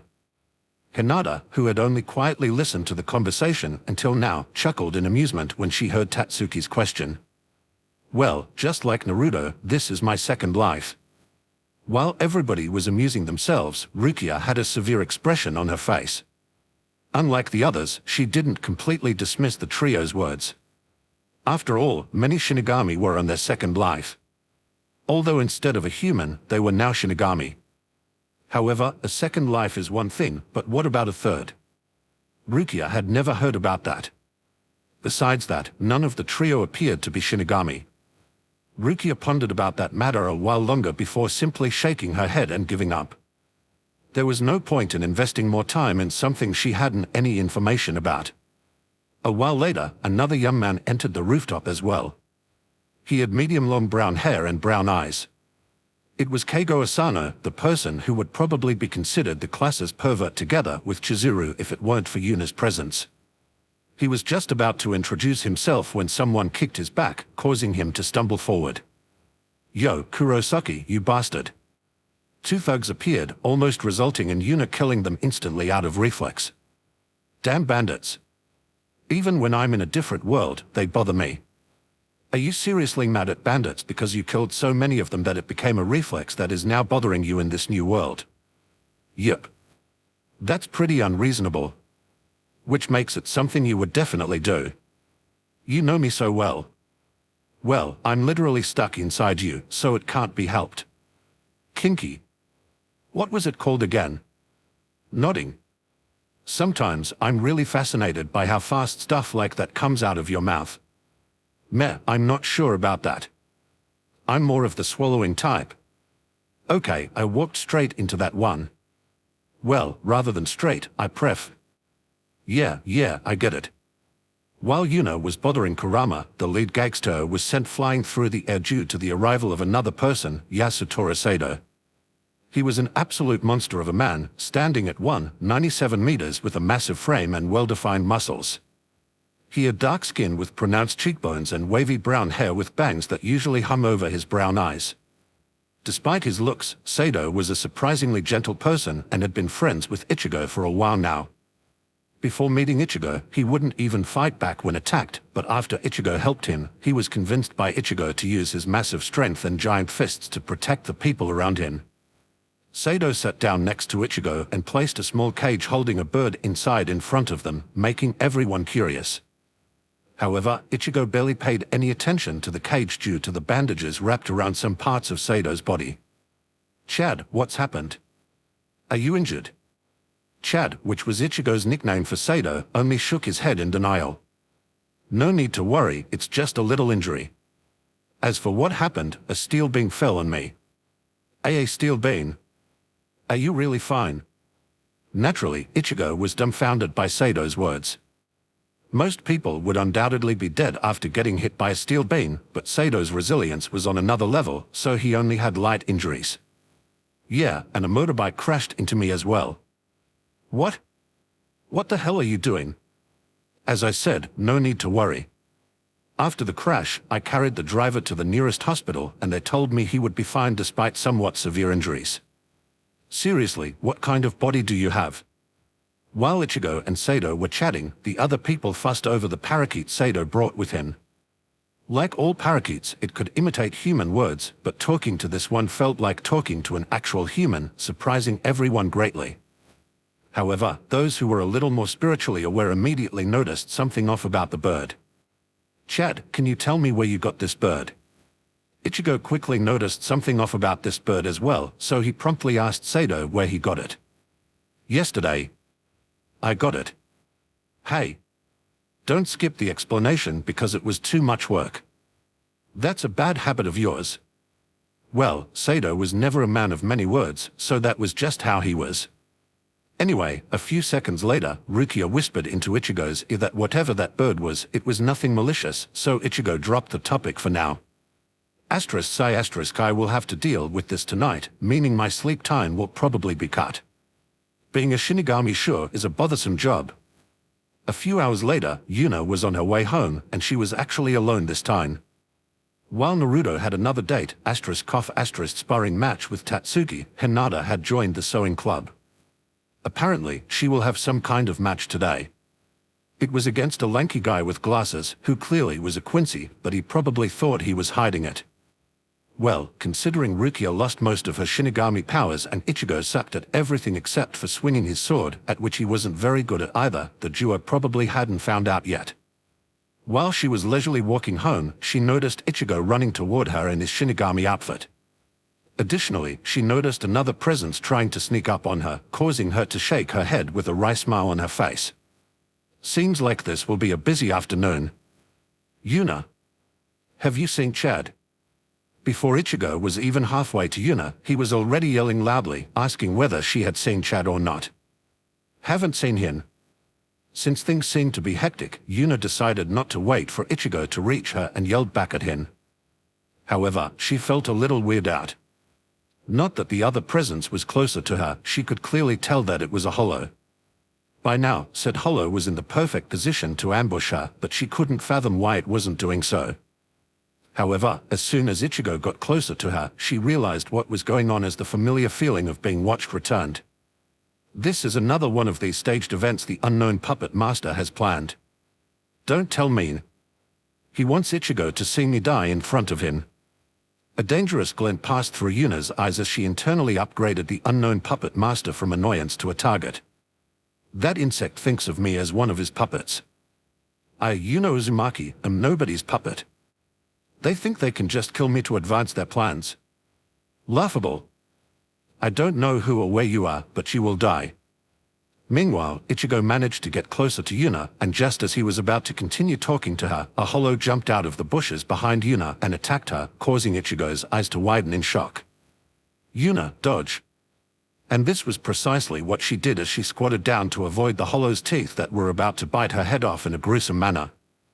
The hollow was confused that it couldn't taste his prey, and after realizing what had happened, it tried to grab her with its hand. Yuna couldn't care less as she had already predicted what would happen, so while squatting down, she picked up a heavy, pointy rock she had already spotted before the ambush. She wanted to show off some of her power, but not all of it, otherwise she would have instantly decapitated the hollow with her ice. She dodged the attempted grab by nimbly jumping on the hollow's arm before catapulting herself on its head, which she briefly touched before jumping straight up with her legs spread wide in her hand, still holding the rock, firmly placed behind her head. After carefully controlling the momentum of her body, Yuna hovered in the air, slowly spinning forward. While the hollow was frozen in place due to having no clue what had just happened, Yuna folded her legs, resulting in her spinning speed significantly increasing. Just when she was about to collide with the hollow's head, her arms moved as well, piercing the rock into the hollow's head seemingly with all her strength. Die, trash. Blood splattered as Yuna's rock easily pierced into the hollow head and turned its brain into mush, causing Ichigo to stop running due to shock. He had killed a few hollows by now, but he certainly had never done so with a simple rock. Seeing the corpse of the hollow slowly dissipating, Yuna sneered at it in disdain. "Pa, who does this thing think it is? A weakling that isn't even capable of measuring my strength wants to attack me. What a pathetic performance." A few seconds later, Ichigo reached her and looked at her, completely dumbfounded. You can kill hollows? MHH. What are you talking about? Can't you kill them as well? Why wouldn't I be able to do it? Well, aren't you a human? I'm pretty sure that humans aren't supposed to be able to kill hollows. Yuna chuckled in amusement when she heard Ichigo's words as she casually waved his words away. Obviously, I'm not a normal human. Have you seen how beautiful I am? How could I possibly be a normal human? A normal human could never be this beautiful. Hearing Yuna's words, Ichigo couldn't help but facepalm. However, he quickly remembered why he was here, and since Yuna clearly had what it takes to fight a hollow, he might as well ask her for help. Anyway, let's forget about that for now. Chad got wounded by what appears to be a hollow, and instead of staying at the hospital, he ran away to protect that bird. Please help me find him. Yuna could only roll her eyes when she heard about Sado taking the self-sacrifice-loving protagonist role, but she nevertheless agreed to help Ichigo search. Neither Ichigo nor Sado had much friendship with Yuna, but they were at least above being superficial acquaintances, so she didn't mind helping. After splitting up to search more efficiently, Yuna quickly noticed some kind of commotion going on, and after reaching the correct place, she couldn't help but let her eyebrows twitch. Sado was currently holding one of those wooden poles that usually carried cables and was swinging it around wildly, trying to catch a flying hollow, while Rukia was standing nearby, giving him instructions on where to swing. What kind of game are these three playing here? Shaking her head with a wry smile, Yuna decided to observe the situation for now. It didn't appear like Rukia and Sado were in any danger, so Yuna decided to see where this was going first. The fight continued, somehow turning even goofier when Rukia decided that the best solution would be Sado using her as a projectile and throwing her into the air. Unfortunately, this didn't work out too well, as some kind of disgusting maggots that were shot by a smaller version of the hollow hit Rukia, causing her to fall to the ground, where Sado quickly caught her before crushing. While Rukia was removing the insect from her body in disgust, the hollow they were fighting revealed an unusual-looking tongue, and after blowing some air through it, the maggot still in touch with Rukia exploded, dealing a little damage to her. Seeing that Rukia and Sado were still ready to continue the fight only caused the hollow to laugh. Hee, you are rather persistent, but what about if I do this? One of the hollow's minions appeared, holding a cage with a bird inside, causing Sado's eyes to widen. Hee, how about this? You stay back, big guy, and nothing will happen to this bird. While Rukia was just about to tell Sado that she was fine, a lazy voice rang over the battlefield. No, I don't think we will do it like that. Before the hollow could understand the situation, a rock crashed into the minion that was holding the cage, turning it into mush. Sorry, ugly, I'm not a fan of taking hostages. Naturally, the person who freed the bird was Yuna, who sneaked up on it while the boss hollow was monologuing. As always, monologuing is evil's greatest weakness. Yuna, what are you doing here? This is not a battle you should get involved in. Yuna couldn't help but roll her eyes due to Rukia's words. What am I doing here? Isn't that pretty obvious? I'm saving your asses, so shut up and get rid of that shitty freak. Although Rukia had a lot of questions, she decided to do as Yuna said for now. Questions could be asked later. Just like that, the fight continued somewhat evenly. Although a few mini hollow tried to sneak up on Yuna, they were quickly eliminated by her trusty rock, and around another minute later, Ichigo appeared and made quick work of the hollow, causing everyone to sigh in relief. As soon as Ichigo landed the finishing blow, a massive gate opened in the sky, resulting in the hollow flying towards it. Then when it was in front of the gate, an enormous sword pierced through its back and dragged the hollow into the gate. Yuna had to say that a giant gate opening in the middle of the sky and a hollow getting pierced by a gigantic sword was a rather interesting sight and a pretty hardcore way to go. Apparently, hollow, who were criminals during their lifetime, wouldn't go to Soul Society but Hell, which the group just witnessed. Following the departure of the hollow, Ichigo performed a soul burial on the bird, which apparently had the soul of a child trapped inside it so that the hollow could torment it. Meanwhile, a few minutes earlier, Aizen stood in the usual monitoring room with a minuscule smile on his face as he watched Yuna's acrobatic display and, following that, the kill of the hollow he sent after her. Well, that didn't go according to plan. Despite that, fascinating. To think a human could achieve something like that. What fascinating research material. Pa, who does this thing think it is? A weakling that isn't even capable of measuring my strength wants to attack me. What a pathetic performance. It was only for a split second, but Aizen's smile had vanished from his face. Did she just insult my competence? His spiritual pressure briefly leaked, but it was so short that no one noticed it as he immediately regained control. What a joke. What am I even getting agitated for? It's just an insignificant human that somehow managed to kill a weak hollow. If I wanted, I could erase her with a wave of my hand. Despite saying that, Aizen felt something terrible had happened today. He felt like things might not end as easily as he had planned. However, Aizen was a man filled with confidence. His plans had succeeded for hundreds of years without a single major blemish. He was not someone so easily intimidated by a few insignificant setbacks. Another day passed, and Yuna, Hinata, and Naruto were yet again lazing around the classroom, waiting for the class to begin. Morning, you three. Have two of you become samurai or something? Naruto couldn't help but chuckle in amusement when he heard Tatsuki's question. After all, he could fully understand why she would think that, as Yuna and Hinata were both carrying a long object covered in cloth. Well, don't worry about it, those are for protection. Protection? Against what? And why aren't you carrying one with you then? Against those masked monsters. Ever seen one? As for why I'm not carrying one with me as well, I'm not good with the sword. Masked monsters? What are you talking about? Wait. These really are swords. Although Tatsuki wondered why Naruto suddenly started talking about monsters, she was even more surprised by Yuna and Hinata bringing swords to school. She was pretty sure that was forbidden. Seeing Tatsuki's bewildered face, Yuna chuckled in amusement before removing the fabric covering what she was holding, revealing a wooden sword. Obviously, it's not a real one but a wooden one. Tatsuki couldn't help but blush a little when she saw that it was just a wooden sword. She wondered why she would even think that Yuna and Hinata would carry around real swords. As for the real reason why those two had swords with them now, it was so they could hide their abilities better. Yuna felt like whoever was sending hollows after Ichigo would continue making trouble, and she didn't want to reveal too much in front of the unknown puppet master. Especially not as long as she didn't know who it was. That was just asking for death. Suddenly, Ichigo appeared in the window frame, seemingly having jumped there from the ground floor, which is quite the feat considering they were currently on the 3rd floor. This is Class 1-3, right? Yuna's eyebrows rose when she heard that question as she gave Ichigo a closer look with squinted eyes. This isn't Ichigo. He looks like him though.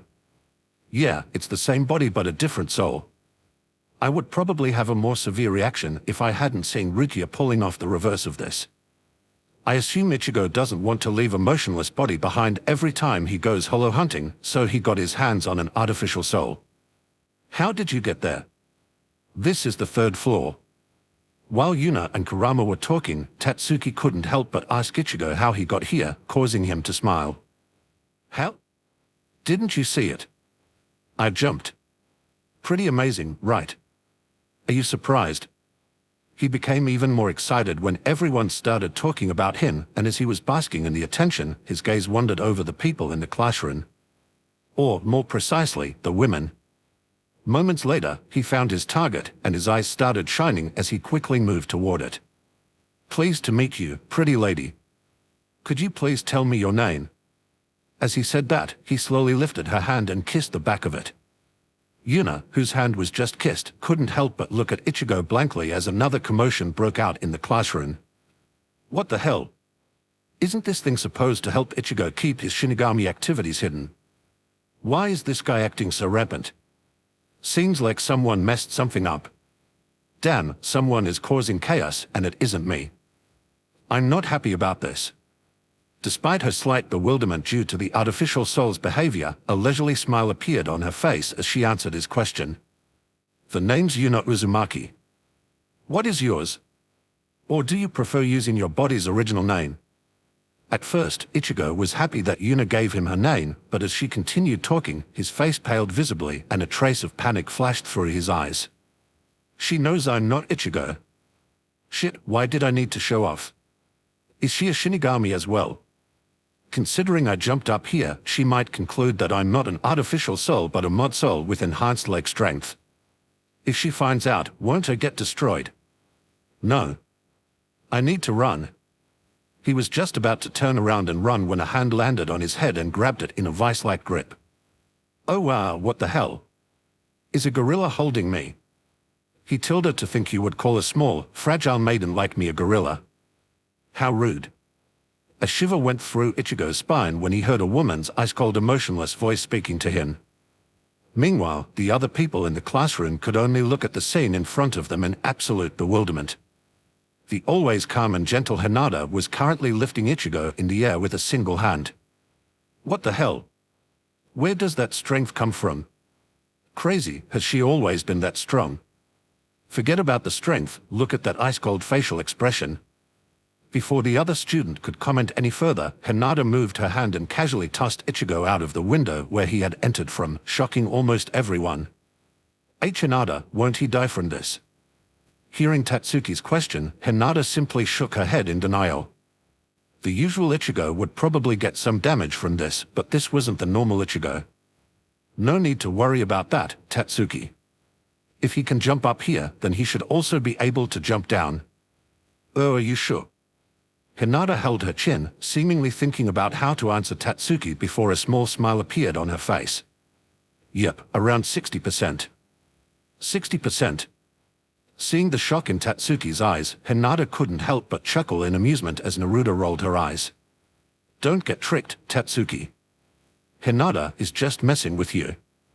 Seeing Hinata chuckling and Naruto adding an explanation, Tatsuki's face deadpanned as she looked at Hinata. I thought Yuna and Naruto were the ones who like messing with people. Well, that doesn't mean that I can't do it, does it?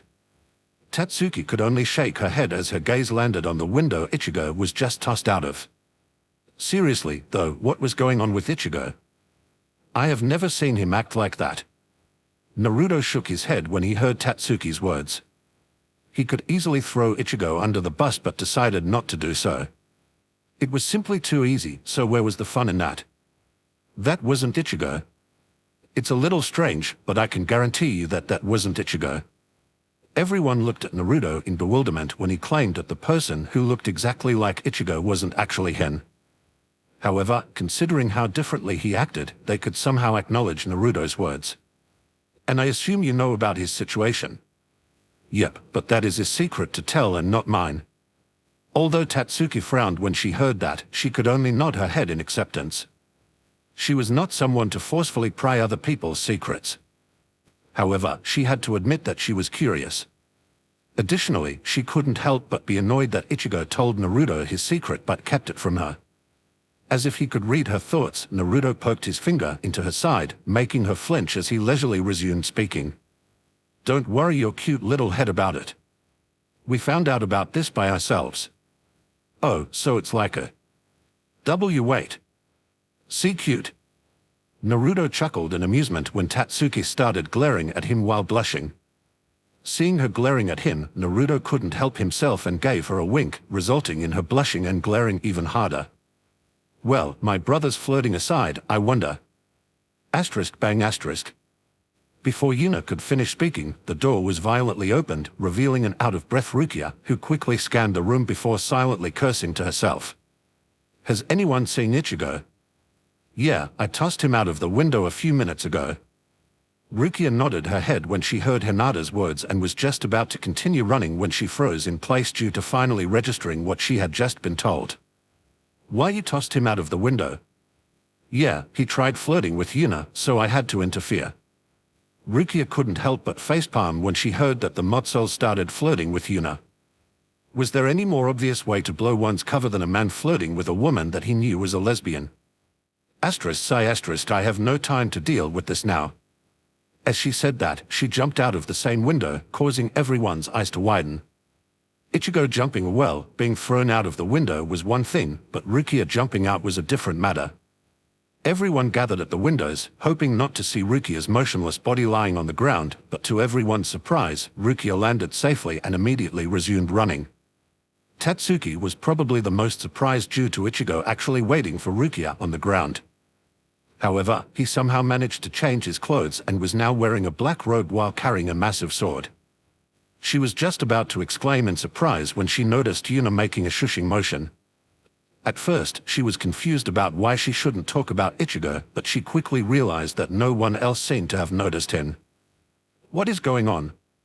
Why can't the others see Ichigo? This must have something to do with the secret Naruto doesn't want to tell me. Meanwhile, there was a single person in the room who wasn't paying the slightest attention to anything that was happening and was instead staring at Hinata in a daze. That person was Chizuru, who still couldn't get over how her view of Hinata had changed. Initially, she thought of her as a kind young woman that was occasionally dragged into perverted acts by her girlfriend, but that changed a lot after she visited the trio's home. The matter of 3 underage people living in the same home with no guardian inside her side, Hinata had quite the surprising side to her. While talking about how to pleasure another woman, Yuna had shamelessly requested Hinata to step forward for a live demonstration. Chizuru expected Hinata to simply roll her eyes at Yuna's request, but she surprisingly agreed after only a few seconds of hesitation. That was already weird. But it got even weirder when Hinata had basically no trouble holding eye contact with Chizuru while Yuna was playing with her body. Frankly, Chizuru had never felt that turned on. Anyway, on that day, Hinata's image changed to that of a perverted exhibitionist. Now, however, the image had changed yet again. That cold voice and eyes Hinata used to look at Ichigo sent shivers through Chizuru's spine.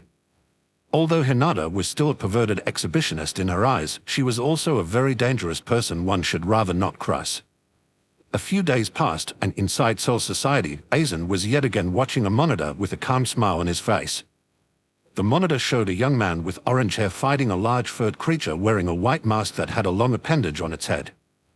This was the hollow that was supposed to kill Ichigo's mother years ago.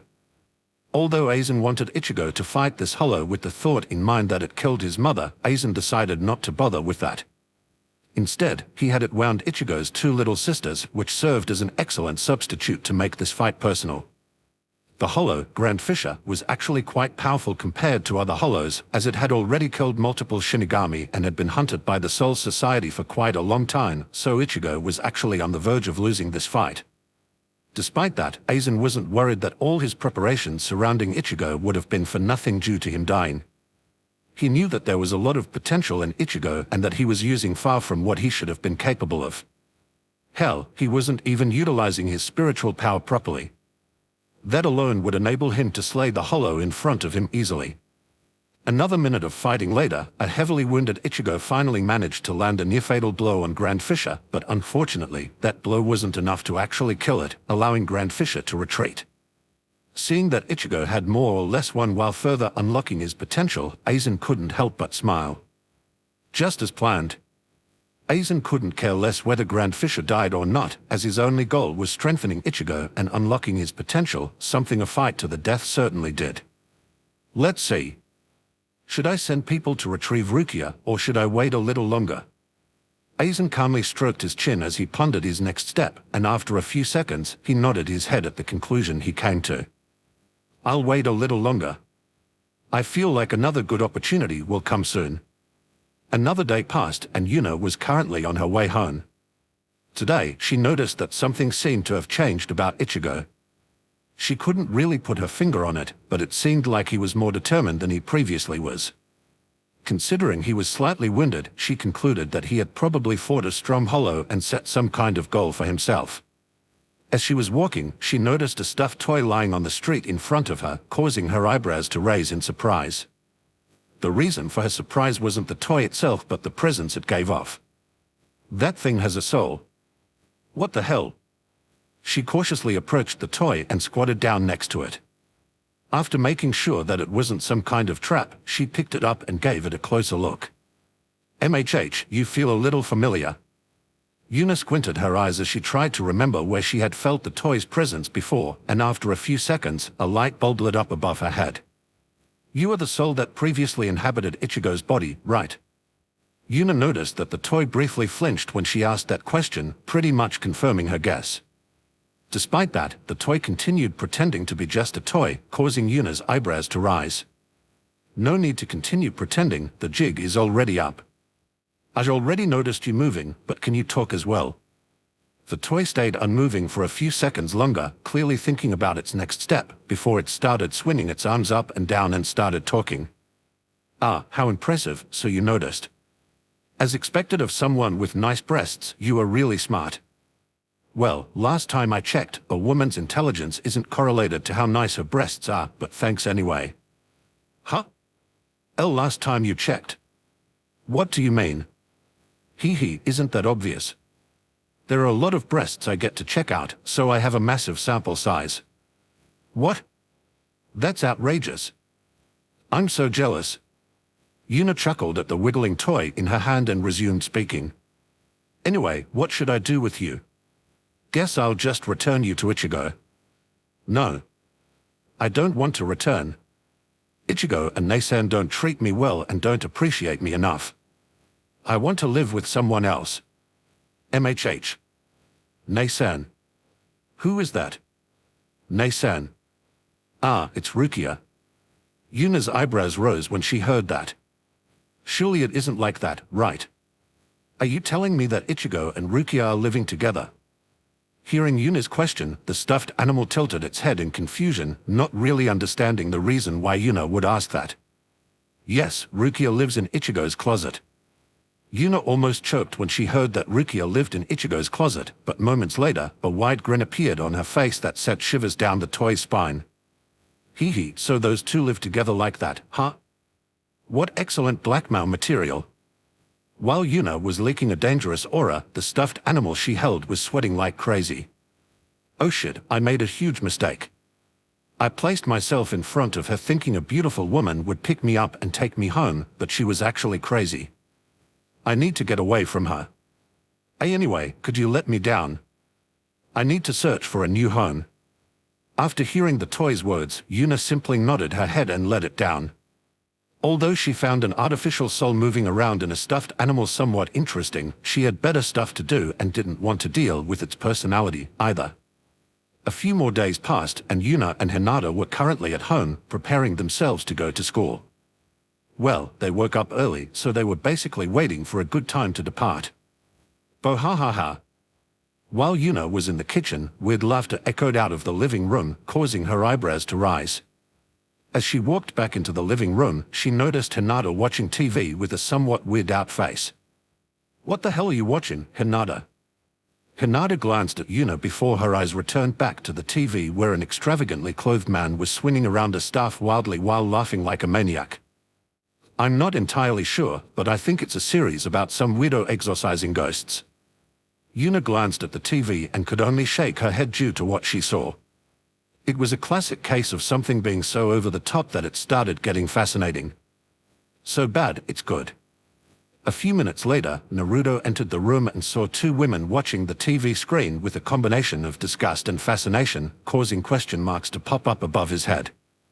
Neither Yuna nor Hinata had ever spent much time watching TV, but here they were, glued to the screen. What the hell are you two watching? The duo glanced at Naruto before briefly exchanging glances with each other, causing both of them to smirk. They then faced Naruto, crossed their arms in front of their chests, and imitated claws with their hands. Bohahaha. To say Naruto was weirded out was an understatement, as he could only look at the duo in bewilderment. What the hell? Yuna chuckled in amusement as she patted the spot next to her on the couch, motioning Naruto to sit down next to her. Don't ask any questions and sit down, Naruto. You should experience this train wreck as well. Although Naruto was clearly wary of whatever Yuna wanted him to watch, in the end, he simply shrugged his shoulders and sat down next to her. Around an hour later, the trio arrived at school and entered their classroom. Bohahaha. The first thing that greeted them was Orohime facing Ichigo while imitating the laughter and posed the person the trio had seen on TV used. Seeing Orohime imitating what she had seen, Ichigo couldn't help but facepalm. Seriously, why is everyone suddenly into that Ghost Bust series? As he said that, Ichigo looked at Yuna, Hinata, and Naruto, who immediately imitated the pose as well, causing him to sigh. On the other hand, Yuna couldn't help but chuckle in amusement.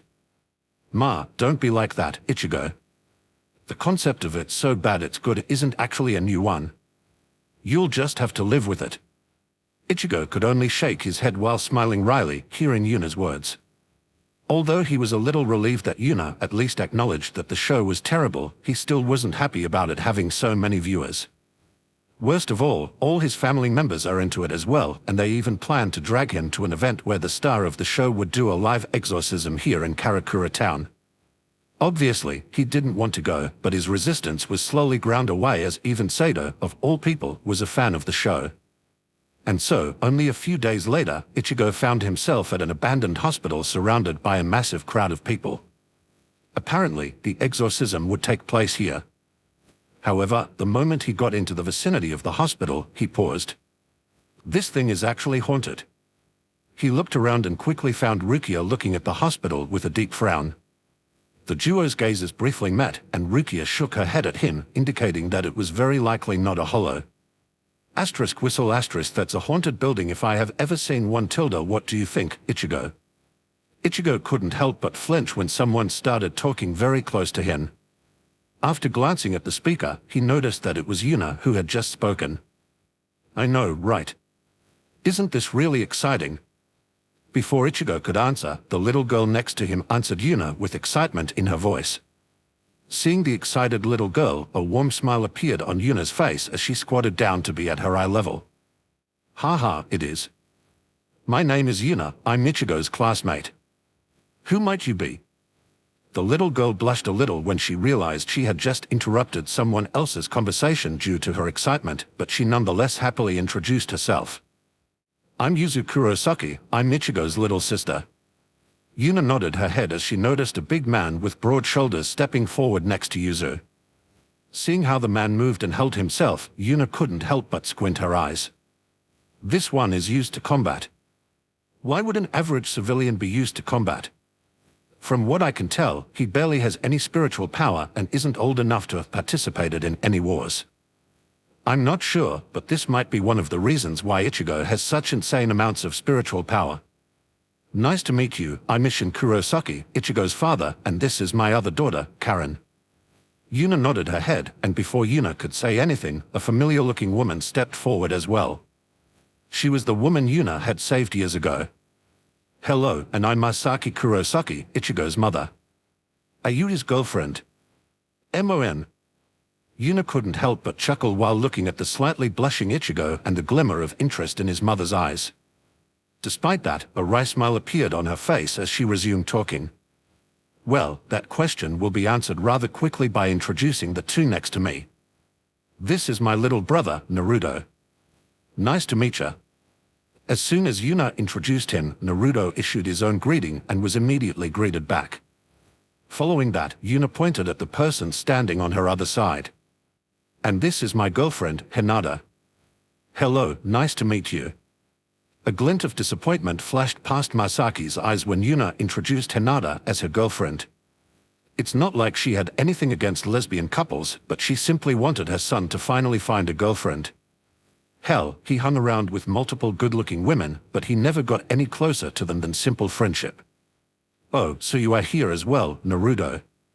Yo, good to see ya, Tatsuki. While Masaki was lamenting her fate of not having a daughter-in-law to spoil, another familiar-looking face approached them. When Masaki saw how happily Tatsuki, one of the women Ichigo would frequently interact with, greeted Naruto, she was plunged even further into despair. What are you doing, Ichigo? Not only are you not making a move on all these potential girlfriends by your side, but you are also allowing other people to snatch them away. Meanwhile, Tatsuki couldn't help but frown as eerie screams filled the air around the hospital. She cautiously looked around and quickly noticed a man that appeared to be chained to the hospital with a chain that looked like it was coming out of his chest. What the hell is that? How come no one is noticing that guy? Although she only whispered these words to herself, Naruto still easily heard her and whispered back. That is a soul that attached itself to this hospital for various reasons. He probably died here and had some regrets, so he could never move on to the afterlife.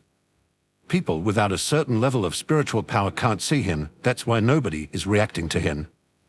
Tatsuki's eyes widened when she heard Naruto's explanation.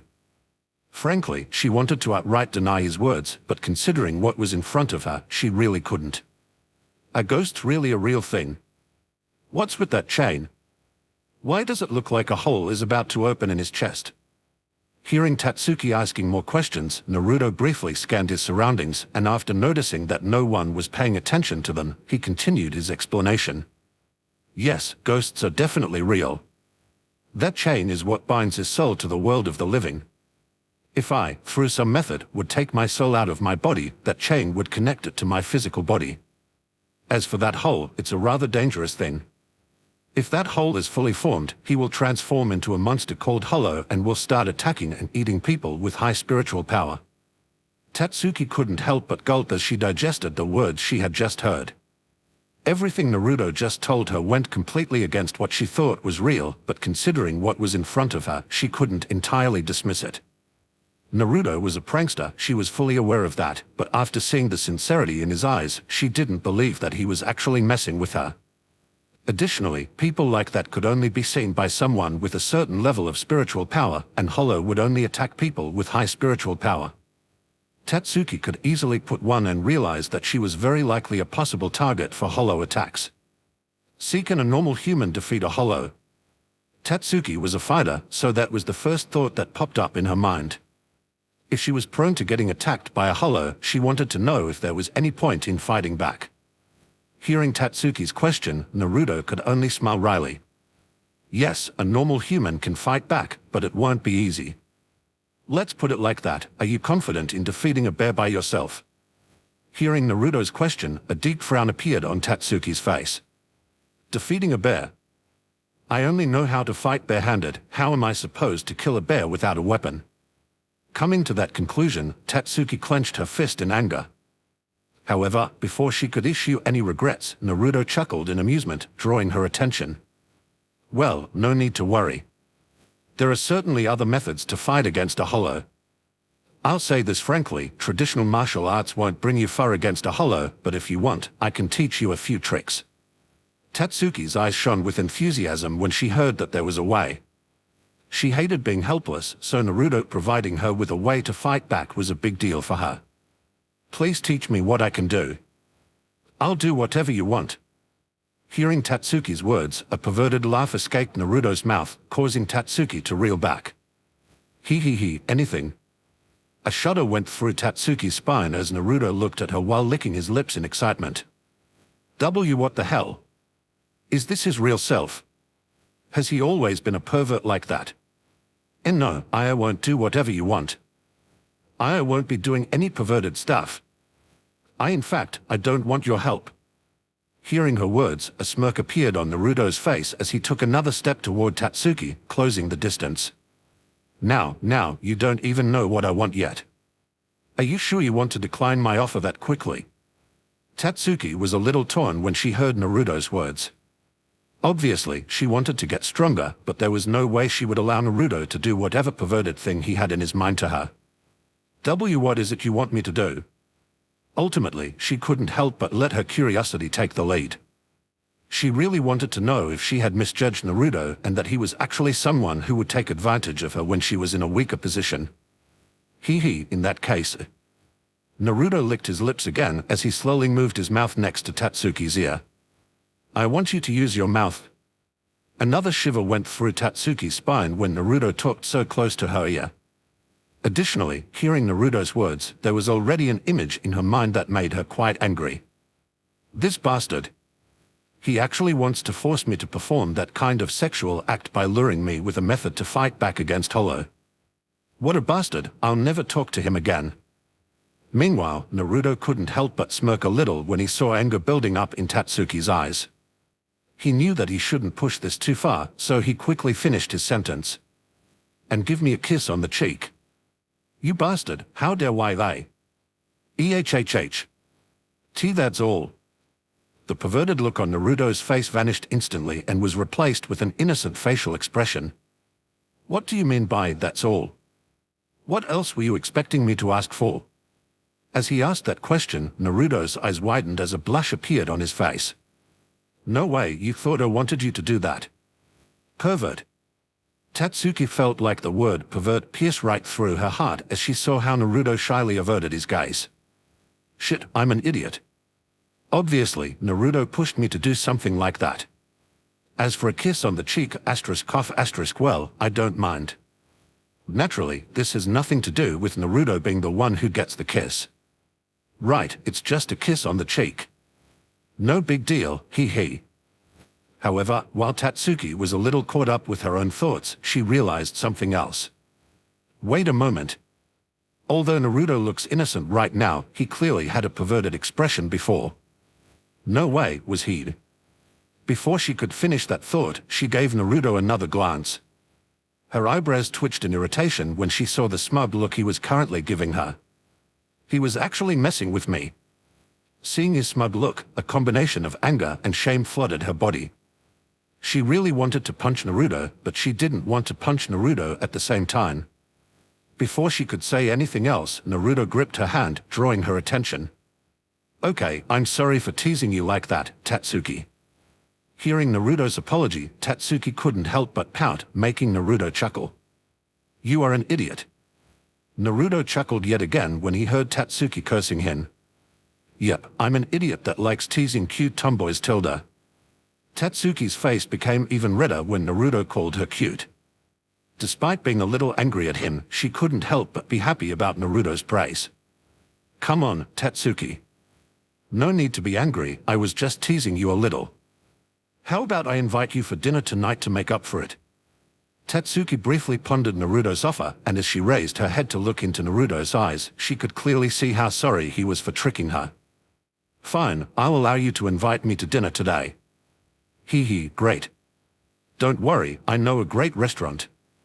Tatsuki nodded in satisfaction when she heard Naruto's words and refocused back on the show that was about to start. As for Naruto still ***ing her ***&D, she decided to ignore that for now. Date, get tilde. That was quite manipulative. Meh, all is fair in love and war. Besides, it's not like she doesn't like me. Since we both like each other, why not speed things up a little? Sure, whatever floats your boat. On a side note, you still remember that you promised not to take in more than 2 women, right? ***, what are you saying, Kurama? Obviously, I still remember that. Sure, let's pretend I believe you. A bit more time passed as more and more of Yuna's classmates met, forming a somewhat large group. Moments later, it was finally time for the show to begin as a gaudily dressed man appeared in front of a massive crowd of people, causing everyone to go wild as he started spouting multiple catchphrases. Seeing the man act like a clown, Yuna couldn't help but stroke her chin as she watched everyone go wild. Kurama, I need your help here. This is pretty shameful, right? I'm honestly surprised you managed to figure that out, but yes, it is. Good, thanks for the help. Wait a moment, you wanted help to find out whether this is shameful or not. Yep, you know that I'm not good with stuff like that, so isn't it obvious to ask for help? That... I guess. While the two were chatting, the star of the show finished his initial spiel and surprisingly focused on the soul that was currently cursing him like crazy. Okay, color me impressed. That guy can actually see spirits. I was not expecting that. After a little bit more showmanship, the man twirled around the ornate cane he was holding and slammed it into the half-opened hole in the soul's chest, causing Yuna's expression to stiffen. You can't be serious. Does he want a hollow to go on a rampage? Seemingly wanting to prove Yuna's thoughts right, the man continued slamming his staff into the half-opened hollow hole, significantly increasing its size. Shit, we need to act. Ichigo, Shinigami form. Hinata, Naruto, cover me. As Yuna said that, Hinata and Naruto immediately put on masks, while Yuna did the same, dumbfounding Tatsuki, who was the only one paying attention to them. After hearing Yuna's order, Ichigo was initially dumbfounded, but he quickly realized what he had to do as he grabbed the stuffed toy Yuna had previously met and pulled a pill out of its mouth, which he promptly swallowed, resulting in a second Ichigo wearing a black Shinigami robe appearing.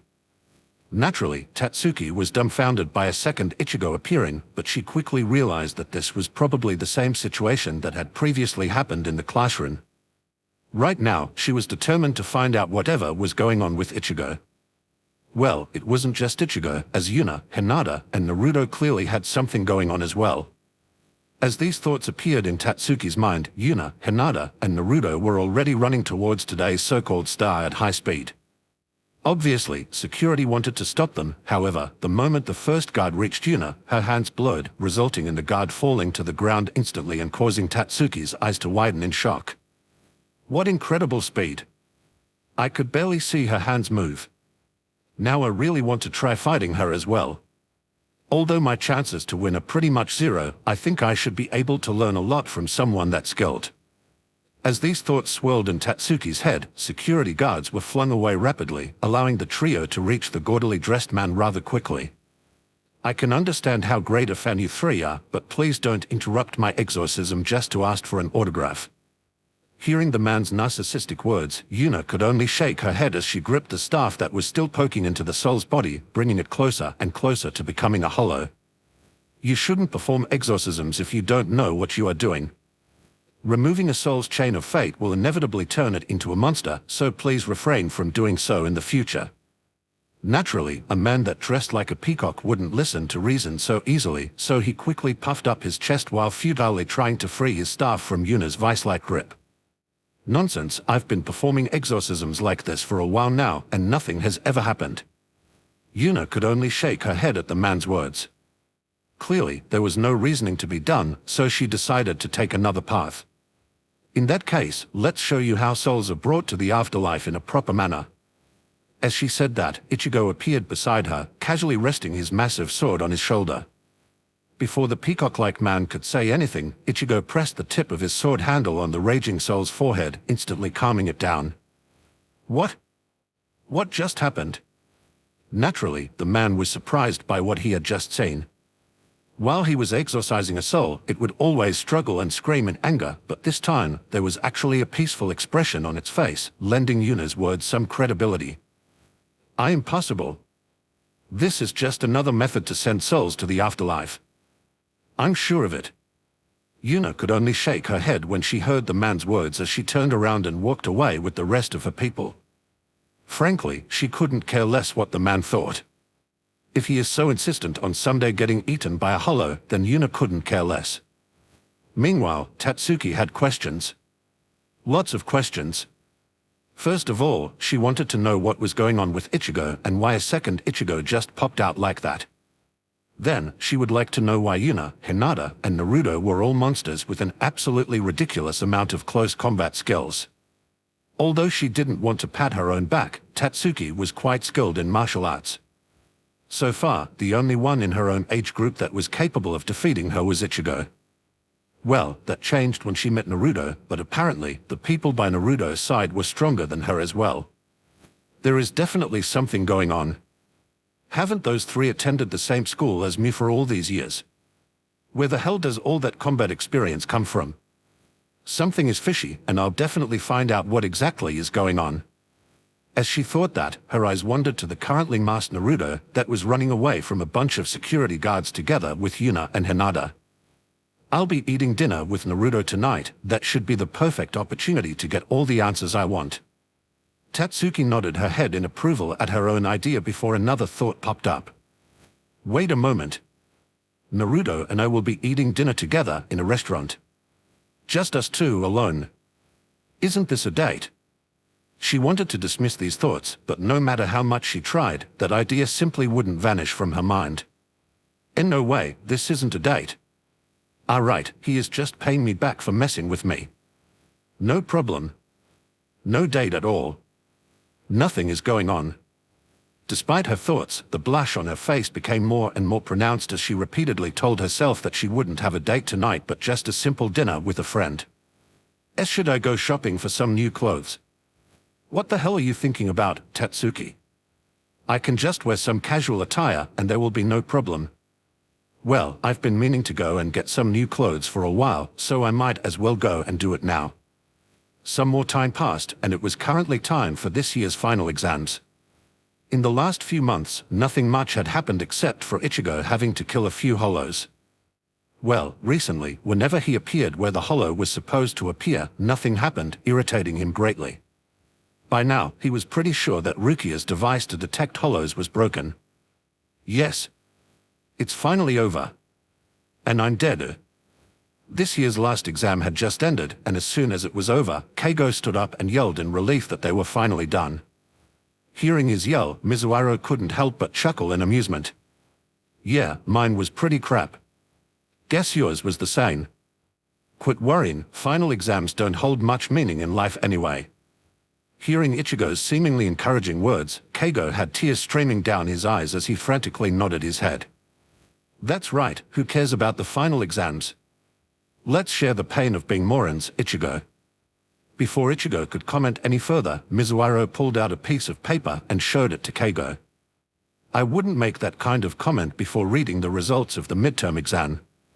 Keigo wanted to comment that there was no way Ichigo was on there, as it only showed the top 50, but before he could say anything else, his eyes zeroed in on the name listed at the 21st place. 21st place? To think you would betray the idiot club. While we were out there, playing to our heart's content, you were sitting at home like a nerd. Ichigo, do you want me to gift you a pair of nerdy glasses? Not interested. While smacking Keigo for getting too close, Ichigo's eyes landed on the list Mizuhiro was still holding, causing him to sigh deeply. Rather than me, isn't there another group you should pay attention to? Keigo recovered instantly as his gaze returned to the results of the midterm exams. His eyes widened like saucers when he realized what Ichigo was talking about. He mechanically turned his head before his eyes landed on the Yuna, Hinata, and Naruto trio that was happily chatting away like they didn't just go through a stressful testing phase. Without a second of hesitation, he pointed his finger at them, drawing the group's attention. How are all of you tied for first place with full points? Well, I can still understand Hinata doing so since she appears to be a refined beauty, but how the hell did you twins manage that? No, even more important, how did you manage to get a full score, Yuna? Aren't you a pervert? A dangerous glint passed through the twins' eyes as they smirked at Keigo, causing him to take a step back. Who tilda so you are calling Naruto and me stupid, huh? Hey, Keigo, how about we step outside for a minute? Yeah, Keigo, let's have a nice little walk, followed by a civil conversation. I'm getting bullied. Seeing Keigo's exaggerated reaction to her and Naruto's words, Yuna chuckled in amusement, instantly reducing some of the pressure Keigo initially felt. Well, I might be a pervert, but I'm a smart pervert tilde. Keigo relaxed a little when the pressure on him was reduced, but his face deadpanned as soon he heard Yuna's answer. What the hell is a smart pervert? Please listen properly, Keigo. I am. Keigo was just about to deliver another retort when the door burst open, revealing an agitated Rukia. Before anyone could ask what was going on, she approached Ichigo, gripped his arms, and started pulling him out of the room. Hey, Rukia, what's going on? Just follow me, there is something important to discuss. The other people in the room could only raise their eyebrows at how aggressively Rukia was dragging Ichigo away, and just when the duo was about to leave the room, Yuna decided to throw in a little comment. Don't forget to use a condom. After Rukia heard Yuna's comment, she tripped over her own feet, resulting in her smashing face-first into the door. What the hell are you talking about? Seeing Rukia's flustered look, Yuna couldn't help but chuckle in amusement as she leaned back on her chair and shrugged her shoulders. Ma, no need to act coy. All of us are stressed due to the exams, so it's only natural to let off some steam together. Before Rukia could say anything else, a perverted expression appeared on Yuna's face as she glanced at Hinata. I'll do the same after a. ****. Before she could finish speaking, Hinata hit the back of Yuna's head with a wry smile and a slight blush on her face. Meanwhile, Naruto gave Tatsuki a brief glance, causing her face to flush. By now, they were pretty much in a relationship but had done nothing more than a few small kisses on the cheeks or forehead. Frankly, Tatsuki still had some doubts regarding this relationship due to how Naruto reacted when Yuna mentioned making a harem. Before she hadn't talked about that with Naruto, she was unwilling to actually commit. On the other hand, while Rukia was slightly dazed due to Yuna and Hinata's interaction, she quickly realized that there was still a holo to kill, so she promptly dragged Ichigo away while leaving a few more words behind. Anyway, it isn't like that between Ichigo and me, so stop spreading those weird rumors already. Seeing the duo leave, Yuna could only shake her head with a wry smile on her face. Spreading rumors? Aren't the actions of you two the main source of these rumors? Hearing Yuna's words, the people in the classroom simply nodded their heads in agreement. No matter how they looked at the situation, it was very suspicious. Another week passed and Ichigo pretty much spent the whole week glaring at Ishida, who Yuna had previously identified as another Quincy. Guess he found out about his identity, huh? I wonder why Ichigo is glaring at him like that. Guess something must have happened. Considering he always left the classroom shortly after Ichigo is probably salty about Kel Steele's.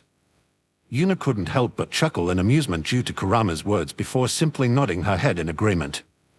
Anyway, I feel like things will escalate today, so I think I'll take a look at what these two are up to. So you'll stalk them? Yes, I'll stalk them.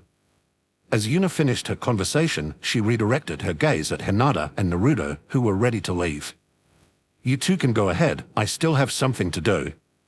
Hearing Yuna's words, the duo gave each other a knowing glance before they simply shrugged their shoulders. Sure, go ahead, Yuna. Yep, have fun, Nei-san. Hey, Tatsuki, want me to accompany you home? As soon as these words left Naruto's mouth, Tatsuki's face flushed red as she started glaring at Naruto, causing him to grin widely. Simultaneously, everyone's gaze zeroed in on Tatsuki, causing her to blush even harder. I idiot. I still have club activities. As she hastily spat out an excuse to leave, Naruto's grin widened even further as he resumed speaking. All right, I'll wait till they are over. Tatsuki almost tripped when she heard Naruto's words before turning around and giving him another glare and then quickly running out of the room. You sure like teasing her, don't you, Naruto? Naruto chuckled silently as he answered Hinata's question with a big nod. Yep, teasing a tomboy is a lot of fun. Yuna nodded in approval to Naruto's words and quickly said her farewell. She didn't want to lose Ichigo and Ishida, after all. Seeing Yuna hastily leave, Naruto could only shake his head with a wry expression on his face. Moments later, he briefly glanced at Hinata before he continued speaking. Well, since both of our dates are off to do something else, want to eat somewhere together, Hinata? My treat. Hinata pretty much nodded her head instantly as she knew it would just be a meal between friends. Or rather than friends, it was probably more fitting to call the duo siblings in all but blood. Sure, let's go. However, I won't be accepting any rain. Hearing Hinata's demand, Naruto's smile briefly stiffened before going back to being more neutral. Ha ha ha, of course, of course. Obviously, I didn't plan to invite you to ramen. Doubt filled Hinata's eyes for a short moment before she simply shrugged her shoulders and left the classroom side by side with Naruto.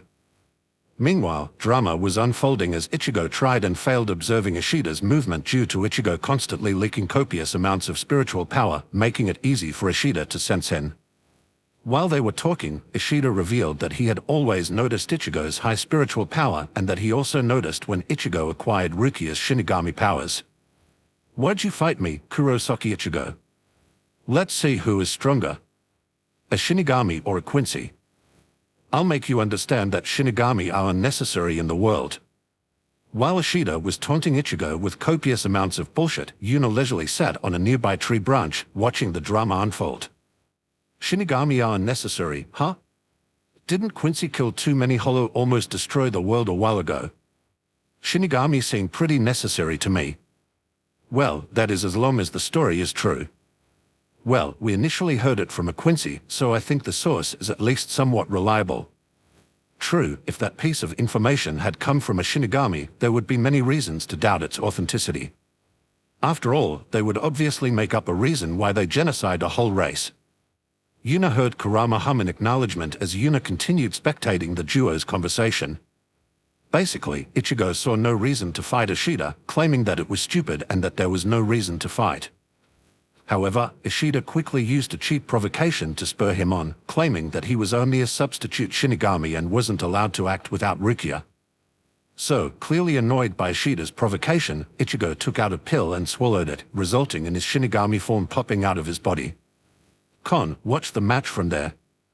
Watch me as I pound this guy into the floor. While Ichigo was talking smack, Yuna observed with some interest how the artificial soul she had previously met pushed Ichigo's soul out of his body. What an interesting device. It seems like Soul Society has quite a few interesting trinkets. I should definitely pay them a visit when I find a good opportunity. Every single person in Soul Society just had a shiver go down their spine.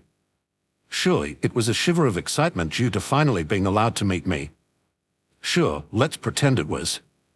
Let's play a little game, Kurosaki Ichigo. As these words left Ishida's mouth, he smugly adjusted his glasses with one hand while taking something that looked like a big medicine pill. Game. I have no interest in playing any games with you. Too bad, I fear you will have no other choice than to participate. As he said that, he crushed the pill he was holding, causing Yuna and Ichigo to frown. Somehow, both of them had a bad feeling about whatever Ishida just did. What the hell did you do? Simple. I used bait. Yuna couldn't help but squint her eyes when she heard the word bait. If Ishida did what she assumed he did, someone is getting into trouble. And, as if to confirm her guess, a black portal opened nearby and a hollow came out of it. Fortunately, an arrow pierced its head before it could take its second step, killing it instantly. Hollow bait, to be precise. For the next half an hour, many hollow will appear in the vicinity. Let's compete on who can kill more. I'm already one ahead. Ichigo's eyes widened in shock when Ishida finished his explanation. He was just about to yell at him for using something so dangerous inside the town, but before he could do so, a chill passed through his spine as he felt like it had suddenly gotten colder. Suddenly, a person appeared in front of Ishida, and before he could react, a hand gripped him by the throat, causing him to choke. If a single innocent person dies due to your hubris, I will kill you. Ishida trembled in fear as an ice-cold voice filled with promises of death entered his ears while his gaze was transfixed on a pair of emotionless purple eyes. Seemingly satisfied with Ishida's reaction, the figure let go of his throat, resulting in him falling to the ground while heavily coughing. Although Ishida was absolutely terrified due to someone being able to ambush him that easily, he still wanted to see the identity of his attacker. However, his eyes almost popped out after seeing the back of a head filled with red and blue hair leisurely walking away from him. Yuna. How is that possible? Wasn't she a normal human? As Yuna was walking, she removed the bundle of clothes she had strapped to her back and removed the clothes, revealing a wooden sword.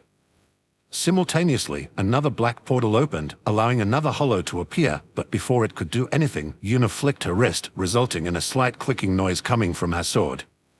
Moments later, the sword sheath that was made to look like a wooden sword slid off, revealing a gleaming, thin metal sword.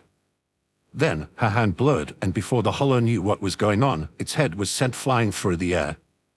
Ikeda could only look dumbfounded as he witnessed Yuna killing a hollow with what appeared to be a normal sword. What the hell? How can she kill a hollow so easily? What is she? Despite all the questions swirling around his head, he quickly realized that he had already activated the bait, so he had to get to work. It doesn't matter. I didn't plan for anyone to get hurt from the start anyway. I will kill every single hollow that appears. As Ishida said that, he pulled back his bowstring before letting it go, one-shotting another hollow. Besides, would she really kill a fellow human? A shiver went through Ishida's spine before he pulled back his bowstring again, allowing another arrow to form. An image of Yuna's cold, emotionless eyes appeared in the back of Ishida's mind, making him realize that his life was actually at risk. Meanwhile, Ichigo realized that hollow tend to attack people with more spiritual power, causing an image of his little sister, Karen, to pop up in his mind. Shit. I need to find her as soon as possible. If anything happens to her, I will never forgive Ishida. Meanwhile, Tatsuki was done with her after-school activities and was leaving the school ground with a smile on her face and a skip in her step. Although she previously glared at Naruto for offering her to accompany her home, she couldn't help but be slightly happy as well. While she was walking, she suddenly heard a feminine yell coming from the school grounds, making her frown.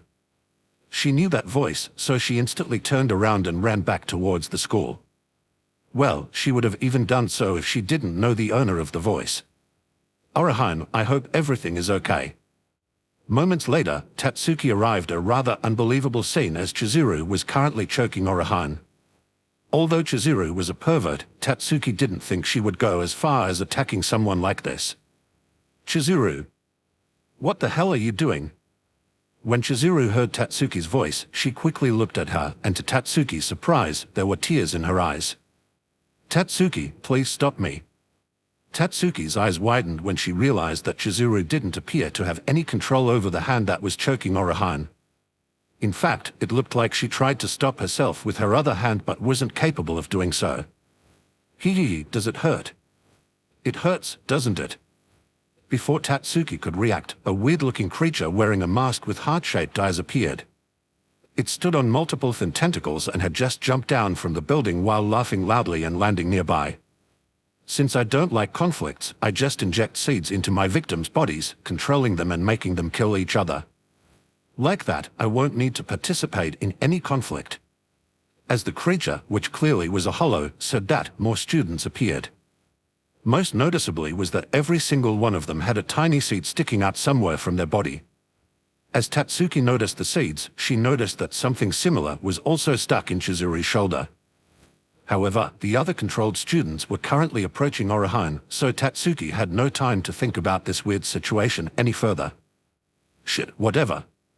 For now, I'll beat down all the students that are being controlled and deal with that tentacle freak. As she came to that conclusion, she sprinted toward the controlled students at high speed, easily knocking all of them down with a single hit. Not only was Tatsuki skilled in martial arts, but all the students moved very sluggishly due to being controlled, so she had no trouble knocking them all out. Is that all you got, you shitty freak? After knocking everyone out, Tatsuki set her gaze on the hollow in a provoking manner. Oh my, aren't you an energetic girl? However, you are not the only one that's energetic. As soon as the hollow stopped speaking, every single person Tatsuki previously knocked out stood back up again and attacked her instantly. However, as if she was predicting the sneak attack, she easily weaved through the attacks, knocking everyone down yet again. While doing so, Naruto's image briefly flashed past the back of her mind. In a real fight, never let your guard down, Tatsuki. There are no rules that will force your opponent to stop. Only when your enemy is no longer capable of moving or dead is a real fight over. A fond smile appeared on Tatsuki's face as she recalled Naruto's words. Despite feeling slightly uncomfortable due to Naruto mentioning death, she took his advice to heart. Additionally, she really wondered what kind of life Naruto had lived so far for him to mention death so casually. It doesn't matter, for now. The most important thing is defeating that freak in front of me. My stamina isn't exactly endless, so I can't continue beating these people down. Additionally, the more I beat them up, the worse their situation would be after I beat them up. I would just rush through and fight that monster, but that would endanger Orihime. As those thoughts passed her mind, she dodged a barrage of projectiles the creature was firing while using her foot to kick one of them out of the air. If she hadn't done so, it would have hit Orihime.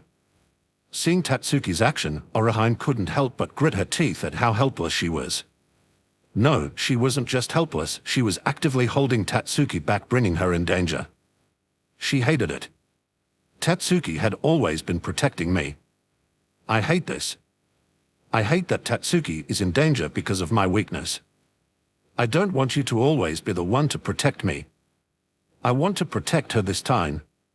As that thought appeared and powerful determination filled her body, energy burst forth from the hair ornament her deceased brother gifted her years ago. Tatsuki was surprised by the shockwave suddenly erupting from Orihime's body, and after giving her a brief glance, she noticed 6 small figures floating around her. Tatsuki briefly met Orihime's eyes and couldn't help but be a little surprised at how much determination they radiated. Something changed about Orihime's mental state. And as if to confirm Tatsuki's guess, Orihime met her eyes and smiled at her. This time, I'll be the one protecting you, Tatsuki. Hearing her words, Tatsuki's eyes widened for a short moment before a smirk appeared on her face. Very well, then show me what you can do, Orihime. Pa. Where did that confidence come from, brat? The hollow was enraged due to the duo disregarding it, so it shot another barrage at the duo. Tatsuki was about to dodge and redirect them yet again when she noticed 3 of the 6 figures flying around Oraheim approaching her. Meanwhile, Oraheim, who had heard someone talking to her for a few seconds now, finally realized that these voices stemmed from 6 fairy-like creatures that seemed to have formed from the hairpin she usually wore. After a brief conversation with the 6 little creatures, she quickly realized what she had to do. Hinajuku, Bagon, Lily, Santen Keshan, a repel V. While chanting that awkward chant, containing the names of 3 of the little creatures and the name of the technique, the 3 little guys who were just called formed a triangle in front of Tatsuki, easily blocking all of the projectiles. What? What was that? Naturally, the hollow was shocked by its attack getting entirely blocked, while Tatsuki only looked at the shield in front of her in interest. Seems like I'm not the only one getting stronger. Something is definitely going on. Before Tatsuki could ponder the situation any further, Oraheim made her next move as the shield in front of Tatsuki dissolved and another one of the 6 small creatures started glowing. Tsubaki, Kotenzanshuin, I repel thee. This time, only a single one of the fairies flew forward, and instead of stopping at any point, it flew straight at the hollow, which couldn't react in time before it was sliced in 2 halves by the tiny creature, killing it instantly. Asterisk whistle, that's some cutting power. Tatsuki couldn't help but be surprised by how easily Oraheim cut through the hollow's body. Currently, she only had her bare fists, so Tatsuki was genuinely not sure how she was supposed to defeat this weird creature. However, this incident wasn't over yet, since as soon as the hollow died, all the students that were controlled by it collapsed, while the bloody wound where they were infected was still clearly visible. Luckily, Oraheim also had an answer for that as she started chanting again. Shonu, Aizen, Suten Kishun, a repel V. This time, the last 2 fairies started glowing as they flew to one of the wounded students and encased them inside an energy barrier. Seconds later, their wounds started healing at a visible pace, shocking Tatsuki. What incredible healing speed! Just how versatile is Oraheim's power? As soon as she finished healing the first student, Oraheim immediately started with the next and continued doing so until all of them were healed. After she finished healing everybody, a deep sigh escaped Oraheim's mouth as she could feel herself on the brink of collapse. Obviously, healing so many people in a row was not something that could be done without getting utterly exhausted. She was just about to talk with Tatsuki when a nerve-wreaking roar echoed over the school ground, causing the duo to pale. Asterisk boom asterisk. A loud explosion occurred as something heavy landed a few meters away from Tatsuki and Oraheim. As soon as the dust settled, a grim expression appeared on the duo's faces as yet another hollow had appeared. It looked like a supersized white horse with a single black stripe along its spine and a horse mask on its face. Look what I found, 2 delicious-smelling humans, Tilda. Hearing the creature's grating voice, Tatsuki frowned deeply as she glanced at Oraheim. Nope, she is definitely out of commission. She can barely stand very well, then I'll give it a try. We killed the first one, so we'll be able to kill the second one as well. Come. As she finished speaking, Tatsuki motioned the hollow towards her with a provoking gesture.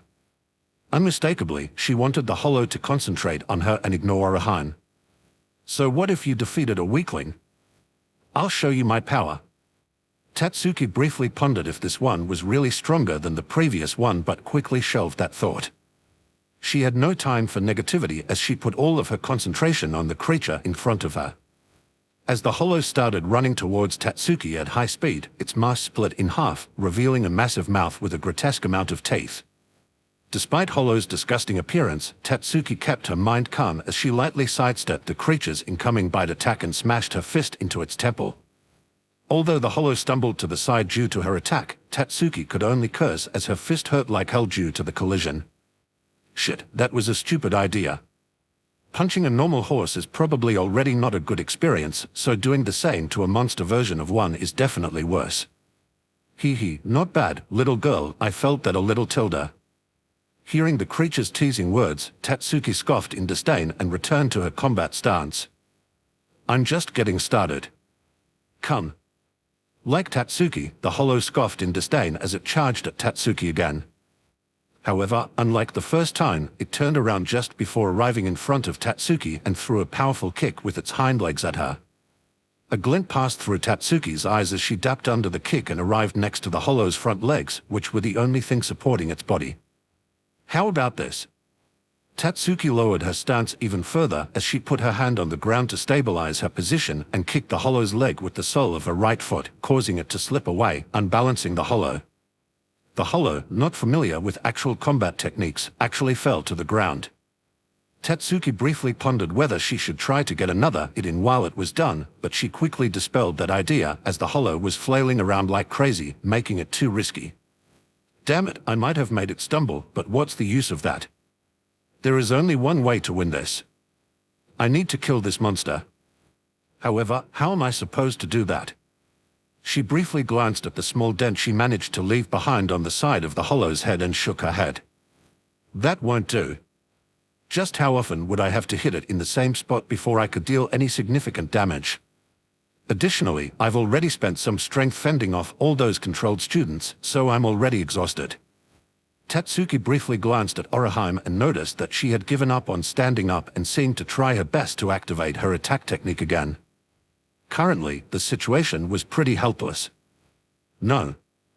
I won't give up so easily. I'll put everything into one last punch. I will finish this. As she came to that conclusion, she started burning with determination as her facial expression grew fierce. Unlike Orihime, Tatsuki had been a fighter all her life. Although she only started recently participating in unofficial fights, that didn't mean she wasn't a fighter at heart. She had overcome stronger opponents before, and she will do it again. Seeing the fierceness in Tatsuki's eyes, it faltered for a split second, and as soon as it realized what had just happened, it became angry. You damn human! What's with these eyes? How do you look at me like you are the one hunting me? However, Tatsuki didn't answer its question. In fact, she didn't even hear it as she was too deeply sunk into her own concentration. What is that? I feel weird energy inside me. Realizing that Tatsuki was ignoring it, the hollow became even angrier as it charged toward her yet again. Tatsuki barely even noticed the hollow move as her body automatically sidestepped its simplistic charge. Yet again, Tatsuki had a free shot at the side of the hollow's head, which she would naturally take full advantage of. She didn't know what that unknown energy inside her was, but her instincts were telling her that it would make her attack stronger, so she did all she could do to move it. To her surprise, some of the energy obediently moved inside her, and as soon as her fist collided with the hollow's head, a loud sizzling sound was heard, followed by a cry of pain. Clearly, this attack dealt some damage. To Tatsuki's surprise, she felt no pain in her fist, despite attacking much harder than before. Unfortunately, this small moment of surprise allowed the still-living hollow to mount a counterattack as it kicked one of its front legs toward Tatsuki. She cursed herself for losing focus for a moment and withdrew the hand she previously used to attack it to block the hollow's counterattack. She was pretty sure that her arm would break in the process of blocking the attack, but that was a sacrifice she was willing to make to defeat this monster. While blocking the incoming attack with one hand, her other hand moved as well, pushing towards the previously damaged point yet again. After her first attack, Tatsuki noticed that the unknown energy within her wasn't wholly spent yet, so she would use this chance to finish this. The hollow's counterattack collided with her arm, causing her to grunt in pain.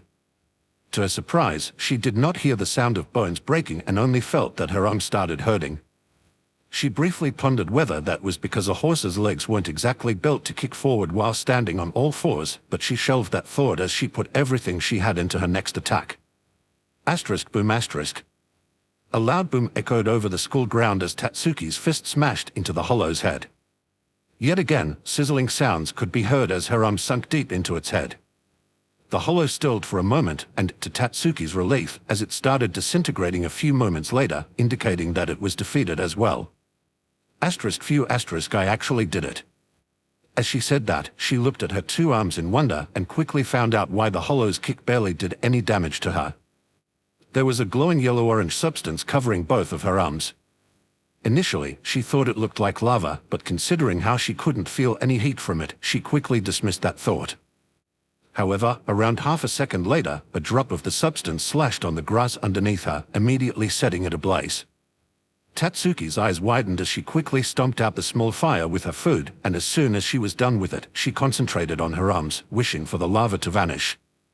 Surprisingly, it happened without a second delay, making Tatsuki sigh in relief. She would rather not run around with lava permanently attached to her body. Tatsuki shook her head to get rid of her idle thoughts, and despite being pretty much entirely out of steam, she shakily approached Orihime with a slight smile on her face. However, she quickly noticed that there was deep dissatisfaction on Orihime's face. "Is something wrong, Orihime? You look unhappy."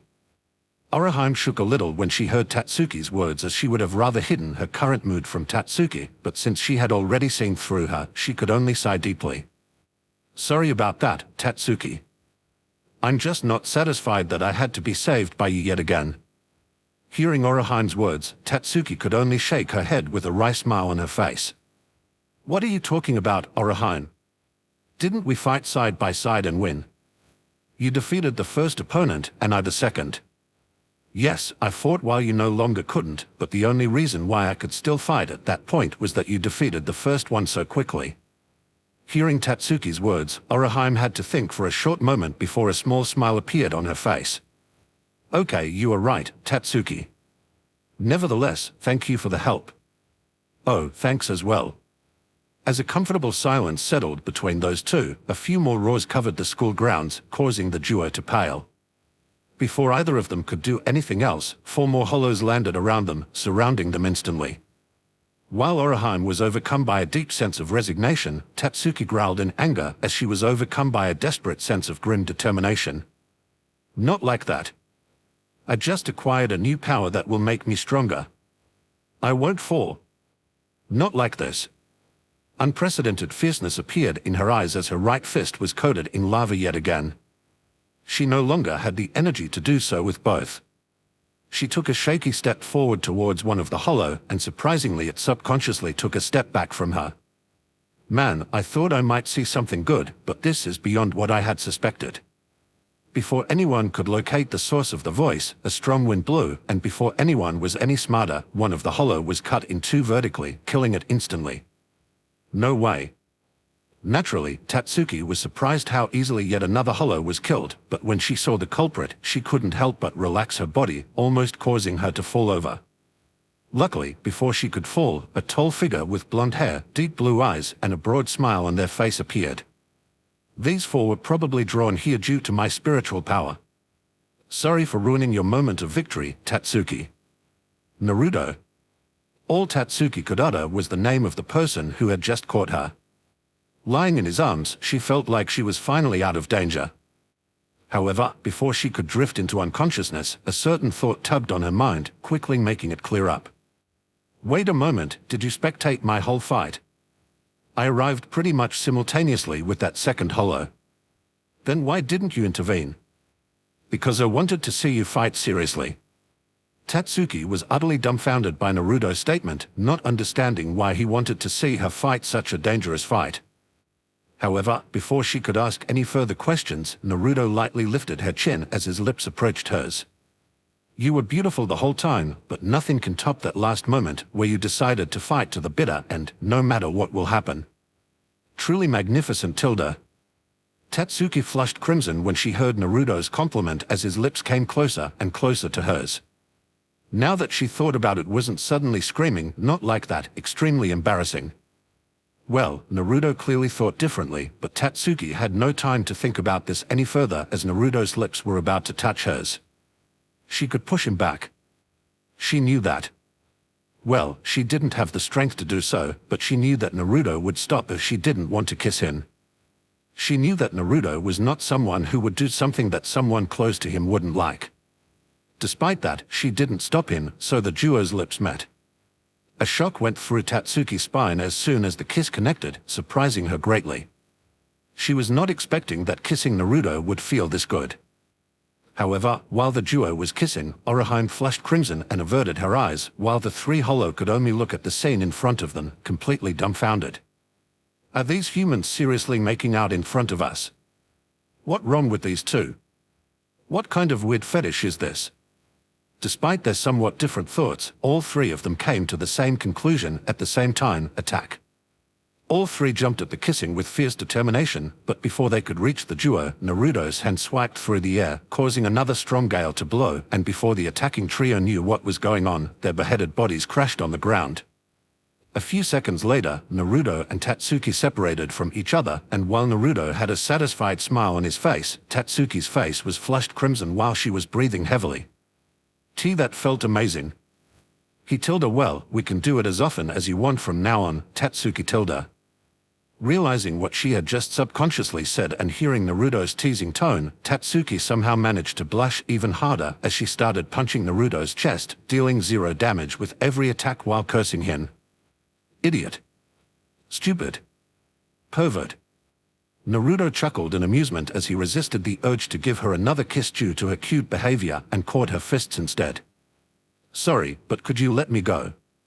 For now, we have another visitor. Hearing Naruto's words, Tatsuki immediately froze up, while Orihime grew tense as well. On the other hand, Naruto let go of Tatsuki's hands and directed his attention in a specific direction while simultaneously placing himself in front of Tatsuki. Well then, would you mind coming out of your hiding place? Concealing yourself like that doesn't really paint a good picture of you while determining whether you are an ally or an enemy. Moments later, a gaudily dressed man stepped out of the nearby bushes with a lax smile on his face. He had grey eyes and messy blonde hair. He wore a striped dark green and white bucket hat and was dressed in a black hari paired with a dark green shahakush, the clothing Shinigami usually wore. As he was approaching Naruto, he took out a fan to hide his mouth as he started speaking in a laid-back manner. Ma, no need to be so on guard. I'm no one shady, just a simple merchant. Not sure how you can claim not to be shady and a merchant at the same time, but sure, let's go with that. I can at least tell that you mean us no harm. Hearing Naruto's words, the unknown person was slightly taken aback.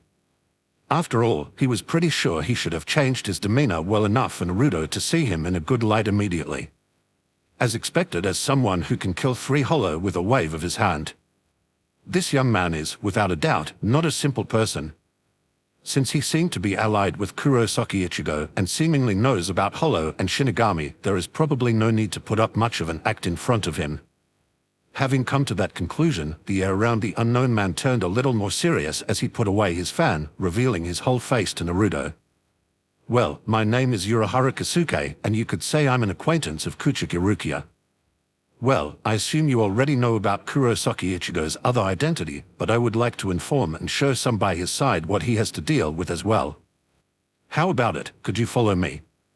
Naruto hummed for a short moment before nodding in agreement. Well, you are obviously plotting something, but sure, let's go ahead. Additionally, don't think I hadn't noticed that fluctuation in your spiritual power when I dealt with those 3 hollow. Probably want to dissect me right here and now, eh? Urahara regretted that he had put away his fan as his face briefly cramped up when Naruto guessed more of his secrets than he would have liked him to know. This brat, no, this young man is very dangerous. His senses and instincts are beyond anything I have ever seen. I should tread very carefully in front of him. I don't want to reveal too much just yet. Well, the statement about dissecting him was a little over the top. I am interested in what kind of power he used, but not that interested. Yet again, Urahara took out his fan and started fanning himself, conveniently covering his face while doing so. Ha ha ha, how could I be plotting something or aiming to dissect people? I'm obviously just a harmless merchant. Anyway, since you agreed, please follow me. While Tatsuki looked at Naruto with some doubt, Orihime could no longer hold on and lost consciousness. On the other hand, Naruto briefly stroked his chin before a mischievous expression appeared on his face. Let's go. I smell something interesting happening. Is it really a good idea to follow that suspicious man? Yeah, don't worry. I'll tell you about it later, but I'm good at discovering someone's intentions towards me and others. Hearing Naruto's words, Tatsuki simply nodded her head while a glimmer of interest sparked through her eyes. Obviously, there were a lot of mysterious things about Naruto, and she couldn't wait for him to reveal more about himself. Naturally, Naruto noticed the interest in her eyes, causing him to smirk. How about you come over this weekend, and I can tell you every thing about me Tilda. As Naruto said that, he wiggled his eyebrows, causing Tatsuki to blush yet again, resulting in another rain of fists descending on his chest, making him laugh out loud. Do you always have to say stuff in such a perverted manner, Naruto? Ha ha ha, of course I do. How else could I possibly see your cute blushing face? Yet again, fists descended on Naruto's chest as Tatsuki let loose another string of curses. Stupid. Idiot. Bully. As the duo was quarreling, Urahara noticed that he wasn't being followed just to see a flushed Tatsuki getting hugged by a broadly smiling Naruto. It's good that you enjoy your youth like that, but could you flirt around later? We are on a tight schedule. This time it was Urahara's turn to receive a seething glare from Tatsuki that would make a lesser man tremble in terror, but he simply shrugged his shoulders, turned around, and walked away. Seeing that, Naruto shrugged his shoulders as well, as he picked up Orihime, who was currently incapable of walking, immediately earning himself another glare from Tatsuki. Well, what else am I supposed to do? Although you can still walk, you certainly can't walk while carrying Sun, and Orihime is completely out. I can't exactly drag her behind me by her leg. Hearing Naruto's reasonable words, Tatsuki could only huff in annoyance as she started walking after Urahara, leaving a wryly smiling Naruto behind. So unreasonable. Oh well, a bit of teasing and everything will work out fine, Tilda. You really adopted most of Yuna's strategies when it comes to women, didn't you? Well, I mean, duh. If you want to learn, who'd better to learn from than the best? I don't even know if and how I'm supposed to retort that. Hee, you aren't because you can't, Tilda. Naruto chuckled to himself as he happily started humming while walking after Tatsuki and Urahara. He was already looking forward to her flushed face after he teased her some more.